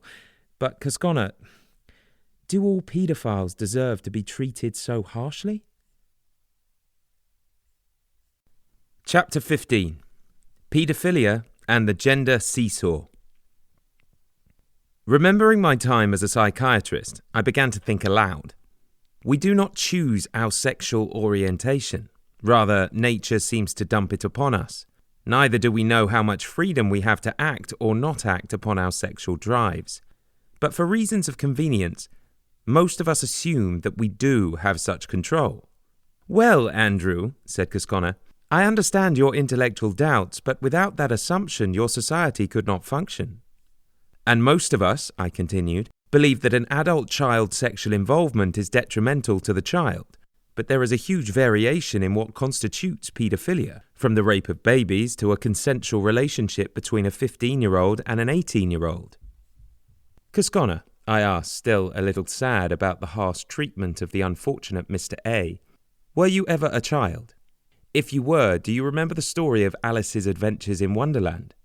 Its author, Ludwig Dodgson, who was also known as Lewis Carroll, illustrates another problem I want to talk to you about. Yes, I remember that story well. There were quite a few magical things about it. Lewis Carroll, as I shall call him, was a clergyman's son, the eldest of 9 children.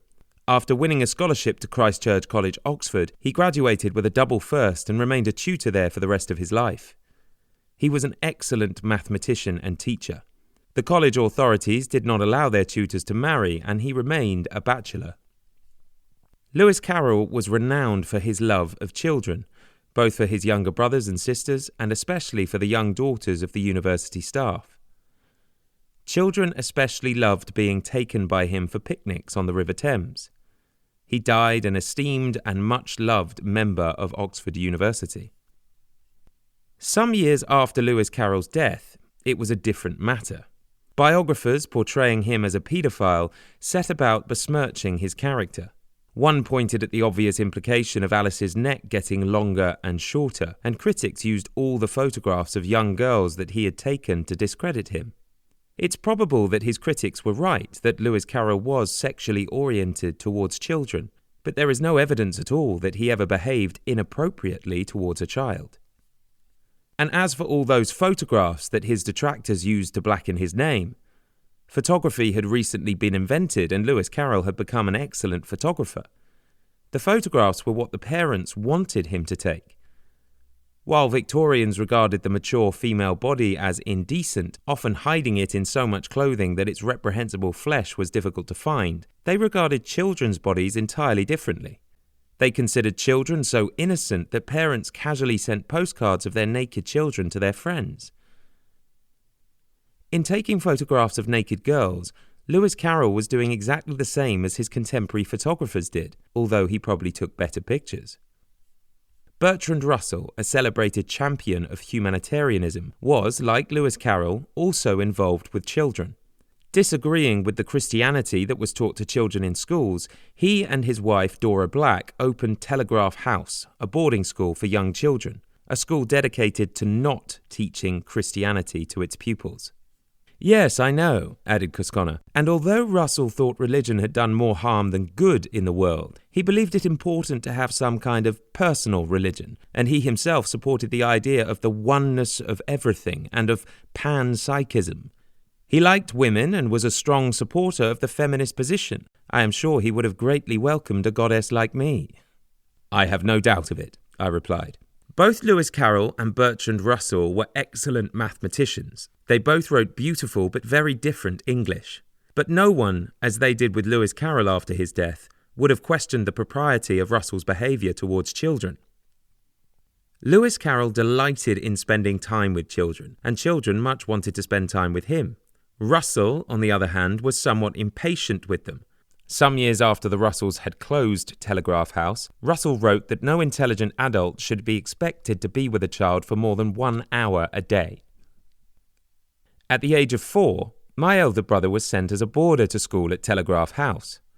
In the photograph I have of him at the school, he and the other children are looking thoroughly unhappy. If I had to choose between having Russell or Lewis Carroll teach my daughter, I would opt for Lewis Carroll every time. Evidence seems to suggest that somewhere between 1 and 5% of men are sexually aroused by children, even though most such men have sexual interests in adults as well. A much smaller but unknown percentage of men are sexually aroused solely by children. These are the true paedophiles. Extremely sadistic paedophiles do exist, but fortunately they are exceptionally rare. So despite the dire warnings of the fundamentalists, at least the physical dangers posed by paedophiles need not be high on a parent's worry list. We know that Catholic priests, and no doubt many other religious leaders, have abused their power for years by having sex with children. But when the extent of that abuse was revealed, it also turned into a field day for the lawyers. Lawyers, along with their medical and other professional experts, make fortunes prosecuting paedophiles when wealthy organizations like the Catholic Church and school boards can be made to pay for the purported harm. These lawyers are always drumming up business. Most personal injury litigation lawyers dealing with whiplash and other personal injuries alleged to have been caused by sexual abuse work on a contingency basis. Lawyers search out clients and encourage them to seek compensation from a wealthy person or corporation for some supposed injury inflicted upon them. The lawyer's client does not pay the lawyer. If the lawyer wins the case, then the lawyer and his client share the damages awarded by the court. In the paedophile panic of the 1980s, when accusations of paedophilia were being levelled against male kindergarten teachers and male childminders, men found other work. Those few male teachers who still work in schools are forbidden to touch a child, let alone pick up an unhappy child and give him or her a hug and a kiss. And it's the same for women teachers as well. Even grandparents have become uncomfortable around their own grandchildren. Sexual anxieties are easy to stir up, but much more difficult to quieten down. Such emotional distancing may keep a school board happy, but I doubt it will do the same for an unhappy child. The relationship between a boy and his father, or father substitute, has been shown to be one of particular importance.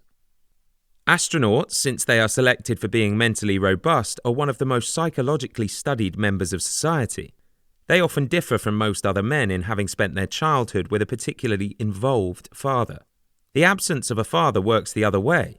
Boys who lack a man in their lives do not do well as adults. They often have higher levels of both anxiety and psychopathy. Well, it's reassuring to learn that men have some uses, Cosconna conceded. But America is a country where there is a scarcity of fathers. 1/4 of all American families are fatherless. So, unless the Americans manage to round up some men willing to be father substitutes, the US is going to be in for yet more trouble. It seems so, Cosconna, I agreed. And in most jurisdictions, any member of the public who may work with children by way of volunteer activity is now required to have a police clearance. Yet there is no evidence that this bureaucracy actually prevents sexual harm to children. But we do know it causes harm by deterring men from working with children just at a time when we need to free women and men from the traps of their traditional gender roles. You humans now regard any sexual interference with a child as more appalling than murder, but medieval woodcuts exist that show a very prim and proper Virgin Mary fondling the little Jesus' penis as she feeds him. These woodcuts, Cosconna explained, reflect the then current accepted social behaviour which clearly persisted down to late Victorian times. Freud, in his writings, frequently alludes to ignorant women caregivers doing exactly what the Virgin Mary did to Jesus. Presumably, these ignorant women fondled a baby's penis, either as a gesture of fondness or as an effective way to calm down a fretful infant. And, Cosconna added, as a psychoanalyst, Freud dug the deepest and came up the dirtiest. But despite the smut, Freud remained a typical Victorian patriarch. He disapproved of anything even as slightly sexual and sensuous as a mother fondling a baby's penis. That's right, I agreed. In his teachings, Freud regarded the penis not as a vehicle of love, but as a weapon of war. Much of his psychology is based on the Oedipus and the castration complexes. The small boy, lusting after his mother, becomes terrified that his jealous father will castrate him, an all-encompassing fear that Freud considered the subsequent cause of much neurosis in adult men. I know, and God sometimes calls me a castrating bitch, but it's males who actually do the cutting. I'm afraid my brother gods did quite a lot of castrating. Zeus crept up on his father Uranus, and while Uranus was not paying attention, cut off his penis. And Set, his Egyptian cousin, the uncle of Osiris, chopped his nephew into 26 pieces. Isis, Osiris's wife, managed to put most of Osiris together again, but the fishes had eaten his penis, so poor Osiris had to live without one. God is always complaining that his followers, worry-warts that they are, attribute the same sort of vengeful ideas to him. They think he will castrate them also. I suppose it was his own fault, really. He shouldn't have lost his temper and drowned all living creatures with his quite unnecessary flood. But he did save some of them in the ark, and he has promised not to do it again. He even sends rainbows to remind his followers of his promise, but they don't believe him, of course. And if I were them, I wouldn't either. And God also worries that the patriarchs, believing that he is threatened by any newborn male, made a covenant, without even asking him, that if they gave him the foreskin of every new baby boy, then he would agree to be their God and not to do bad things to them.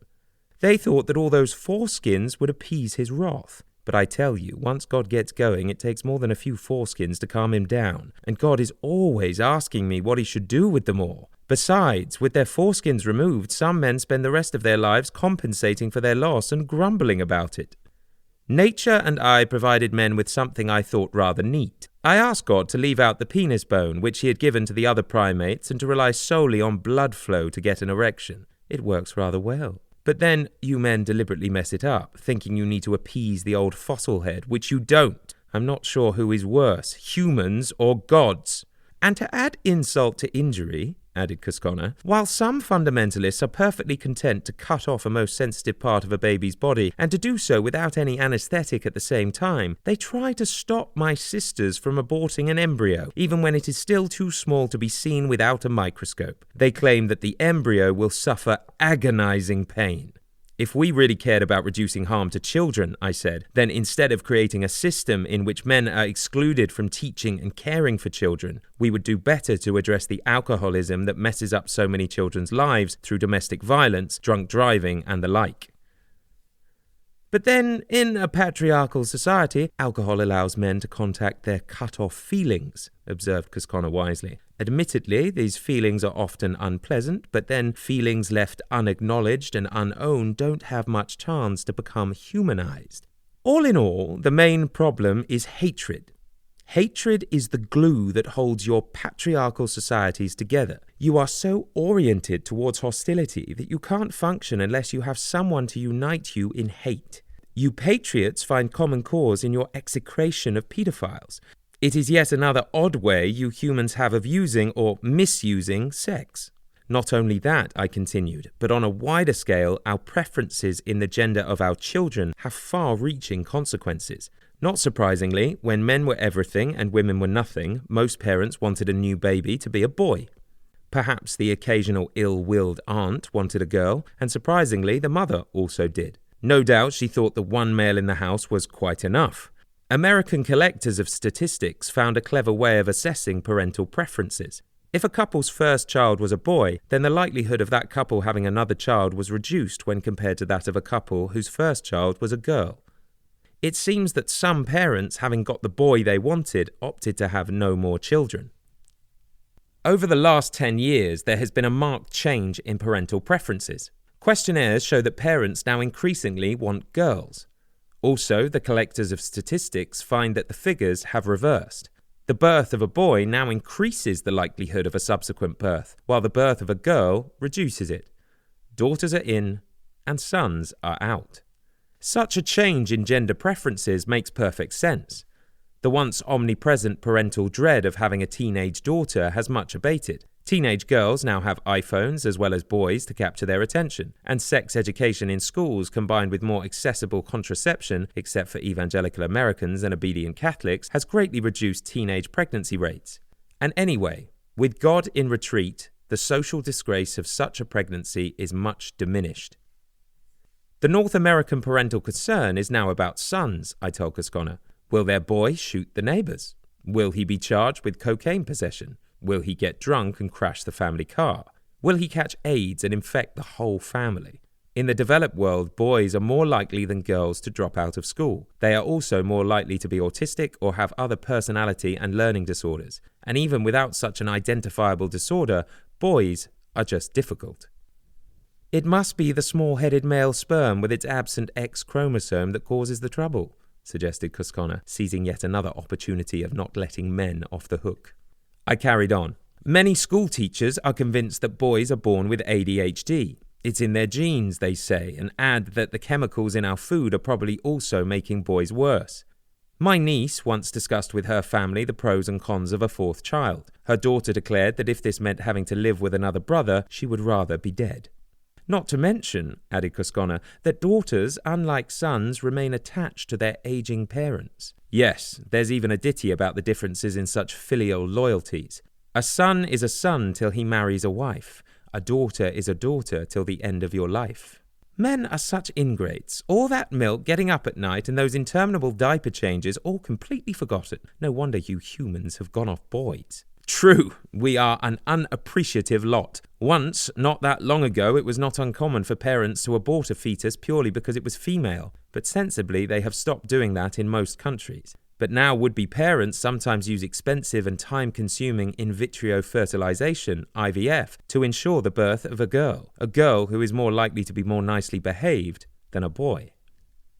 What's more, I continued, not only have parents gone off sons, but women have gone off husbands. Successful women who fail to find a man who suits them, even with the amazing matchmaking potential of the internet, often opt to have a child without the traditional husband. These enterprising women get themselves pregnant through a sperm bank, or perhaps more interestingly, by a man of their choice who agrees to do the job. Such women then raise their children either on their own or perhaps with a woman partner. And perhaps rather surprisingly, these types of fatherless families do well. Cosconna looked worried. Fatherless children are one thing, but what about all those disgruntled men who women no longer want? They will retaliate for their unrewarding lives by deliberately damaging my planet. I know that's how such men behave. Yes, I replied. Women without sexual partners usually manage quite well, but men without women partners don't. Freud believed that men can sublimate their unfulfilled sexual needs into creative activities. Perhaps he is right, but these creative activities often take the form of perfecting new ways of killing their fellow humans. I know this from personal experience. In the 1960s, the Irish, sometimes to the applause of wealthy Americans, let off bombs in my part of London. It was more an inconvenience than anything else. Following bomb threats, the police blocked off the streets, making us all late for work. Back home in Ireland, the Catholic Church, being both powerful and monomaniacal, had eradicated all forms of contraceptions except abstinence. And as abstinence seldom works, with no other way of avoiding the nightmare of unlimited numbers of children without the resources to support them, Catholic couples postponed marriage until their late 30s or even into their early 40s. The unattached Irish men came to London to work. Mostly they were a charming group of men. The English and the Irish drank happily together in the ubiquitous English pubs. But, said the Irish, Britain treated Ireland badly. We have to do something about it. Of course, the English had treated the Irish abominably. We were a nation of patriarchs, and that is how patriarchs behave. It was Henry VIII who subdued Ireland, making it part of his United Kingdom. Then, Oliver Cromwell, in his campaign to purge the world of Roman Catholics, took a huge army to Ireland. Once he'd finished off that job, he sent the owners of the big Irish estates to the Caribbean as slaves and gave their properties to his friends and supporters, in the sort of way that business leaders destroy rival companies and give stock options to their friends. And so, over the centuries, the English and the Irish have not stopped harassing each other. There's no doubt that the English deserved every bomb that the Irish exploded in London. It's true that sexually unattached men cause problems, said Cosconna, but it's exactly tit-for-tat behaviour of that sort that ruins my planet. I understand, I replied, but just think. If the priests had allowed the Irish to use contraceptives, then these disgruntled and funny Irishmen would probably have been contentedly at home with their wives and 1 or 2 children, rather than in London blowing up more than 1 or 2 of their fellow humans. So there are always new social problems ahead, and if there are unattached males, they will probably cause trouble. But there are grounds for hope. My sisters have a greater repertoire of responses to social problems than yet one more declaration of war, so perhaps they will find a happier way to stop men from being such troublemakers. Chapter 16. The Biological Woman and the Inflexible Man. Cosconna, you are a goddess. Can you explain to me why, since your sisters are clearly much more competent than we men are, why for the last several millennia did women allow men to run roughshod over everything feminine? That's easy, replied Cosconna. The feminist movement started big time about a century ago, just when more effective contraceptives became available. Before a woman had control over conception, she needed a man powerful enough to stop her from playing around. If a woman was unfaithful, then her husband might disown both her and her children. Who would then feed her children? Besides, having all her husband's children was bad enough without having more by other men. So, women needed a man to control their sexuality. I was astonished. What do you mean, Cosconna? That it was women themselves who ensured that men lorded it over them? Don't you see, Andrew? It's simple. Women needed men to be more powerful than they were. Women are sexual creatures. It was in women's interests to have men who kept them in line. Consider your cousins, the chimpanzees and the bonobos. Female chimpanzees never refuse an interested male, and female bonobos are said to present themselves to every male in sight. Bonobos aren't put in zoos because their exuberant sexual behavior embarrasses the zoo proprietors. Such open sexual behavior was all right for a woman as powerful as Catherine the Great. If she fancied any new man who came to town, she had the royal physician examine him, and, if he was free from disease, then off to bed they went. And Catherine's lifestyle seems to have suited her, for she lived longer than any other important rulers of the time. But few women have been in a position to behave like Catherine. Most women needed a way of managing their sexuality, so they got themselves a controlling man. After effective contraception became available, a woman could more safely allow herself to be sexual. She no longer needed a controlling male in her life. Indeed, such a man was just what she didn't want. He had become a pain in the neck. Liberation was what she wanted, so feminism came hot on the heels of contraception. I was quite taken aback by Cosconna's views on female sexuality, but it didn't take me long to realise she was probably right. I remembered Somerset Maugham's A Writer's Notebook. Maugham was a successful English novelist in the 1930s. Luckily for his readers, he had given up medicine to become a writer. In his notebook, Maugham provides the words of his Professor of Obstetrics' introductory lectures to the students. Well, gentlemen, you are about to make a study of women. But first of all, you must know what a woman is. She is a creature who urinates once a day, defecates once a week, menstruates once a month, parturates once a year, and copulates as often as possible. I too was a medical student when I read Maugham's book. I knew gynecologists and obstetricians were notoriously misogynistic, so I considered the professor's words as yet another, if clever, put-down of women, as indeed I am sure they were. Because of my English private school education, I had been acculturated to regard women as far too pure ever to initiate a sexual activity. But, having seen more of life and having listened to lots of patients talk about the intricacies of their lives, I now accept the professor's words as being much closer to the mark than I had imagined. Not, of course, those about women parturating once a year. Circumstances no longer force innumerable babies upon them. Thank God, muttered Cosconna under her breath. But as for copulation, the professor's words seem much closer to the truth, at least for some women, than I had imagined.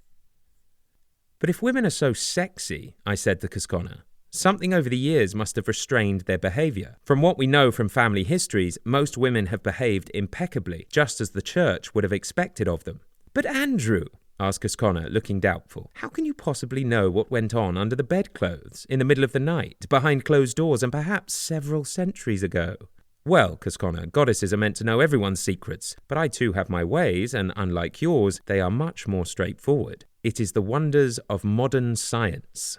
The Y chromosome is passed down unchanged from father to son. The method does not work for the bakers, carpenters, and smiths, but it works for a family with an unusual surname, a name that arose just once and at a known time in history. Samples of saliva from the living male members of the family are used to examine their Y chromosomes. If, down the centuries, the women who married into the family were faithful to their husbands, then the Y chromosomes of all the present family members would be the same. If the Y chromosomes are different, then one or more of their wives will have strayed. By either knowing or estimating the number of intervening generations from the progenitor of the family to the current family members, it is possible to form a rough idea of the family's infidelity rate. Roughly, of course, since a distant wife's lapse will probably have contaminated more family members with her lover's Y chromosome than a more recently lapsing wife will have. Low infidelity scores are therefore more reliable than high ones, and the infidelity rates are low, only about one child in 100 not having been fathered by the wife's husband. Since these rates are so impressively low, clearly something has kept wives faithful over the centuries.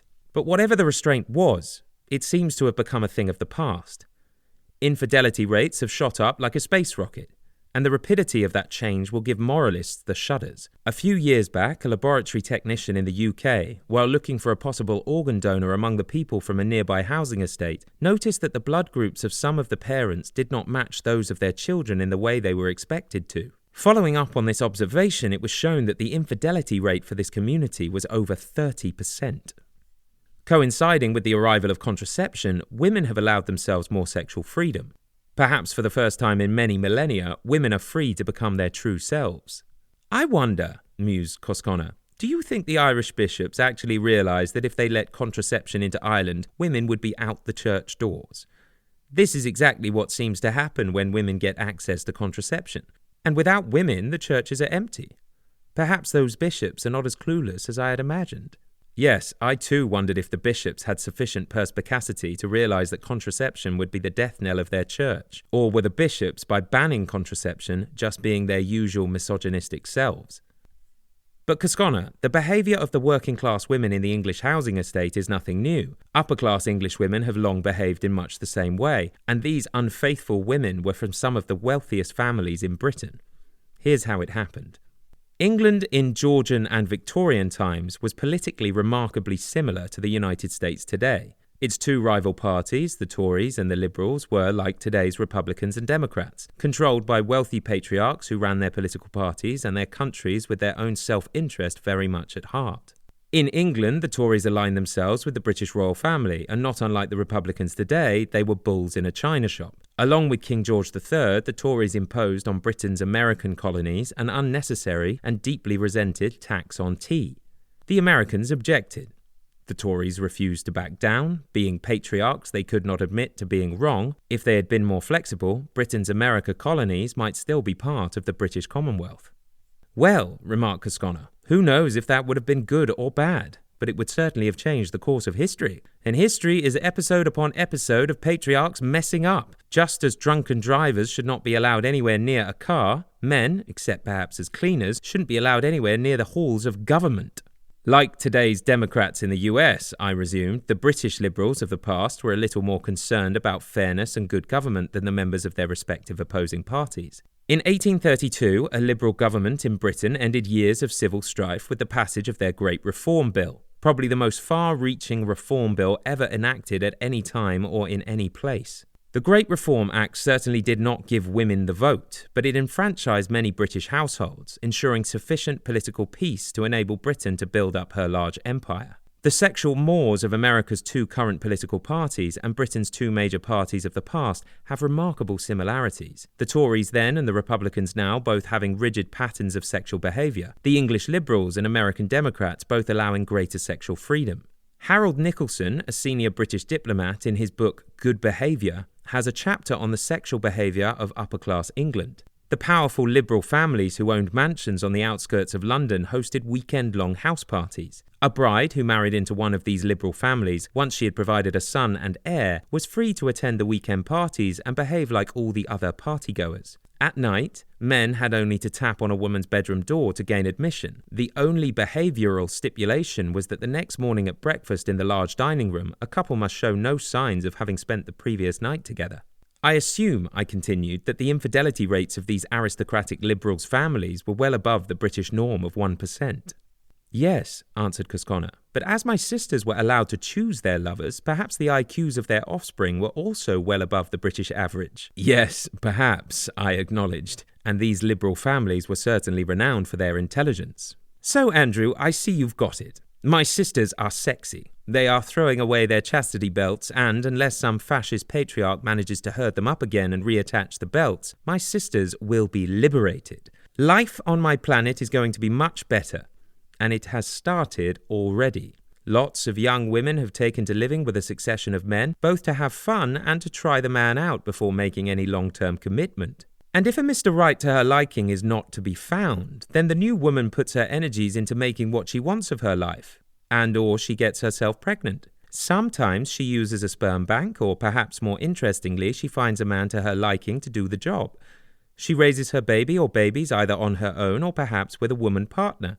Maybe even the patrilineal way of allotting surnames to her babies will go the way of the dodo. Since it is the mother who does the hard work of giving birth to the baby and may do much of the work of providing for her or him, it is only right that the baby take her surname. Oh, Cosconna, I really like your vision of a world full of liberated women. I just wish I were young enough to enjoy it. But at the same time, I am scared to death. If all young women were ready to stand together, they would easily hold their own against a whole regiment of Mr. Trumps. They would bring about a feminine revolution which, as Britain's Great Reform Act did for Britain, would allow the world to find a viable way into the future. A heavenly goddess you most certainly are, but you are also a heaven-sent gift to all the Mr. Trumps of this unheavenly world. They will use men's fear of you to unite armies of misogynists. And as every day goes by, the Mr. Trumps will have yet more unbelievably intrusive technologies to keep themselves in power and the rest of us several rungs down. So, Cosconna, having stirred up things down here on earth, being a goddess, you can flit off up to heaven, leaving us down here to face the angry patriarchs. Andrew, I know it will work. Since I am a goddess, I believe in miracles. So did Joan of Arc, and look what happened to her. And all your young women do not have a good history of coming out to vote, even over issues that vitally affect their future. But this time, all these women will have become sisters, and my soft wings will guide them in the right direction. Okay, Cosconna, I just hope you're right. And you are certainly right about it being the end of the poor planet if we humans don't change our ways. So I have no alternative but to have faith. We humans are in crisis, and we cannot even agree that there are problems, let alone upon how to rescue ourselves. And even if we could agree, the effective ways of doing so are so unpalatable as to be unacceptable to most of us. No politician touting a realistic program to rescue the planet will ever get elected. And up until now, those patriarchs in charge have needed some cooperation from the rest of us. We retain some bargaining power. But AI will soon drive cars, trucks and trains, pilot aircraft and captain ships. AI will select personnel for employment and promotion. It will diagnose and recommend treatment for our illnesses. And it will do all these tasks more economically and efficiently than we humans could ever hope to do. Many thousands of us, both dead and alive, have used our ingenuity and creativity to allow AI to work its magic. For the first time in history, all of us can dream of having free time. But our dream are a patriarch's nightmare. Ambitious entrepreneurs line up to grab AI's miraculous powers to transform themselves into the new emperors, sultans, and princes of the modern world, and in so doing, will plunge the rest of us back into servitude and to irrelevancy. Perhaps it really was God and you who created us. But have you now created not just man, but a god? Have you created Homo Deus?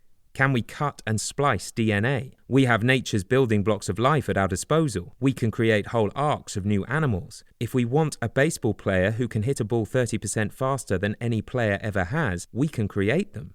We can build weapons, guaranteed to kill every one of our enemies. We can design drugs to ensure we all appreciate our servitude and revere our masters. Brave new world has arrived, but it is much braver and newer than anything the extraordinarily fertile brain of Aldous Huxley could ever have imagined. Without adequate controls, slick businessmen will develop all sorts of wonderful ways to make themselves fabulously rich and powerful, and us both voiceless and miserably poor. That is how the world has worked throughout most of history, so why should it be different now? We will have been trumped. The only possible way of avoiding the catastrophic effects of runaway technologies is to thoughtfully consider international agreements about how these technologies can and cannot be used. But if there is one thing patriarchal heads of states really detest, it is being answerable to someone more powerful than themselves. Mr. Trump has already made the world a more precarious place by refusing to sign an international treaty for arms control. Britain's Boris Johnson, unable to tolerate the much-needed control of the European Economic Union, has removed Britain from the Union. Britain's departure ends the extraordinarily successful experiment in national cooperation. Yes, that's exactly the problem, agreed Cosconna. If the patriarchal heads of government, which now include most countries of the world, are not going to cooperate in the making of any such international agreements, our chances of survival are negligible. Men just lack the necessary ability to cooperate. Only a group of competent women can ever hope to rescue my world from the mess you men have made of it. Eve's bite of that apple was the most important thing that any of my sisters ever did. Men, with their habitual lack of insight, seem to feel it is their God-given right to steer the ship of state. If my sisters fail to grab the helm, it will surely be because God put a worm in that much depreciated apple. Trust him to fuck up. Chapter 17. The Feminine Gold Mine. "Well, Andrew," said Cosconna as we continued our conversation about women, "you are already doing what a good disciple should do. You are trying to get a more objective view of the situation. But I was disturbed by one thing you told me yesterday, that gynecologists and obstetricians were misogynists. I always thought that because of their chosen profession, they really must love women. I don't understand why you would call them misogynists." "It's absolutely clear that they do not love women," I responded firmly. "In fact, they are manifestly mean to them. Well, I suppose there are a few nice ones amongst them, but mostly they just use women's nether regions to mine gold. I'm sure you know this, Cosconna, but in times past, childbirth was both horridly painful and extremely hazardous. Mothers in childbirth died from many things, but one of the big killers was childbed fever. Then, in the mid-19th century, Ignaz Semmelweis, a Hungarian physician, noted that the mortality rate from childbed fever was 2% for the mothers delivered by midwives, but 20% for mothers delivered by doctors. He pointed out that these doctors often went straight from doing an autopsy to the delivery room without washing their hands. Semmelweis instituted a regime of mandatory hand-washing in his hospital, and the maternal mortality from childbed fever fell from 20% to 2%, the same as for deliveries by the midwives. These patriarchal doctors were not artisans. They considered themselves far too grand to worry about washing their hands. In most of the world, obstetricians refused to believe Semmelweis with his injunction to keep their hands clean. Childbed fever, they said, was caused by miasmas in the air. 20 years later, in the 1860s, when Louis Pasteur demonstrated that germs were a cause of disease, obstetricians were at last forced to accept that Semmelweis was right. But by then, many thousands of women around the world had died unnecessarily because male obstetricians, never willing to admit they could be wrong, had refused to wash their hands. And then there were delivery forceps. Because of our unusually big brains, human babies have big heads. A big head, along with the relatively small human pelvis, makes human deliveries more precarious than for other mammals. At the best of times, the passage of a baby's head through the human pelvis is a tight squeeze.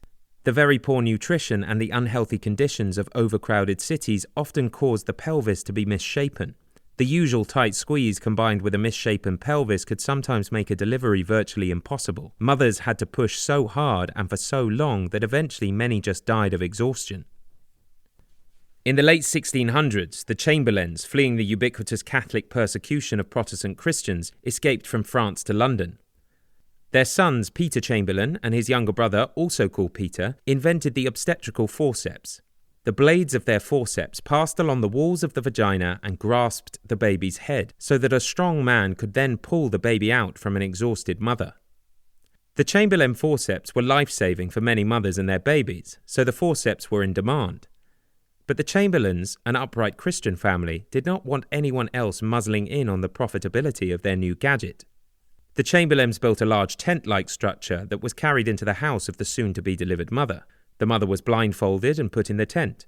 Various bells and whistles were sounded from inside the tent to distract the attention of anyone curious about what was happening inside. One of the brothers then extracted the baby.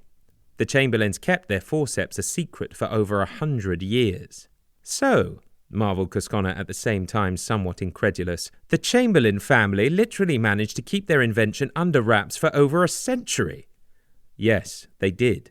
The pudenda, a Latin word meaning that of which one is ashamed, was the medical term for the human genitals. In the hands of enterprising obstetricians, the pudenda were profitable. Obstetricians dug away in them for all they were worth. But was it the female genitals or the obstetricians that ought to feel ashamed of themselves? Because the Chamberlains refused to allow their new discovery to be used by anyone else, many thousands of other mothers and babies still died the terrible death of an obstructed labour. So, Cosconna, you too get it. The secret of the Chamberlain forceps puts the problem of private medicine in a nutshell. When the purpose of medicine is to make money, the welfare of patients is conveniently ignored. And this adroit sort of medical profiteering is now not only rampant but dishonest as well. The Chamberlain family at least paid for the development of their clever forceps themselves. The present-day Chamberlains no longer do so. Governments pour masses of our tax money into various forms of medical research. But then, when useful discoveries are made, the scientists or their friends patent the discovery.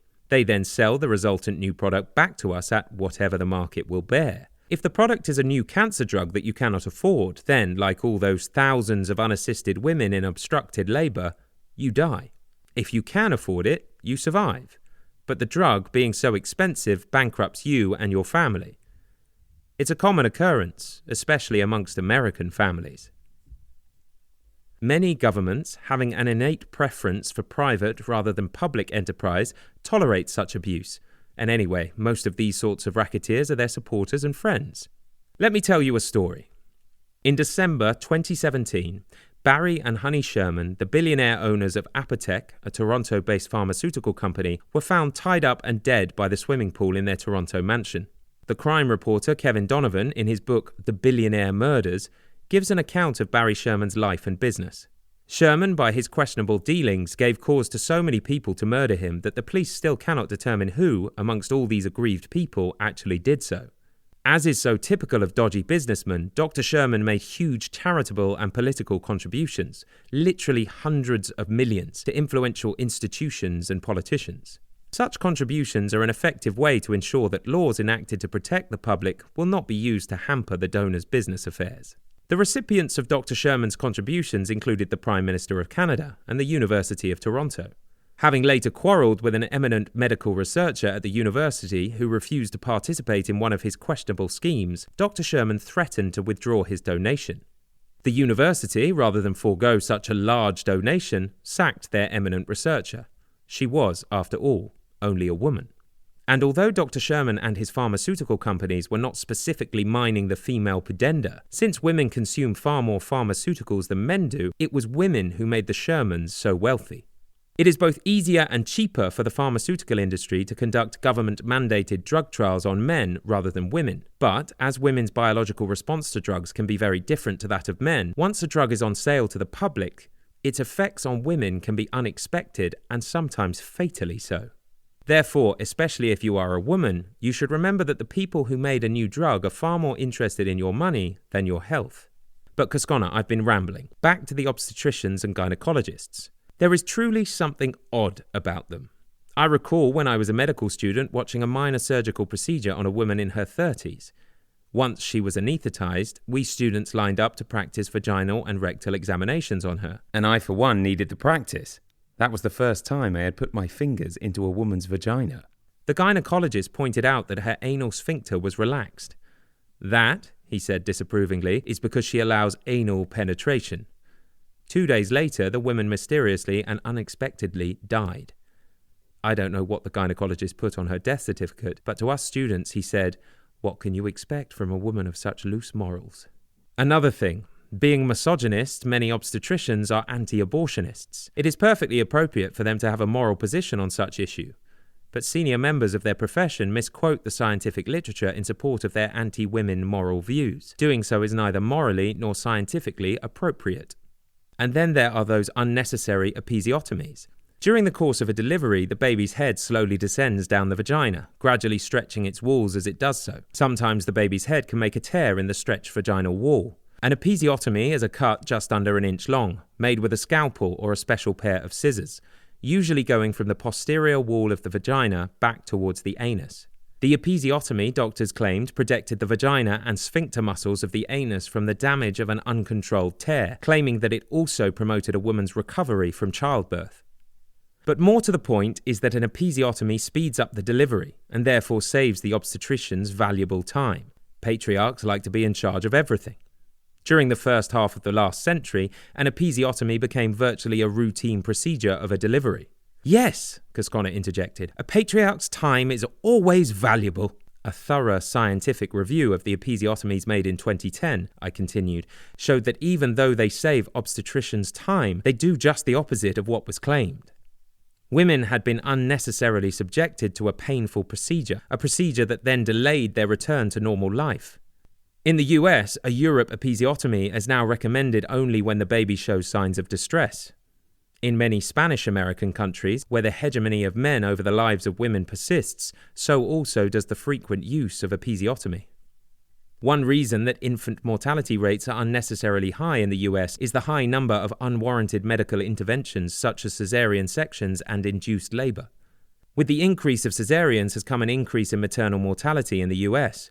Over 30% of Americans are now born in this way. American obstetricians make a fortune at the beginning of life by performing caesarean sections, most of which would be contraindicated by medical guidelines used elsewhere in the world.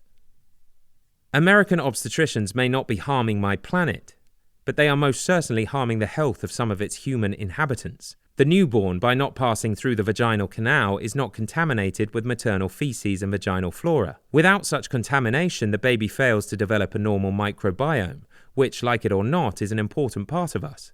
The absence of a normal functioning microbiome is now a suspected major cause of the prevalence of obesity in America. So, Cosconna, women have not been served well by their doctors. Many pregnant mothers, not surprisingly, now prefer their babies to be born with the help of women midwives. Midwife-assisted births are less hurried than medical deliveries, so tears are reduced and fewer episiotomies and forceps are needed. The numbers of midwife-attended births are fortunately on the rise in the US, having doubled in recent years, and in other developed countries the numbers are still greater. With midwives assisting in the birthing process, health outcomes for mother and child are improved, the cost of childbirth is lowered, and the mother's pleasure and comfort greatly increased. Midwives' success is yet one more example, if any more are needed, that when men actually allow women to do important jobs, or women insist on doing them, then the job gets done better, costs are lower, and happiness levels are higher. Gold mining of the human body takes place at the end of life too, I added. In keeping with the American way of dying, funeral directors persuade Americans to spend over $20 billion each year on their departure from this world. Yes, and in doing so, Cosconna complained, they unnecessarily poison my planet with toxic embalming fluid. And of course, she continued, on the journey between your birth and your death, there are countless entrepreneurs portraying themselves as the backbone of American society, planning to provide you with the things you don't need, things that in all probability will contribute to the demise of this wonderful planet. And who will attend its funeral?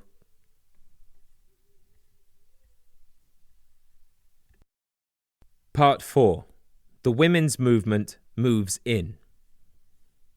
Chapter 18. Cosconna takes on the tycoons. The next time Cosconna and I talked, she appeared to me in her goddess role just as I was visiting the bank machine. She was even more impatient than ever that rich patriarchs were ruining her earth. She had envisioned a new way of life for us humans, a way of life that would both save her planet and secure our future. Cosconna may be a goddess, but there is enough human about her that she didn't want her plans thwarted. Gods and goddesses have always gotten angry, she started in, and I'm no exception.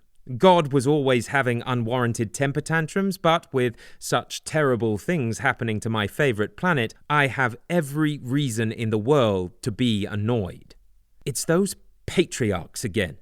When they are in charge, they grab everything good for themselves. When emperors and kings ran the world, they had all the power and most of the money. When the church ran the world, the hierarchy had all the power and most of the money. Now that capitalists run the world, they have all the power and most of the money. It's not very fair, and studies show that such inequality is not good for most of you humans, nor is it good for my planet. Early on, emperors and kings came to a mutually beneficial arrangement with the church. If the church supported them financially and otherwise, then the church would decree that kings and emperors ruled by divine right, which meant that anyone who opposed these state authorities was automatically defying God and would therefore go to hell. Which meant in turn that emperors and kings could treat their subjects extremely badly, but their subjects, fearful of eternal damnation, mostly did not complain. Capitalists now own God. And as gods do what their owners want, God finds all sorts of things wrong with socialism, which is a bit odd, since the tenets of socialism have much more in common with the teaching of Jesus than capitalism does. But, Andrew, you already know that God believes what his creators want him to believe. But why are so many CEOs, lawyers, accountants, financiers, doctors, media, and athletic stars so rich, earning such exorbitant amounts of money? Of course, some of the high earners are gifted. Some work long hours. Some have needed long and expensive training. Some have uncomfortable responsibilities, and others have short-lasting careers. Some of us are born wealthy, and some are crooks, and some of us cheat excessively on our tax returns. But many of the very wealthy and the big earners are no different from anybody else. Most of them probably enjoy their jobs, and I expect would be reluctant to give them up even if they earned less. Their jobs are almost certainly more congenial than cleaning toilets, and even toilet attendants are often pleased to be part of the working world. But some of our high earners are not just rich, they are exorbitantly rich. And when the gap between wealth and poverty becomes extreme, societies have lower happiness scores and function less well. That gap is now a chasm. And changing social customs worsen the income disparity. 50 years or so ago, young men, fearing the competition of bright and well-educated girls, tended to avoid them. But customs change. The social wheel has turned. Women are no longer just servants and breeding machines. As in distant hunter-food-gatherer times, women are once again an essential part of the family economy. For a man, it is again an advantage to pair with a competent woman. By what sociologists call assortative mating, people tend to pair with partners who have similar levels of education. And in these days of falling incomes, the doubling of a family's earnings allows many middle-class men to remain in the middle class, and may even allow some working-class men to move into the middle class. But assortative mating makes the wealthy even wealthier. Well-educated, high-earning women tend to marry well-educated, high-earning men, forming extremely wealthy couples. Such couples characteristically have small numbers of children, who eventually receive large legacies from their wealthy parents. Money makes money. The wealthy become wealthier, and it is difficult to prevent such financial disparity. Anyone who has played Monopoly knows this only too well. All goes well when everyone has a little money and lots of optimism. Once a player has hotels on Mayfair or Fifth Avenue if they are Americans, the game becomes tedious. The rich mop up. One bankruptcy follows another. Jeffrey Bezos certainly has a lot of hotels on Fifth Avenue. He is the owner of Amazon, with a net worth of $150 billion. At the same time, he is said to pay some of his workers so poorly that their families have to visit food banks to survive. Capitalism certainly generates wealth. Maybe capitalists are correct that the poor would be even poorer but for capitalism. And capitalism may well be the most efficient way to get minerals out of the ground and to manufacture goods both cheaply and in vast quantities. But despite its financial efficiency, capitalism is destroying and polluting my earth with its mines, its oil wells, and all that cheaply manufactured throwaway plastic. And despite the oft-expressed wonders of capitalism, life for ordinary citizens is not improving. If anything, it gets worse. As usual, Cosconna, it seems to me that you are dead right. When I was growing up in London, lots of families around us had 6 or more children. An ordinary working man, even without working overtime, could support his stay-at-home wife and his children. Now, 2 working parents struggle to raise even 1 or 2 children. Well, I am pleased about the 1 or 2 children, but I would like their parents to have enough free time to be with them. Yes, of course, parents should have free time, and that reduction in the ordinary working man's capacity to earn has occurred despite the fact that our modern world, with its money and time-saving devices, should have made the average worker much more productive. At the turn of the 20th century, almost 20% of working people were employed in food production. Now, only about 3% of the workforce is needed to produce enough food to feed us all.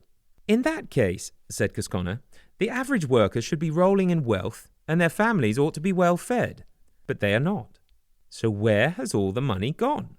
Looking around at your opulent society, clearly a lot of it has gone into the pockets of the already rich. So, when capitalists talk about the wonders of capitalism, do they mean the wonders for everyone, or just for themselves? It may be difficult for the non-expert to evaluate something as complex as an economic system, but there's one thing that should make a reasonable person suspect that other economic systems besides capitalism could be used to run your industrial societies. Systems that would be fairer for everyone and less harmful to my planet. And that is our blinkered view of the possibility vulnerabilities. Why does the US go to such enormous lengths to suppress information about other sorts of economies? Why do they sabotage any left-leaning regimes in South and Central America and other parts of the world? Why won't America allow its citizens to visit Cuba? Is it because American citizens might prefer the Cuban healthcare system to their own, which really only works for the wealthy?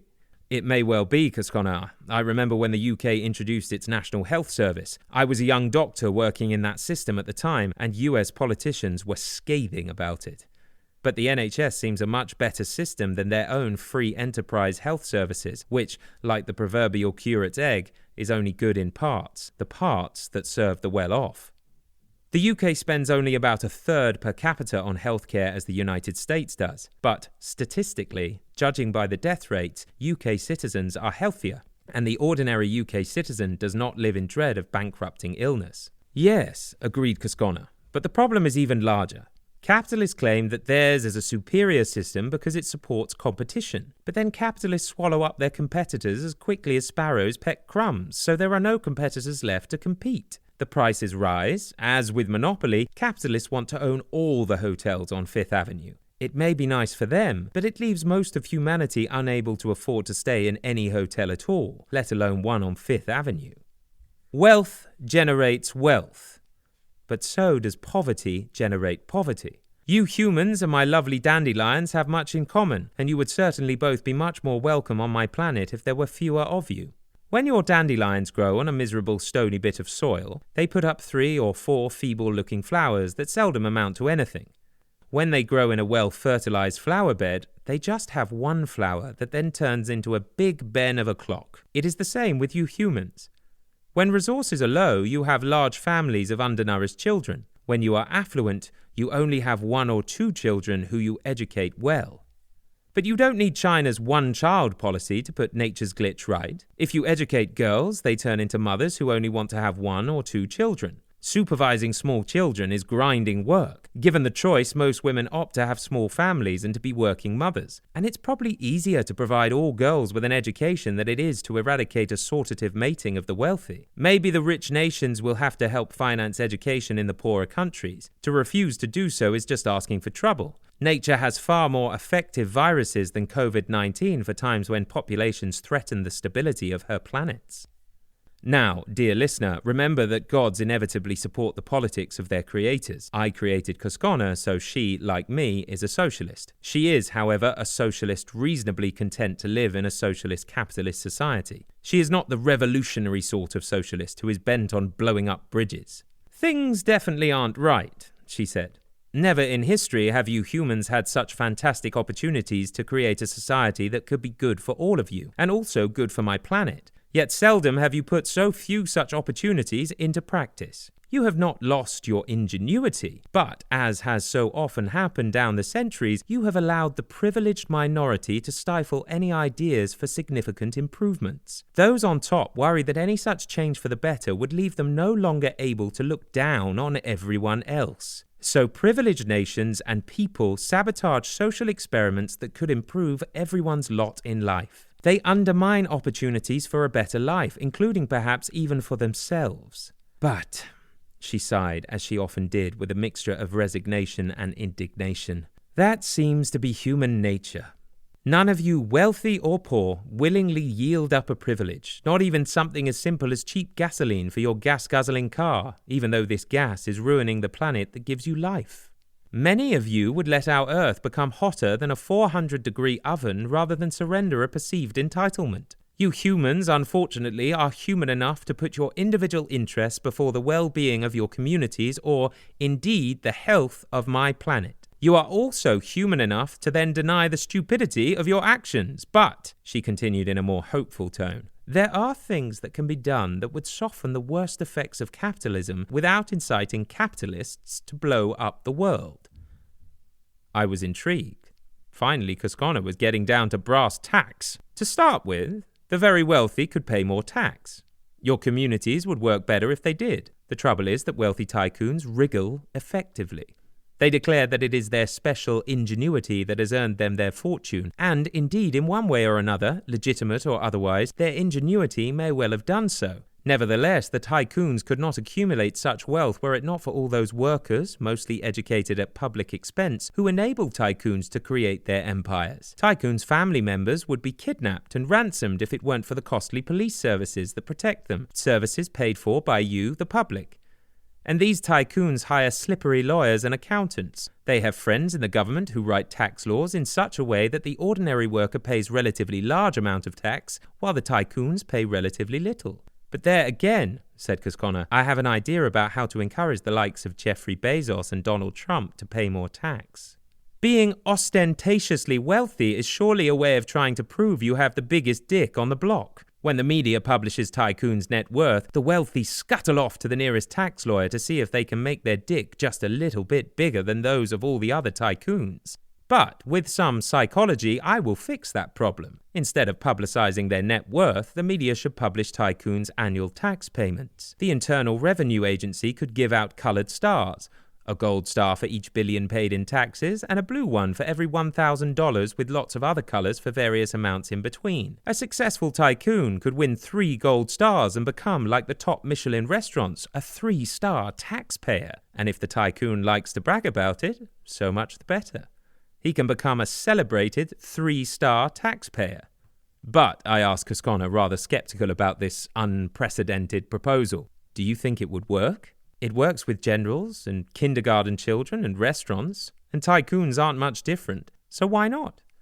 The rest of you may have to make do with some lesser stars, but even a blue star could give you a little glow of satisfaction for having made a useful contribution to your community. And with luck, the really wealthy will soon be paying much more in taxes, so the agency will be giving out lots more stars. There will be far fewer working poor seeking handouts from food banks.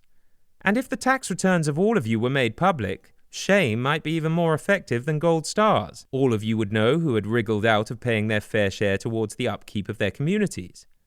Why does Mr. Moneybags pay less tax than Mr. Threadbare, when Mr. Threadbare cannot even afford to feed his children? With any luck, such questions will encourage Mr. Moneybags to do his civic duty. Mr. Moneybags might even get pleasure in being a significant taxpayer. And again, there would be far fewer working poor seeking handouts from food banks. And shouldn't a person's tax payment be a celebrated contribution that a person makes towards her or his community's upkeep, rather than just money they were not clever enough to get tax exempted?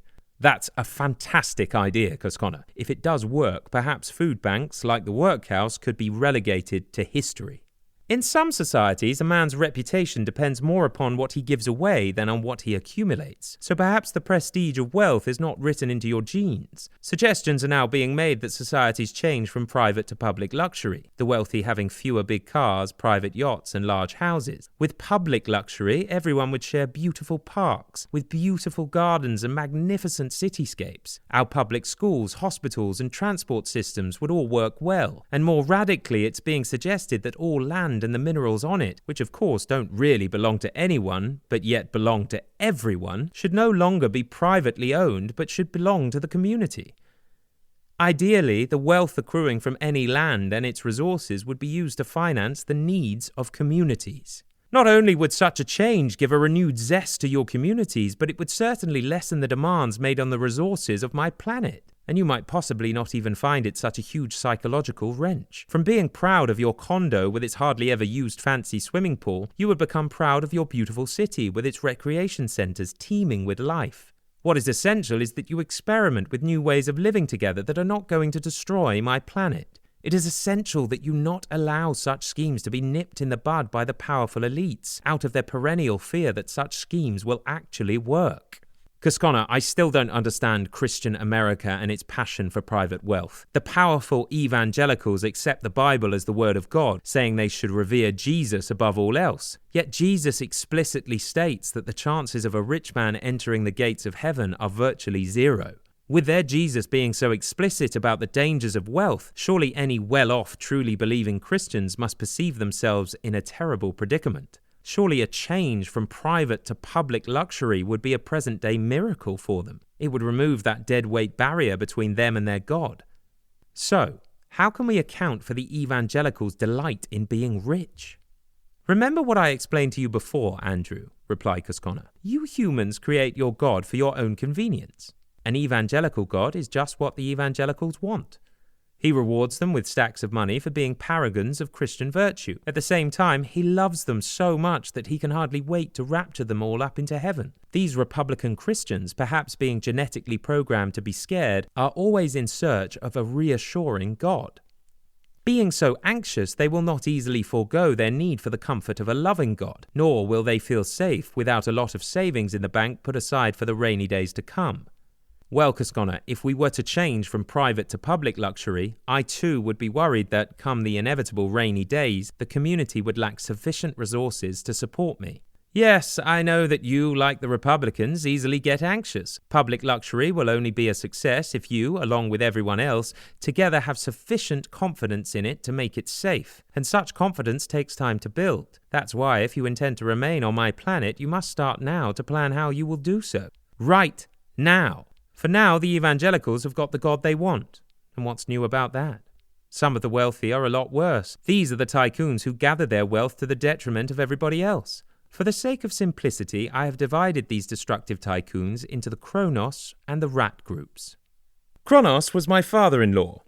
He was a curmudgeon, and I detested him. The problem with Kronos was that he ate his own children. Clearly not all of them, as my presence here attests, but he ate a great many of them. Kronos was greedy.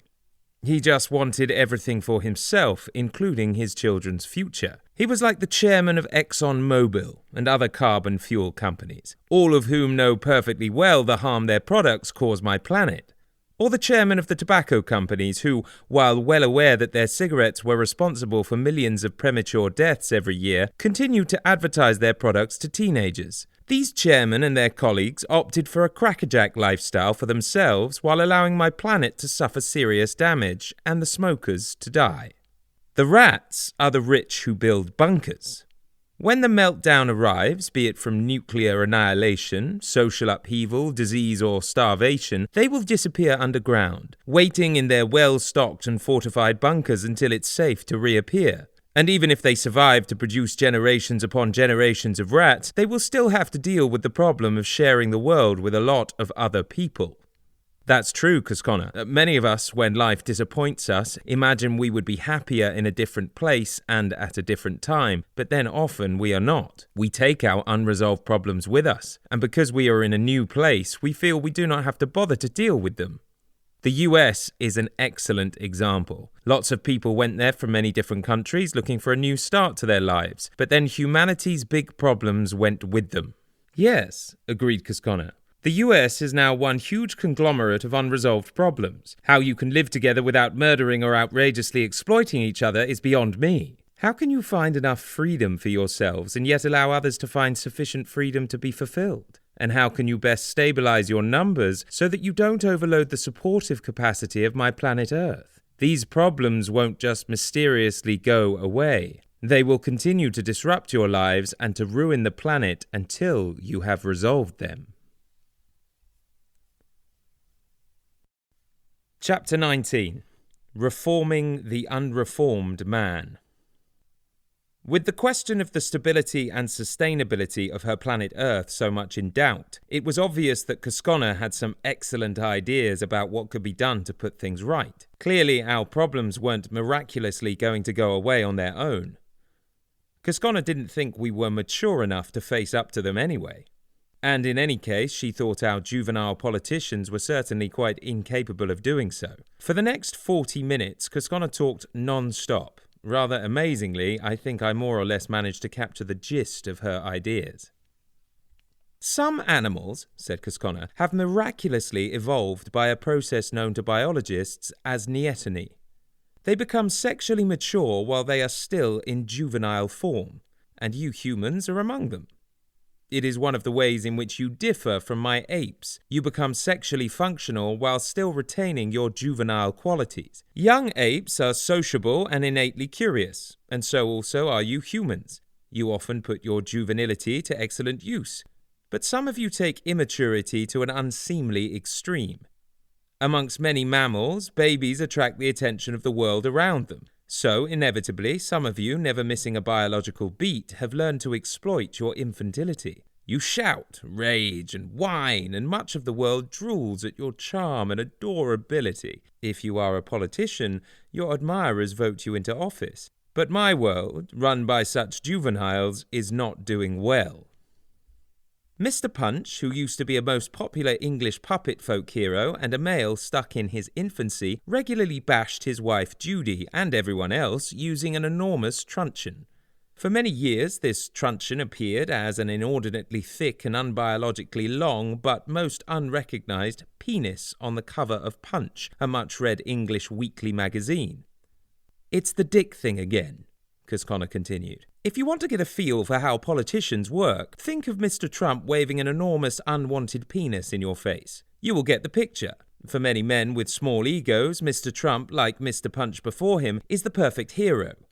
He is rude to everybody. He molests women. He doesn't hesitate to tell lies to anybody. It is the way many unreformed males would also like to behave. No wonder so many Americans voted for him." Politicians the world over like to feel they are the biggest dicks. The conflict between Jewish patriarchs, who claimed the Jews to be God's chosen people, and the Nazis claiming that Aryans were the master race, was essentially a testosterone-driven cockfight bound to end in disaster. Although the United States has enough bombs to destroy my planet several times over, whenever an opportunity comes along, US politicians add another few billion to the defense budget. "It makes them feel like the cat's whiskers," said Cosconna, "but it makes me tremble." Of course, in the end, it doesn't do politicians any good. Eventually, when they become too corrupt and inefficient, the army steps in and takes over. There is nothing the citizens can do except wonder which is worse, being governed by inefficient and corrupt politicians or by bullying and corrupt colonels. It happens all the time. Why shouldn't it happen to the United States, especially now that it is becoming a banana republic? And will it make any difference that the Democrats have impeached President Trump? And what if President Trump decides he is such a good president that he owes it to the American people to become their president for life? Oh, and then there's his son-in-law. What's his name? He'll need a job. So, Trump might say to himself, while I'm about it, it had better be a hereditary presidency. He's already suggested that one of his daughters would make a good president. But then again, she's a woman. And the army is all about male power. The moral compass, if they ever had one in the first place, is replaced by the dictate of obedience, with anarchy hovering somewhere in between. Every soldier snaps to the command of his seniors. The president is the head of the armed forces, so the soldiers will do just what Mr. Trump tells them to do, and all Mr. Trump's supporters will pull their guns out from under their mattresses. Trump said to himself, "So, like my good North Korean friend, I don't have to worry about elections anymore." Of course, Americans don't much like being in jail and tortured, but their president has already told them he approves of torture, so it is rather too late to do anything about it but submit to the pain. Quite a lot of Americans already knew the effects of torture from when they practiced it on prisoners in the various countries to which the United States sent its peacekeeping forces. Now these Americans really will get PTSD. Some golfing buddy had once told Mr. Trump about Napoleon, who decided to make himself emperor. As Napoleon thought no one sufficiently worthy to place the crown on his head, he did it himself. President Trump thought crowning himself was a good idea. He'd already ordered his crown. It was going to cost more than the wall, but due to his improved circumstances, he no longer had to worry about such paltry things. God, how Congress annoyed me! Congress were themselves annoyed with President Trump, but in order to gather more gravy for themselves and their friends, the politicians had sabotaged the various safety mechanisms designed to prevent power grabs. The safeguards had all disappeared. So, there was nothing that the Americans could do about it, and no one else wanted to help. Canada and Mexico were far too exasperated with the Americans for dismantling NAFTA to feel sorry for their foolish neighbor. Vladimir Putin was rubbing his hands in uncontainable delight. I knew that after I had installed that nincompoop things would go well, but this? Well, I never imagined anything like this. I must go to St. Basil's and light a candle. The UK was too Brexited out to be bothered, and in France, Macron was too busy avoiding the stings of the Yellow Jackets to care. All the Spanish-American countries, having had their democracies undermined by the United States for the last 100 years, were head over heels that the toffee-nosed bully had at last become one of them. In China, the National People's Council, in celebration of their good fortune, consumed so much shark fin soup that I got even more worried for my sharks. Angela Merkel almost stopped brooding about Germany's sudden testosterone-driven lurch to the right. The Vatican was so preoccupied with what I was up to that they didn't even notice the Trump coup. The rest of the world, glued to their TVs, thought it all much more entertaining than House of Cards. I knew that this too would pass, but meanwhile having to put up with Mr. Trump and his what's-his-name son-in-law was irksome. As so often happens to countries dealing with the problem of a self-imposed president, the work of government in the United States had come to a halt. But it did give some Americans time to think. Even prior to the Trump coup, America was sliding into a morass of non-functionality. Bernard Shaw once quipped that America was the only country in the world that had gone from barbarism to decadence without a period of civilization in between. But the decadence is arriving faster than most of us imagined. But does the United States really have to fizzle out of history? Cosconna asked after a short pause. US politicians seem to be running their country very close to irrelevancy. Of course, back in the times when Americans were so under the thumb of Mad King George III, they were right to create a democratic form of government. But this relatively new system of government didn't turn out to be the promised panacea. By changing to an elected form of government, countries have sometimes jumped from the frying pan into a very hot fire. They have had to put up with politicians. And politicians, since they are essentially self-selected, mostly have a strong sense of entitlement to rule. They are all big dicks in the making, and their electorates often pay a high price for having elected them to power. Kings and queens, since they were usually hereditary, were bad enough, but they usually turned out to be more like ordinary people. They don't have that burning desire to be leaders. Leaders who so often turn out to be toxic for the voters who chose them. Leaders who preen themselves at the community's expense, pick fights with other world leaders, and sometimes, once elected, refuse to go away. Having displayed again her uncanny understanding of recent events in the US, Cosconna turned to the past for a novel idea. She had not lived through many incarnations for nothing. But perhaps there is a way of both avoiding destructive politicians and at the same time making a democracy actually work, she continued. I saw it being used in ancient Athens. This Greek city was, of course, the birthplace of democracy. Ancient Greece, being outrageously patriarchal, only allowed men to participate in government. Even so, their system worked well, and if those pig-headed Greek men had allowed women to be involved in running their affairs of state, I rather doubt that Athens would have been destroyed in that disastrous war with the Spartans, a totally pointless war those cantankerous ancient Greek men insisted on fighting. Anyway, the Athenians used a random lottery to select a standing council of 500 adult men. These randomly chosen men then made all the important decisions about the running of their city-state. Perhaps, she then suggested, election by randomized choice may be just what you need to get out of the terrible political mess you've got yourselves into. Government authorities already have computerized information on all of you. They know your gender, even when you have decided to change it, your age, your level of income, and your location. Pollsters have shown again and again that it is only necessary to sample a minute fraction of a population to obtain remarkably accurate information as to what people at large think and want. So, in order to have a democratic form of government, if representatives of the people are appropriately selected from a smaller group, then the cumbersome, costly, and manipulatable procedure of having everybody vote is unnecessary. This is how randomized voting would work in these times. Americans would be divided into homogeneous groups of 1 million people. For instance, one group might consist of low-income rural males over the age of 65, another of high-income middle-aged urban women. In such a way, the population would then be divided until the whole nation is separated into homogeneous but genuinely representative groups.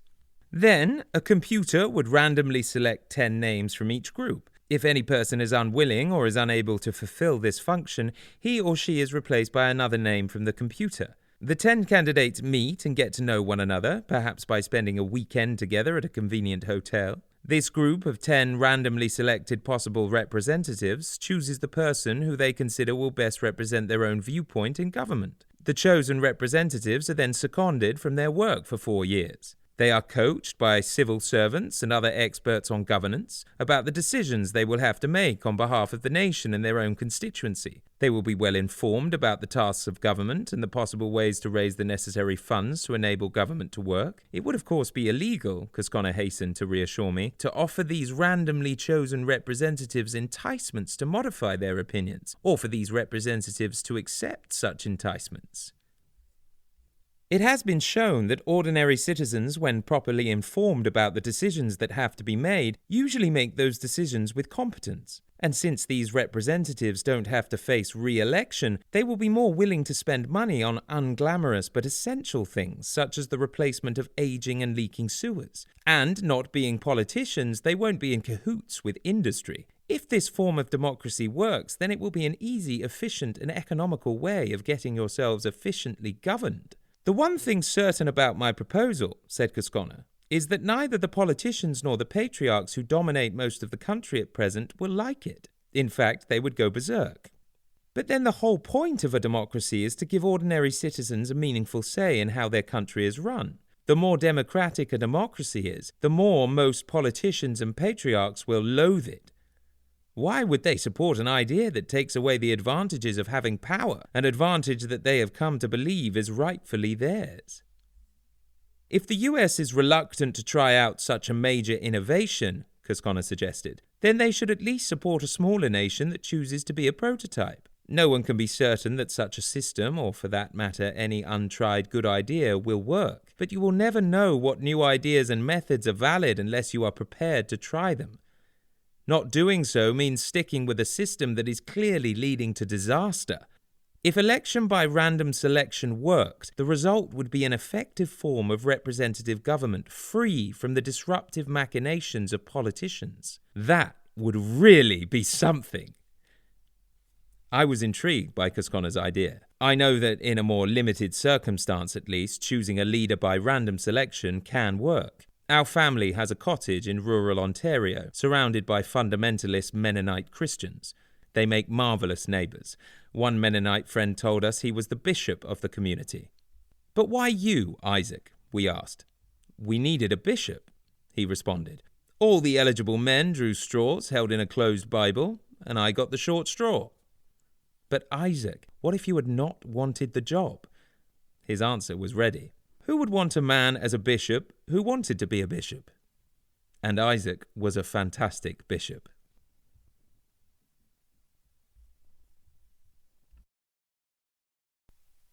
Chapter 20. Exploring the Human Mind. Looking west, past the edge of the world, Christopher Columbus wondered what, if anything, lay beyond.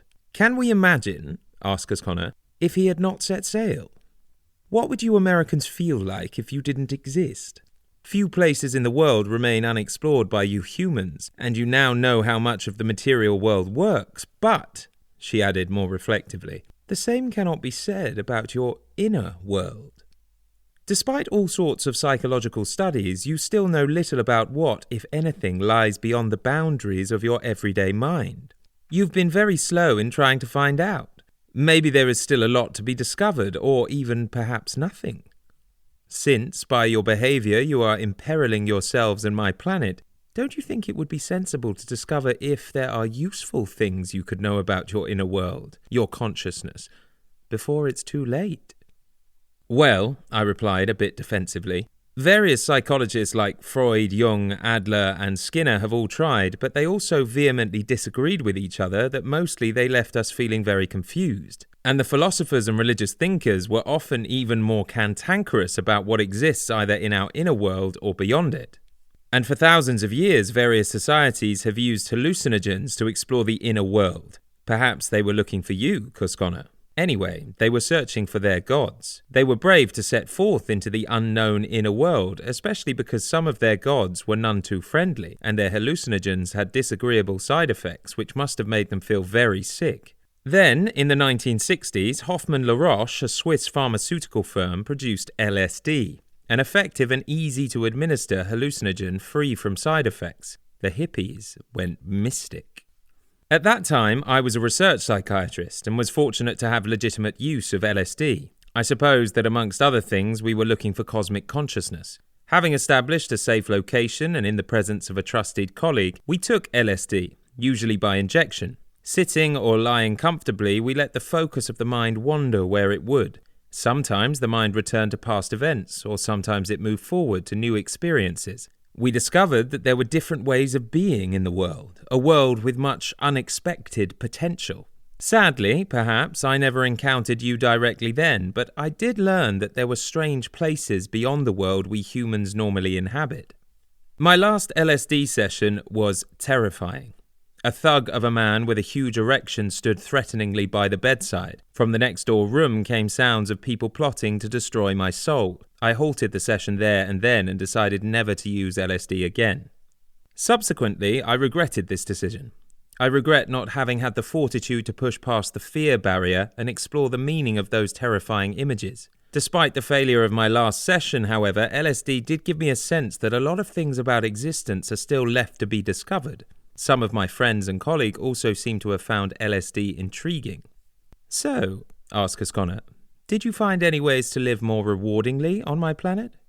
Perhaps it is a fault in our makeup, Cosconna, but it seems much easier to imagine a society gone awry than one that functions well. A dystopia is much easier to conjure up than a utopia. Most people know of Aldous Huxley's Brave New World, yet few have read The Island, Huxley's utopia published in 1962, a year before his death. The Island is a novel about a peaceful island community whose inhabitants use hallucinogens to keep in touch with their inner world. A foreign power, in search of oil and in league with an energy corporation, invades their island and destroys the community. Nevertheless, Huxley's book describes how a different world might work and how the present world, with its excess of corporate greed, most often does not. Shortly after I decided that LSD was too frightening to take again, countries in the Western world banned its use, even for research. LSD was not banned because it was a physically dangerous drug. Compared to other mind-altering substances such as alcohol, barbiturates and amphetamines, all widely used at the time, LSD was and remains an impressively safe drug. It seems that LSD was banned precisely because our patriarchal establishment was frightened by it. LSD is capable of generating profound ideas about the nature of life and our social arrangements. The establishment, already threatened at the time by the revolutionary objectives of communism, wanted to discourage any new ideas proposing social change. Over the last few years, restrictions on the use of LSD have been relaxed, and LSD studies are again underway. Perhaps these studies will include an examination of an individual's connection to cosmic consciousness. Our understanding of the world is changing so quickly. Within a generation, our knowledge of biology has been transformed. With the discovery of the double helix, we now know how DNA, the biological blueprint for our construction, is stored and how this information is transmitted to our children. But, I wondered aloud, is all human potential stored in our DNA, or are there other repositories of information about ourselves? You cannot be too sure, Cosconna responded. The headmaster of Eton once told the boys that with the departure of the soul at the moment of death, the body becomes measurably lighter.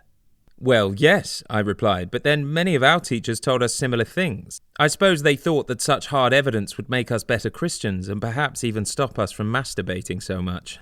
There cannot be many people who still believe that we have such a solid soul, but is there more to us than our mind and body? Our DNA links us to our fellow humans, but if Carl Jung is right and humans possess a collective unconscious, a repository of stories about loving and destructive parents, of gods and goddesses, of good and evil, of courage and cowardice, ideas shared by humans in cultures past and present, is this extensive fund of wisdom all stored in our strands of DNA? And did these strands inform Shakespeare how to write his sonnets? Our DNA instructs the embryo to create an eye which uses light to view the world around us. Does our DNA also instruct the embryo to create some mechanism as yet unascertained to use the inner light to perceive the non-material world? Can we, through all that empty but not empty space, make contact with a repository of universal wisdom? Does our biology connect us to something beyond ourselves?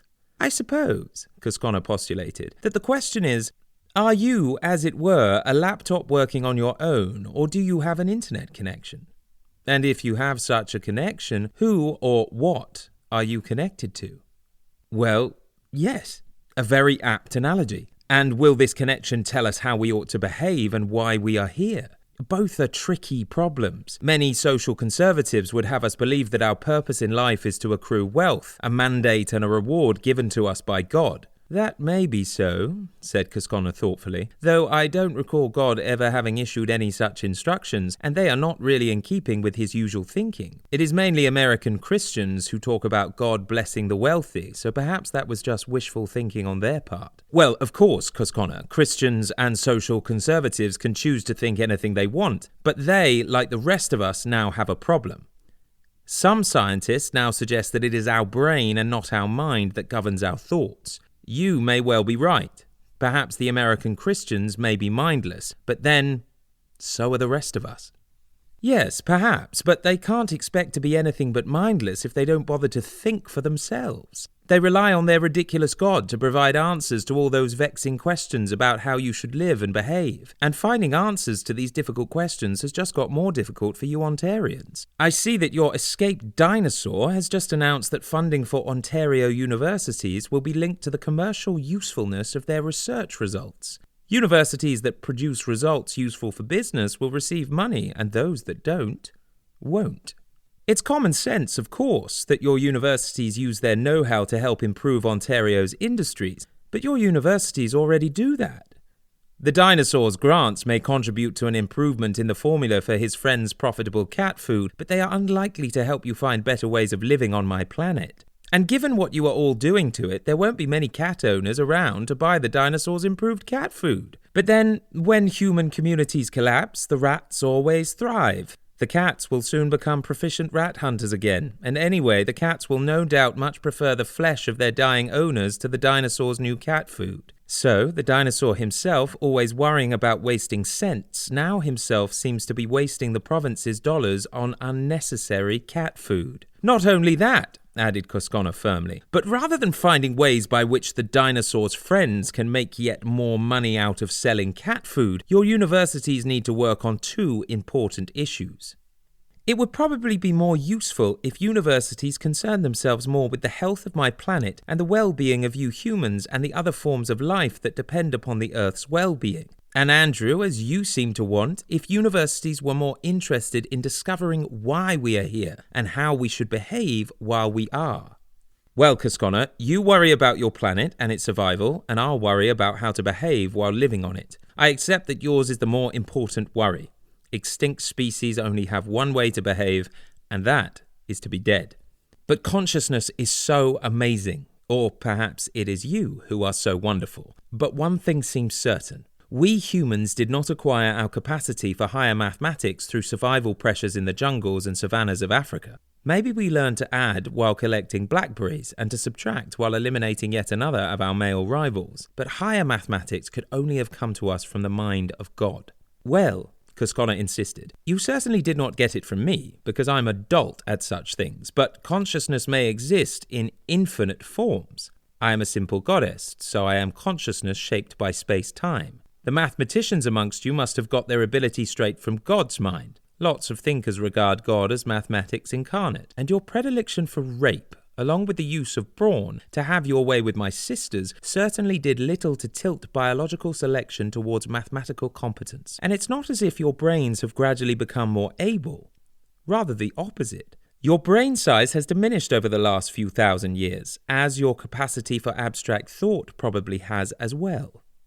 And while I'm on the subject of your big brain, there's something more that I ought to tell you. You didn't really need your big brain for survival. The smaller and less energy-demanding brains of your fellow primates seem to have been working perfectly well. Your big brains are like the peacock's splendid tail. Of course, it was not the big brain itself that mattered to the female, but the things that a man with a big brain could do. Besides the effects of straightforward competition for survival, Darwin himself promoted the idea that sexual selection also played an important role in evolution. The peacock's tail is just one of many examples of such sexual selection. There were also Darwin's beloved songbirds. Darwin believed that songbirds evolved an ability to sing as part of a courtship ritual. The male bird that sang the most beautifully got to mate. Darwin thought the same had happened in humans, except that you humans also learned to talk and make music as well. Parenthood for a male may be no more than a short but pleasurable copulation, but for the female parenthood entails much more. For a woman, even the possibility of losing her life. Until recently, childbirth was the #1 cause of death in young women, and parenthood for the human mother demands years of maternal caregiving.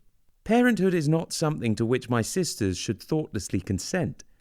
A love-stricken human male had to make a very good case for being accepted as a woman's mate.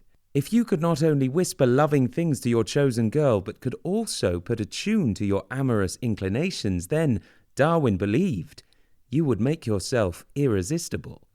Genes for a big brain were therefore favoured. But Andrew, as you must certainly know by now, men may say they love competition because it is power that makes the world go round. But at the same time, competition is something most men struggle desperately to avoid. Whether it be in sports or in business, men rig the results. The idea that their forefathers had been forced to suffer the humiliation of being selected by a woman was intolerable. Darwin's patriarchal colleagues would have none of it. They believed they were in this world not through the mere whim of a woman, but because their forefathers had been man enough to fight off the competition. The man, rather than the woman, must have done the choosing. It was the survival of the fittest. The strongest men, always seen as white, who battled with other men for the possession of a female. The very strongest man, they claimed, won out. In fact, once you stopped being hunter-gatherers, that was probably true. By using your positions of power, by bullying and by rape, agricultural man forced himself upon the woman he fancied, whether or not she wanted him. Looking around the world today, it seems that nature mostly favours the genes for male bullying behaviour. And although most of Darwin's supporters were devout atheists, they still, it appears, continue to believe they had been created in the image of God. Only in the last couple of decades have some biologists been open to the possibility that their distant female ancestors may have had some say in who their male progeny were to be, and therefore some say in the kind of person you men happen to be. Recently acquired characteristics such as the use of a big brain are biologically unstable and can be quickly lost. Once the genes for brawn rather than brain were favoured for survival, the intrinsic capability of your brain has diminished. For my sisters, it has been downhill ever since. Your success with technology somewhat disguises this hitch in the evolution of the human brain. Both for you humans and for my planet, it probably works better when my sisters do the choosing, rather than having you men clash it out with your horns. The worms have turned, Cosconna continued in a more hopeful tone. My sisters will now have a say in how the world will work. You, along with my planet Earth and all the amazing creatures that live on it, will have a happier future.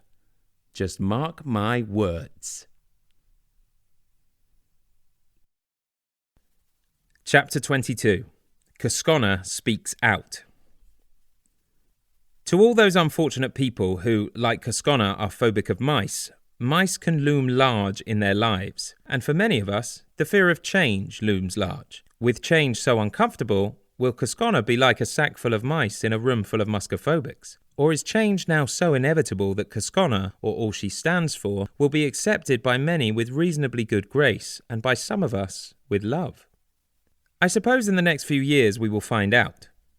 Anyway, Cosconna had some suggestions as to how we might both save ourselves and her planet. The only thing that is certain is that we must try out new ways of living our lives. In the past, she started off, when humans worshipped gods and goddesses, people liked goddesses. But as I've told you, when men began to lord it over their womenfolk down on Earth, the gods started to do the same to us. Before long, they had pushed us goddesses out of heaven. But now, women are having a comeback on Earth, and I propose to do the same in heaven. You will see. With a goddess around, heaven and earth will both be much nicer places.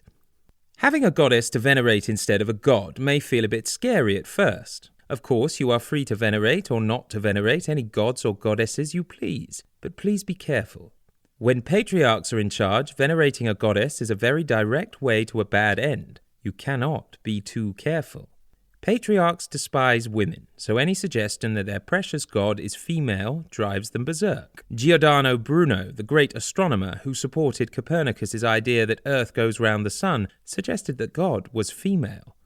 To suggest that our earth goes around the sun was one thing, but to suggest that God was a woman was quite another. Off to the bonfire he went.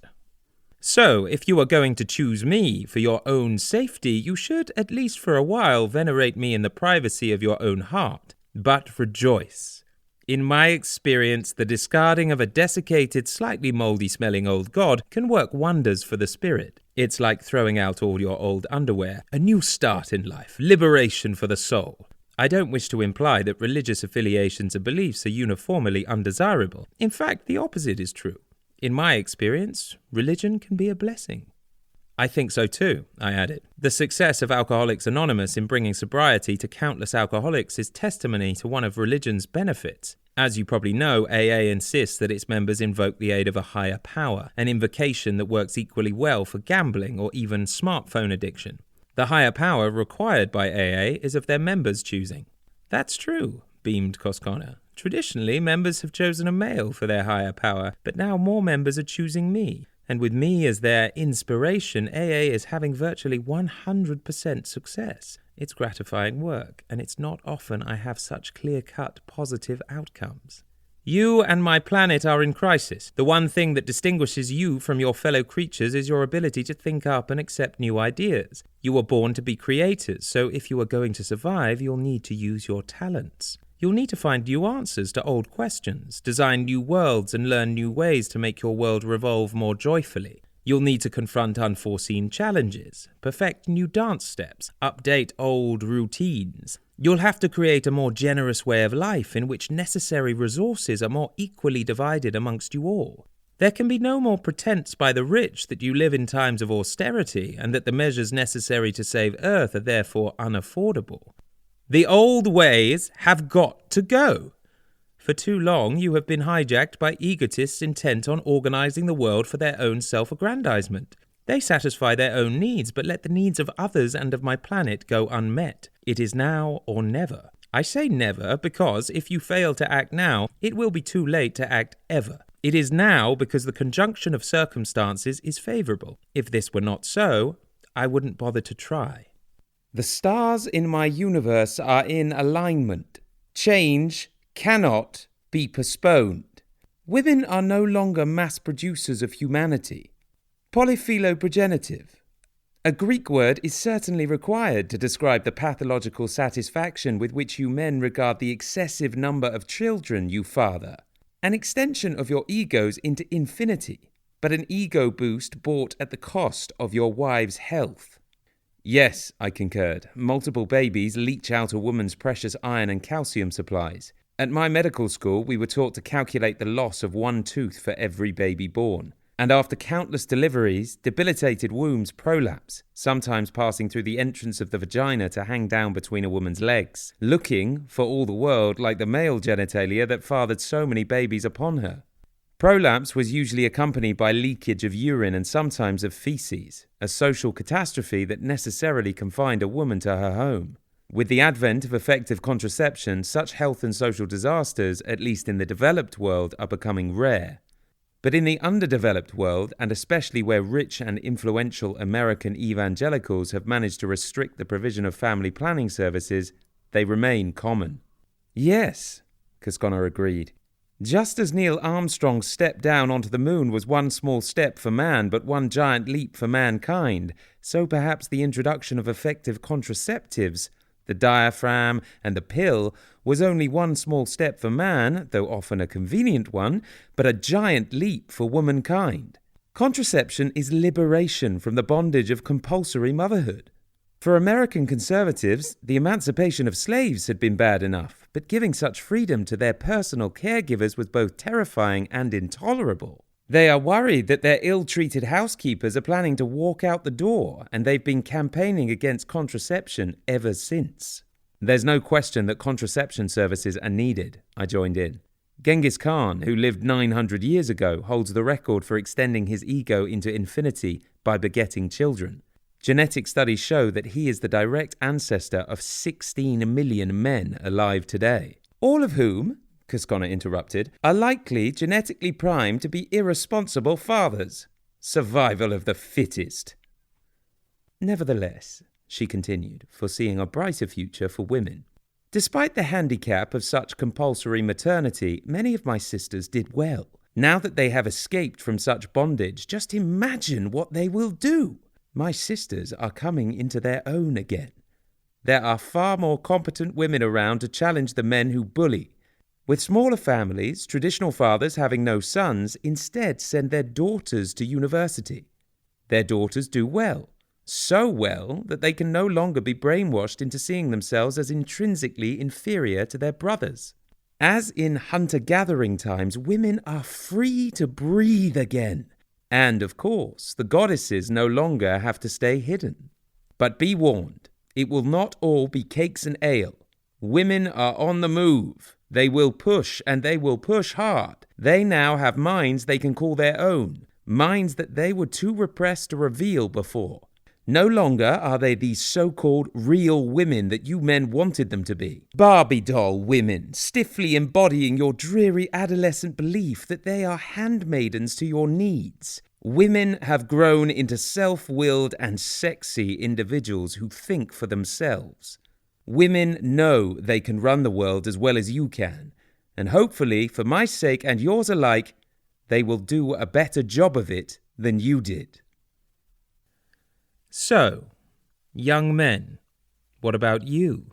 You who are no longer patriarchs in the making.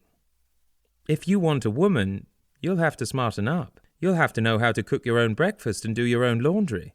Having ruined your heads and your backs with concussions and collisions, and with your dreary obsession with sports and war, why would any woman want you anyway? And having joined the army to kill a few Muslims, at a safe distance of course, and now being out of the army with PTSD, being useless around the house and in bed too, and having pickled your brains by getting drunk every night with your friends, and now that you shake in the mornings, why would we want you? And now that you have no skills but controlling the ball and knowing the names of lots of beers, why would women want you? Why would women want to complicate their newly organized and enjoyable lives? Women are no longer rollovers, and they know what they want.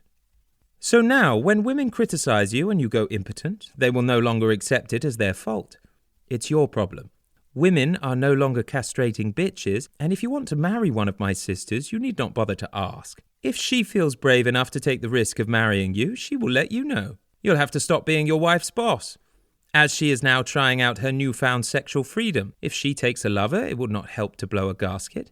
Even if another man takes a slice of your cake, if you are being a good partner, you'll probably still get a good share of it, and perhaps a little humiliation need not really be so hard to bear.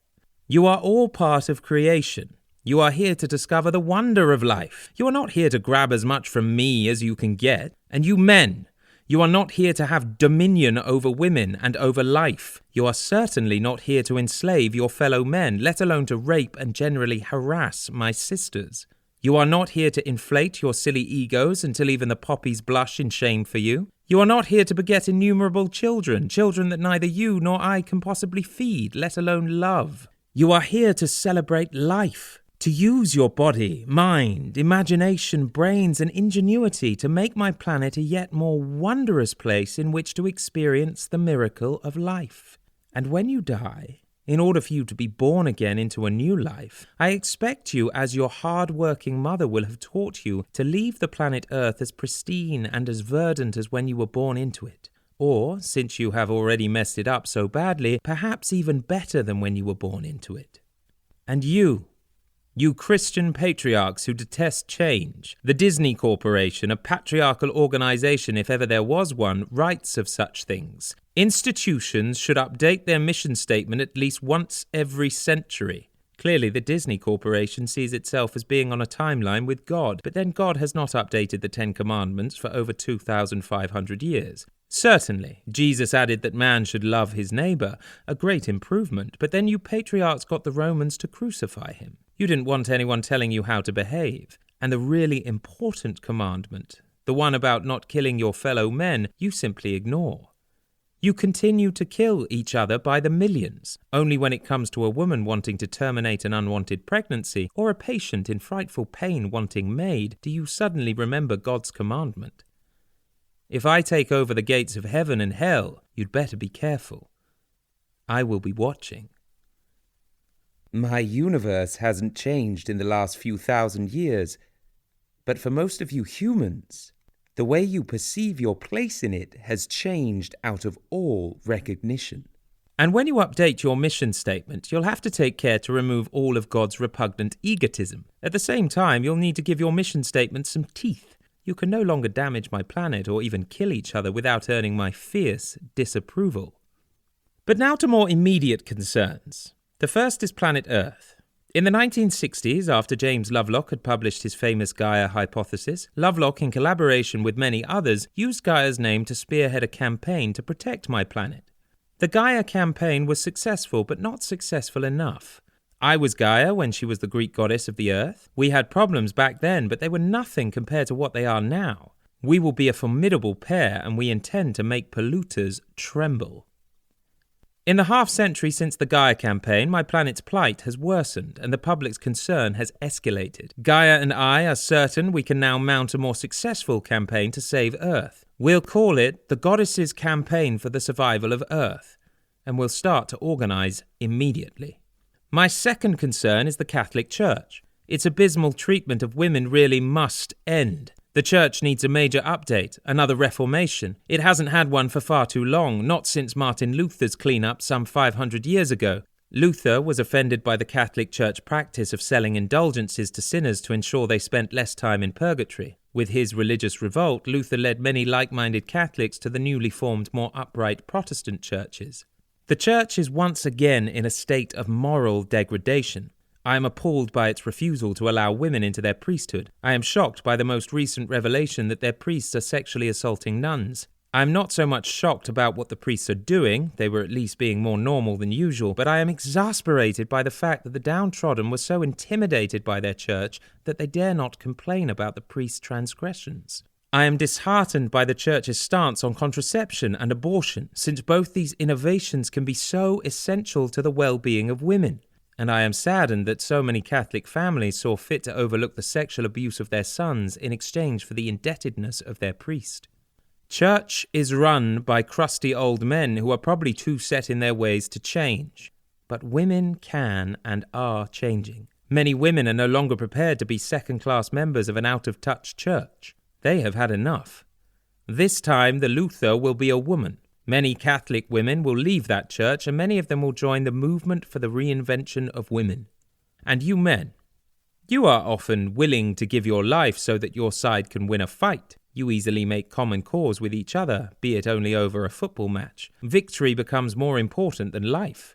You certainly do not lack courage, but your fights are destroying my planet.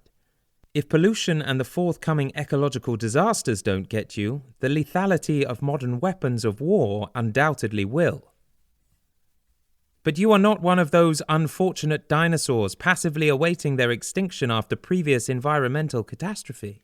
As your goddess, I expect you to save yourselves. You will also have to change the way you live. You men can no longer live the big lie. You can no longer pretend you are superior to women when it is patently obvious that you are not. The gender war is over. You men must accept defeat. You may not like it, but if you want your world to survive, realistically, you have no choice. And one more thing worries me greatly, Cosconna remembered. How will you competitive humans cope when you discover there are other forms of life in the universe more intelligent and more capable than you? It was bad enough when Darwin reported your link with the apes. Will some of you, like fundamentalists did with evolution, cause terrible social disruption by refusing to believe there are other intelligent life forms? As in the past when you discovered new lands with strange people, will you want to capture them as slaves? Will you want to steal their possessions? I have been hesitant to tell you about those other life forms. In fact, I warned your closest neighbors in the universe not to communicate with you. But you have become so technologically proficient that any day now you will discover their presence yourselves, and in some way you must have already suspected the truth. With so many billions of planets all capable of supporting life, you must have realized that other intelligent beings almost certainly exist, and some, having been around much longer than you, will inevitably be your superiors in intelligence and in other ways as well. So when you no longer can see yourselves as the brightest and best in my universe, how will you live with yourselves? Jellyfish have learned to do so. Perhaps as your new goddess, I can help you be more like that humble, self-accepting jellyfish. Once you have normalized yourselves, perhaps you'll be able to live in peace with your fellow humans. Oh my. I have really dished it out on you. But, to quote one of the nicer of the male divinities, the truth will set you free. Goodness, it's getting late. I must go. It is well past God's supper time, and God has never learned to even boil a kettle for himself.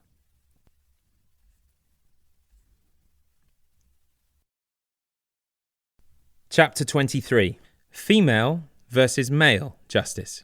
Feeling sad that our world was in such disarray, and knowing that Cosconna had helped addicts who were in such a mess that they could not get out of it on their own, I asked Cosconna if she would do the same for us. "If I do," she replied, "there will be noise. Lots of noise, and more noise." And indeed there was. The fossil fuel industry lobbied, the establishment had apoplexy, the churches pontificated, the media condemned.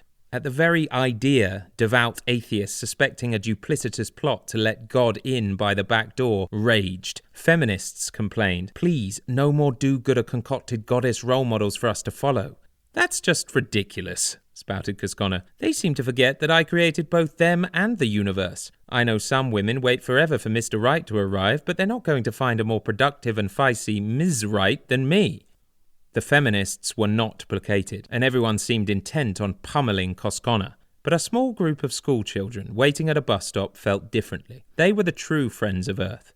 They loved Cosconna, and from that moment onward, so did I.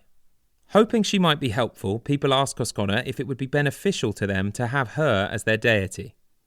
"Having a god is a bit tricky," she replied. "Certainly, it can be useful in all sorts of ways. It can be like having a pet dog. Not a loving dog, of course, like a toy poodle, but a vicious, horrible Rottweiler. You can set him on anyone you dislike, and because the courts and the authorities are fuzzy-headed about religion, they probably won't even hold you responsible for the near-lethal injuries your cantankerous god will have inflicted on the people who were annoying you. And of course your God will support all your prejudices. He will, if you want, forbid you to have your children vaccinated, or demand that women don't drive cars. Yes, like any god you create, I could be useful. And as I was once the goddess of war, I know how to fight. So if you are feeling belligerent, I suppose I could be useful, though I don't really enjoy fighting any longer.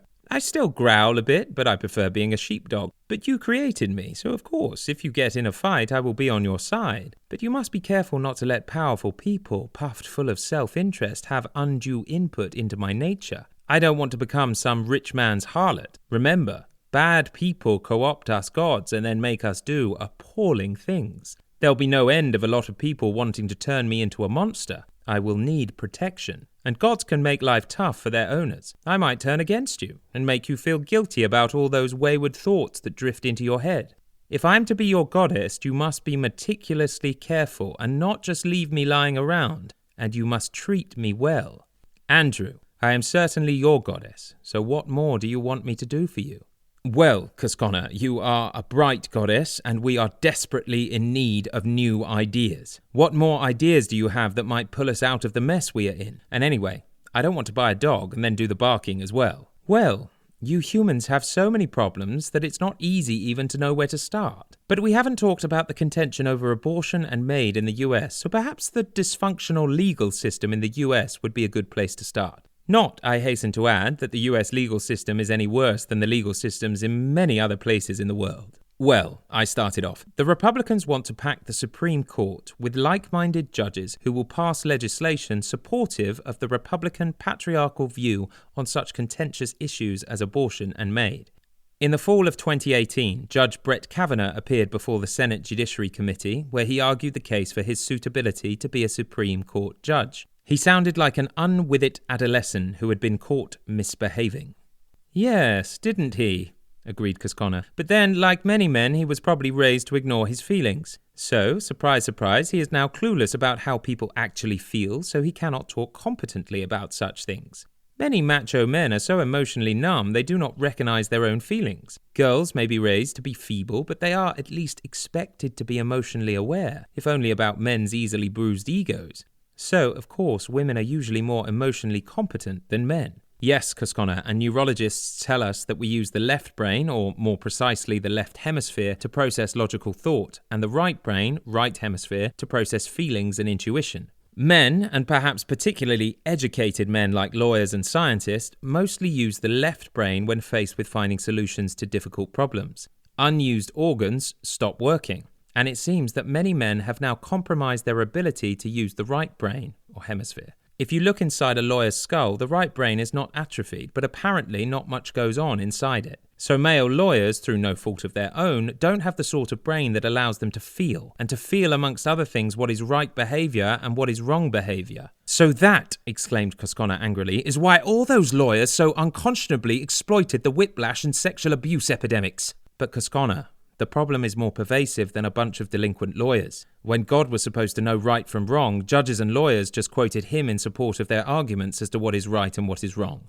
God is out of fashion, and what he thinks carries little weight. My friend Voltaire, added Cosconna, certainly knew how important God was to the legal profession. He said, if God did not exist, it would be necessary to invent him. But I don't suppose that sort of know-it-all God is even inventable now. So male lawyers and judges are on their own.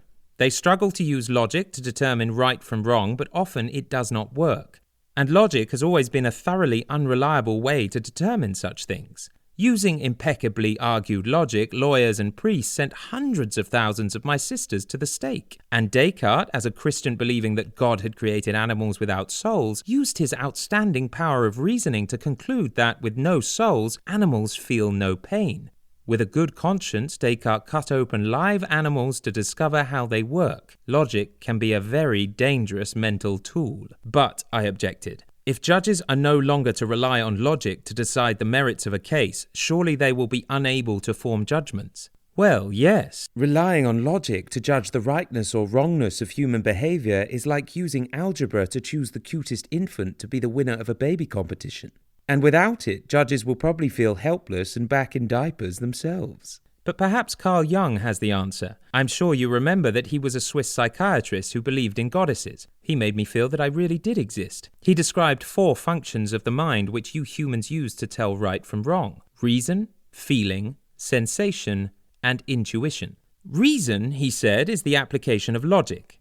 But if we use reason alone, common sense just flies out the window. So relying on reason alone creates big problems. But then, as Jung points out, you humans have 3 other ways of determining truth. Feeling is the mental function by which you humans, amongst other things, become aware of the sentient existence of other beings. Sensation is the ability to see things as they really are, and intuition gives you humans the ability, as Jung puts it, to see around corners. If Descartes had used any of the 3 mental functions other than reason, he would have known that cutting up living animals is wrong. But then, I continued, Descartes, like the Judge Kavanaghs of this world, represented a nearly 3,000-year tradition of male thought, a tradition that started in ancient Greece. The Greek patriarchs, being contemptuous of women, were also contemptuous of the way in which women tended to judge the world with feeling and intuition. The Greek patriarchs gave preference to reason. Their philosophers delighted in using mathematics and logic to deduce how the world works and how it ought to work. It's true, continued Cosconna. Many men use reason to understand the world, while many of my sisters are more comfortable using their feelings and intuition. The Greek patriarchs, despising both women's bodies and women's minds, removed legitimacy from the feeling and intuitive ways of judging the world. And that, in the Western world at least, is how such things have remained. And of course, reason can be objectified and even scientifically verified. Feelings, in contrast, are a subjective part of our humanity. Feelings can only be verified by a human being. By removing, or perhaps rather by pretending to have removed feelings from the judicial process, you humans have dehumanized the law. Over 1 million black Americans are behind bars because white judges don't like black people. It is not that the law manages to exclude feelings from the judicial process. It is just unaware of how unacknowledged feelings influence its decisions. Judges are, after all, almost all male. Can the Judge Kavanaghs of the world have any idea what a woman feels when she is pregnant with an unwanted child? Being patriarchs, the Judge Kavanaghs will say that women's feelings are irrelevant. What matters to them is that if the courts were to permit an abortion, they would be usurping God's prerogative to make such life and death decisions. Of course, the Judge Kavanaghs are themselves making life and death decisions, but as they are used to seeing themselves as God, they can see nothing wrong in that. But somehow, since your patriarchs had difficulties with feeling and intuition, you decided to acknowledge only the legitimacy of reason. Women, being in touch with their feelings, use them to know, in human terms, what is right and what is wrong. Yes, I added, like the popular media star Judge Judy. She feels how people ought to behave, and she usually seems to settle her cases both quickly and fairly. She is often rather ditzy, and of course, being human, she can be wrong. But at least her judgments don't take months to make, and they don't carry the weight of centuries of patriarchal incompetence and protocol, a sure way of ossifying society's approach to ever-changing problems. And perhaps, Cosconna continued, the other consideration about Judge Kavanagh's appointment should not be what he did or did not do with his penis when he was a young man, but the fact that he has a penis at all. Yes, Cosconna, even in terms of numbers alone, it does not seem fair. Male-producing sperm carry fewer genes in their head than female-producing sperm, so having smaller heads, they swim faster and fertilize the ovum more frequently. Hence, more boys than girls are born into the world. Defective, trouble-causing, competitive tadpoles, whispered Cosconna under her breath. But then, I carried on. Because men live such reckless lives and drink too much, they die at a faster rate than women do. In the end, Cosconna, more women than men are living on your planet. Well, in that case, said Cosconna, thumping the table with her wrist, if there are more women than men alive, as my sisters are more competent at managing human affairs than men are, why are the courts still appointing more Kavanaghs anyway? The answer is easy. They are being appointed because men, seeing themselves as ordained by God to run the world, make such appointments. And too many of your sisters, still caught up in the delusion that powerful patriarchs are necessary for the world's survival, continue to vote for the sort of politicians who support the Judge Kavanaghs. It is said, replied Cosconna, that voters get what they deserve. Perhaps those of my sisters who vote in that way deserve the Weinsteins and the Kavanaghs, and maybe even a few more of them as well. But my planet and all the fantastic creatures on it don't deserve to be contemned just because some women are choosing to be as incompetent as men. The situation could be reversed. Since women, with their superior innate capacity and common sense, are clearly born to be judges, most judges will be women. It is, of course, important that we be perceived as a modern society free of gender discrimination, but being mindful that men are behaviourally challenged and that the successful functioning of our court system is essential for the well-being of our communities, we will take care that the gender compromised are appointed only in manageable numbers. You see, Andrew, we could be just as competent in the protection of society as you are, so why do men fuss so much about us? Perhaps it takes a male mind to understand such things. Chapter 24. God Gets Woke. The sky was overcast. As on earth, so it is in heaven. Gods and humans aren't all that different. God and the goddesses were arguing. You're so pig-headed! You never listen to the scientists just because you think you're smarter than they are. And on principle, you never listen to me anyway. You won't get away with it anymore. Cosconna was among them. She had just heard that the US Republicans had cut funding to the Environment Protection Agency. Normally, she said, I would be going crazy. But this time I am overjoyed. The agency let slip through a toxic new pesticide. Unfortunately, it's quite good at killing bugs. But it's wonderful at killing sperm and at shrinking dicks. The EPA, with its reduced budget, lacked the funds to investigate the pesticide's possible toxic effects on humans. Soon, those fundamentalists will beaver away with their little dicks in their efforts to go forth and multiply, but without overcrowding my planet. God had a panic attack. How will I be able to fill my choirs? He asked himself. Their singing is the only thing that keeps me going. I must act. Well, chimpanzees are not all that different from Neanderthals, and with their lesser intelligence, the hybrids won't be clever enough to write any more books on the mind of God. Those Twitter-bug humans act as if they know more about my mind than I do. They are so presumptuous. Then God spoke. Let mankind use chimpanzee spermatozoa to go forth and multiply. The humans were perplexed, but they often did not understand theological matters, so they paid little heed to God's announcement. The fundamentalists thought it was God's blessing. They were going to have hair on top of their heads, and women would want them despite their little dicks. But Cosconna, who happened to be flipping through the updates to the Holy Book, couldn't help but hear God's pronouncement. She rushed up to God. "I am not having it!" she exclaimed. "Those chimpies are much nicer than humans. Besides, the humans have nearly done them in with all their ghastly transplant experiments. Anyway, it's only in the US that sperm counts have gone down and penises have got smaller. And if Americans start spending money again on environmental protection, their sperm counts will rise, though it may take a while longer for their dicks to return to normal size. But I don't mind that. The Yankees need taking down a notch or two anyway. And if worse comes to worse and those Yankees die out, so what? After the way they've been behaving, nobody is going to worry much, and you won't have to cringe anymore at their religious babble." God was a bit in awe of Cosconna and frankly somewhat frightened, so he did what she told him. "Let man not use chimpanzee spermatozoa to go forth and multiply." When Cosconna heard God rescind his earlier pronouncement, she was relieved for her chimpies. She need not have worried. All the chimpanzees had run away to the jungle to hide. At that moment, God decided he'd better tell Cosconna something he'd been concerned about for some time. "Hi, Cosconna," he said to her a little shyly. "May I have a word with you? I have to tell you I cannot run the universe anymore. My doctor says I've got chronic fatigue. I know you and I haven't got on well since I pushed you off your throne and you refused to sleep with me anymore. But at that time, Roman legions were marching all over the known world. Julius Caesar had just slaughtered 100,000 men, women, and children in one afternoon. The world was not a safe place for a goddess to hold power. I used to love the blood and gore and all those young Christians in the Colosseum being ripped apart by lions and hacked to pieces by gladiators. And some of the Christians were praying to suffer yet more pain so they would get to heaven more quickly. Rushing them off to heaven was exhilarating at that time. But now, Cosconna, I am overwhelmed by all this modern stuff. At first I got enthusiastic about global capitalism, but then capitalism made more problems than it solved. I no longer know where, if anywhere, I am taking the world.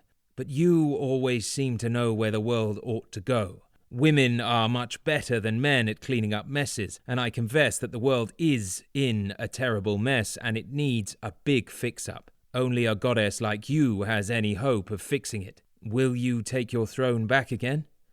My followers will likely give you trouble. They are particularly devout when it comes to not liking change. They think my words are written in stone, but they'll just have to think again.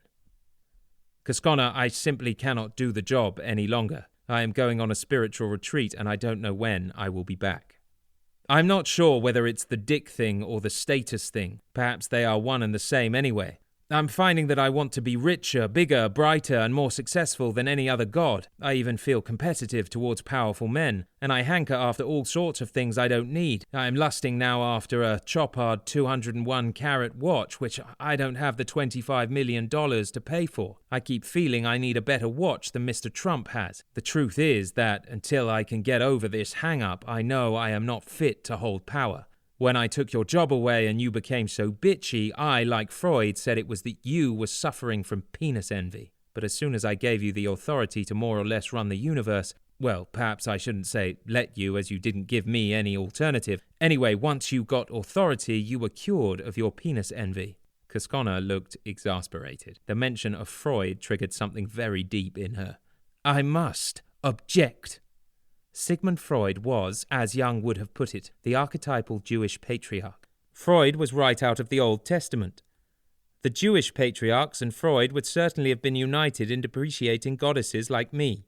The Jewish patriarchs maintained that without their one and only God, the Jewish community would disintegrate. And Freud said religion was a destructive collective neurosis and that there was no place for gods and goddesses in a well-functioning modern society. Oddly, though, many of Freud's disciples and patients thought he was God.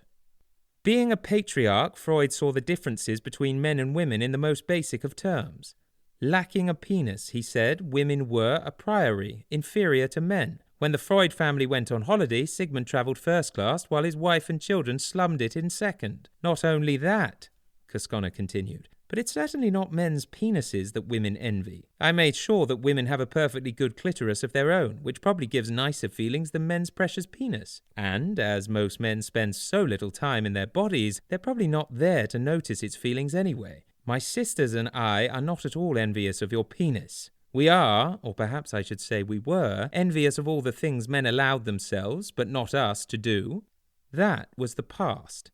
Now, women are starting to do as they please, just as men do. The difference is that we women don't bully and kill so many people while we're doing what we want to do.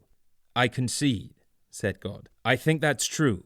But what about me? What about the man problem? When we don't have power, we either get angry and drink, or find a man with a lot of power and then adulate, brown nose, or grovel. And when we actually do achieve power, we are impossible. Every big dick around makes us want to throw H-bombs. Our testosterone gets out of control. I doubt that even the estrogen-like pesticides of the EPA could quieten us down. It is not safe for the universe that I be running it. I must stay away until the problem is fixed. Of course, the Christians were right about some women being witches, and you can certainly be a dreadful one. But women's genes are different to ours. Mine program me to fight off the competition and to copulate with as many females as I can. I'm programmed to feel proud of bringing home the fattest zebra ever, but then I can't stop going after more and more of them, until I doubt there will be any left. Nature designed me to prove myself the best, and since there are lots of competitive guys around, our genes set us up to cause trouble. Your genes, in contrast, program you to cooperate with other women. You work amicably together while you make sure that no lion eats the babies. The fire stays alight and delicious meals get cooked on time. Cosconna, when you run the universe, it works like clockwork, just as Newton said it should, and you don't have to stop working for applause. The trouble is that you women do such a great job that you make us feel inadequate. Putting you down makes us feel better. Tormenting you gives men common cause. It soothes our egos. I've learnt a lot sitting up in heaven. People seldom get what they want until they stop needing it. I don't think I'll be truly powerful until I stop needing to have women and everyone else under my thumb. And this works for smaller things too. I feel I need that chopard watch, but actually an ordinary one that just tells me the time, is all I really need. Perhaps I should grow up a bit and stop hankering after all the things I can't afford and that I don't really need to have. And Cosconna, while as a male I am stuck with my aggression-promoting genes, I'm not actually stuck with having to be aggressive. Ideas can sometimes override the instructions of genes. I have memes as well as genes. Memes are powerful ideas that are a bit like genes insofar as these ideas are passed from one generation to the next. But unlike genes, memes can be changed. And memes, while they seem to be unalterable truths, do not actually last forever. They come and they go.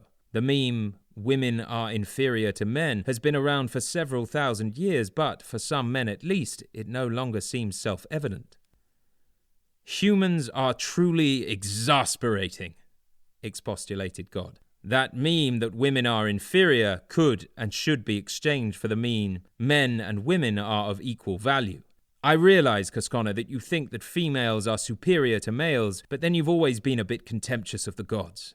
But I like having bright women around. Fortunately, Lewis Terman, in his famous study of genius, dispelled men's long-held belief that intelligent women are less healthy than their less gifted sisters. If a man chooses an intelligent wife, he has no need to worry that he has landed himself with a chronic invalid.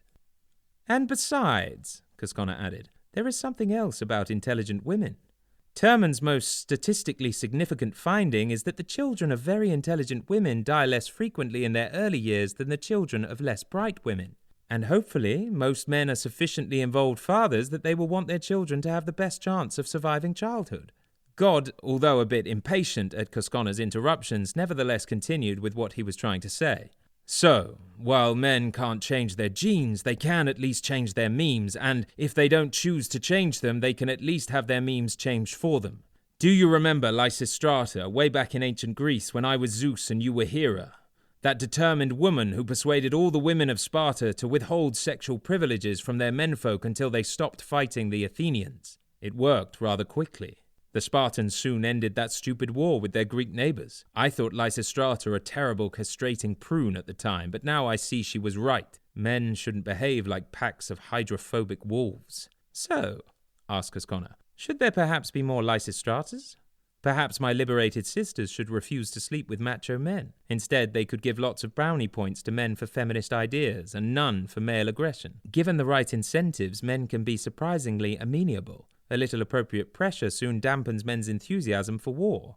Well, said God, If your sisters want a safe world in which to raise their children, the sooner they start a constructive campaign of nagging and enforce celibacy, the better.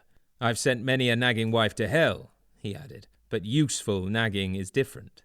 Such useful nagging will most certainly have my blessing, added Cosconna enthusiastically. I do hope it works. But Cosconna, before I leave, there are two outstanding matters.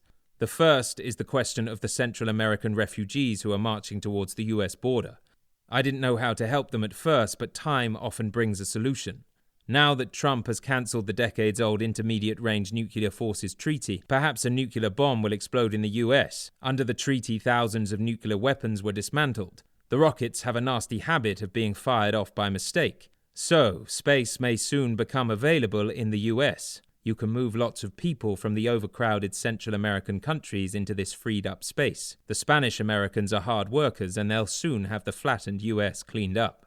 It's not often that I get the chance to dispense divine justice. The US has been interfering for years with the Central American contraceptive programs. It is only just that long-suffering Hispanics should be given lots of breathing space for their expanded population. I would find it particularly pleasing that the space they will occupy was once used by those American bullies. The second outstanding matter are the evangelicals who are planning to rush the gates of heaven. When they come, give them a good push in the opposite direction. But don't be too hard on them. A few of the evangelicals are black guys who are woke. They are awake to the problems of social injustice and even to the problems of saving planet Earth. I too am going to get woke in my retreat. I always encourage my followers to unite in groups, in nations, in churches, yes, and even in sports teams. I thought it made them pay me more attention. It probably did, but as you point out, Cosconna, their banding together also encouraged them to fight and kill each other. I think you were right, Cosconna. Your planet might work better if humans learn to feel more rooted in planet Earth and more one with life. Human life and all life, even slugs and mosquitoes. And if I too learn to submerge myself in life, Cosconna, will you let me back into heaven again? Yes, God. If you are woke, I would like you to serve with me up in heaven. Perhaps we will even be lovers again. But you will have to shave off all that fuzz so that I don't think I am in bed with a gorilla. People used to believe that when the gods and goddesses made love, we caused the crops to grow. I don't know about that, but I am sure that when gods and goddesses love each other, the world becomes a kinder place. God looked happy. Off he went. And now, Cosconna, I asked, with God gone, or at least gone for a while, can the river gods come out of hiding? Are the spirits of the woods free to dance again? Can the old crones convene their covens? Can the goddesses cavort again? Can we mingle with people who have lived before us, or even with those who will live in the future? Has your planet come alive again? Can our dreams and the world be one? Perhaps, answered Cosconna, but certainly God is no idol carved in stone. God can change, and I hope he remembers to shave off his beard. Postscript. We shall not cease from exploration, and the end of all our exploring will be to arrive where we started and know the place for the first time. Through the unknown, remembered gate when the last of earth left to discover is that which was the beginning. At the source of the longest river, the voice of the hidden waterfall and the children in the apple tree, not known because not looked for, but heard, half heard, in the stillness between two waves of the sea. Quick now, here, now, always, a condition of complete simplicity, costing not less than everything. And all shall be well, and all manner of things shall be well, when the tongues of flames are enfolded into the crowned knot of fire, and the fire and the rose are one. T.S. Eliot, 4 Quartets. Acknowledgements. Cosconna, The Return of an Angry Goddess, was written by Andrew Malleson. I would like to thank Sherry Stein, who miraculously managed to decipher the totally illegible notes of my conversations with Cosconna, which made the writing of this book possible. And I would like also to deeply thank my editor, Jane McWhinney. I don't know if goddesses are supposed to have godmothers, but Jane was certainly one to Cosconna. Without Jane's skilled support, Cosconna would long ago have re-immersed herself in cosmic consciousness, and yet again, another voice in support of women would have been lost to the world. Cosconna and I are both grateful.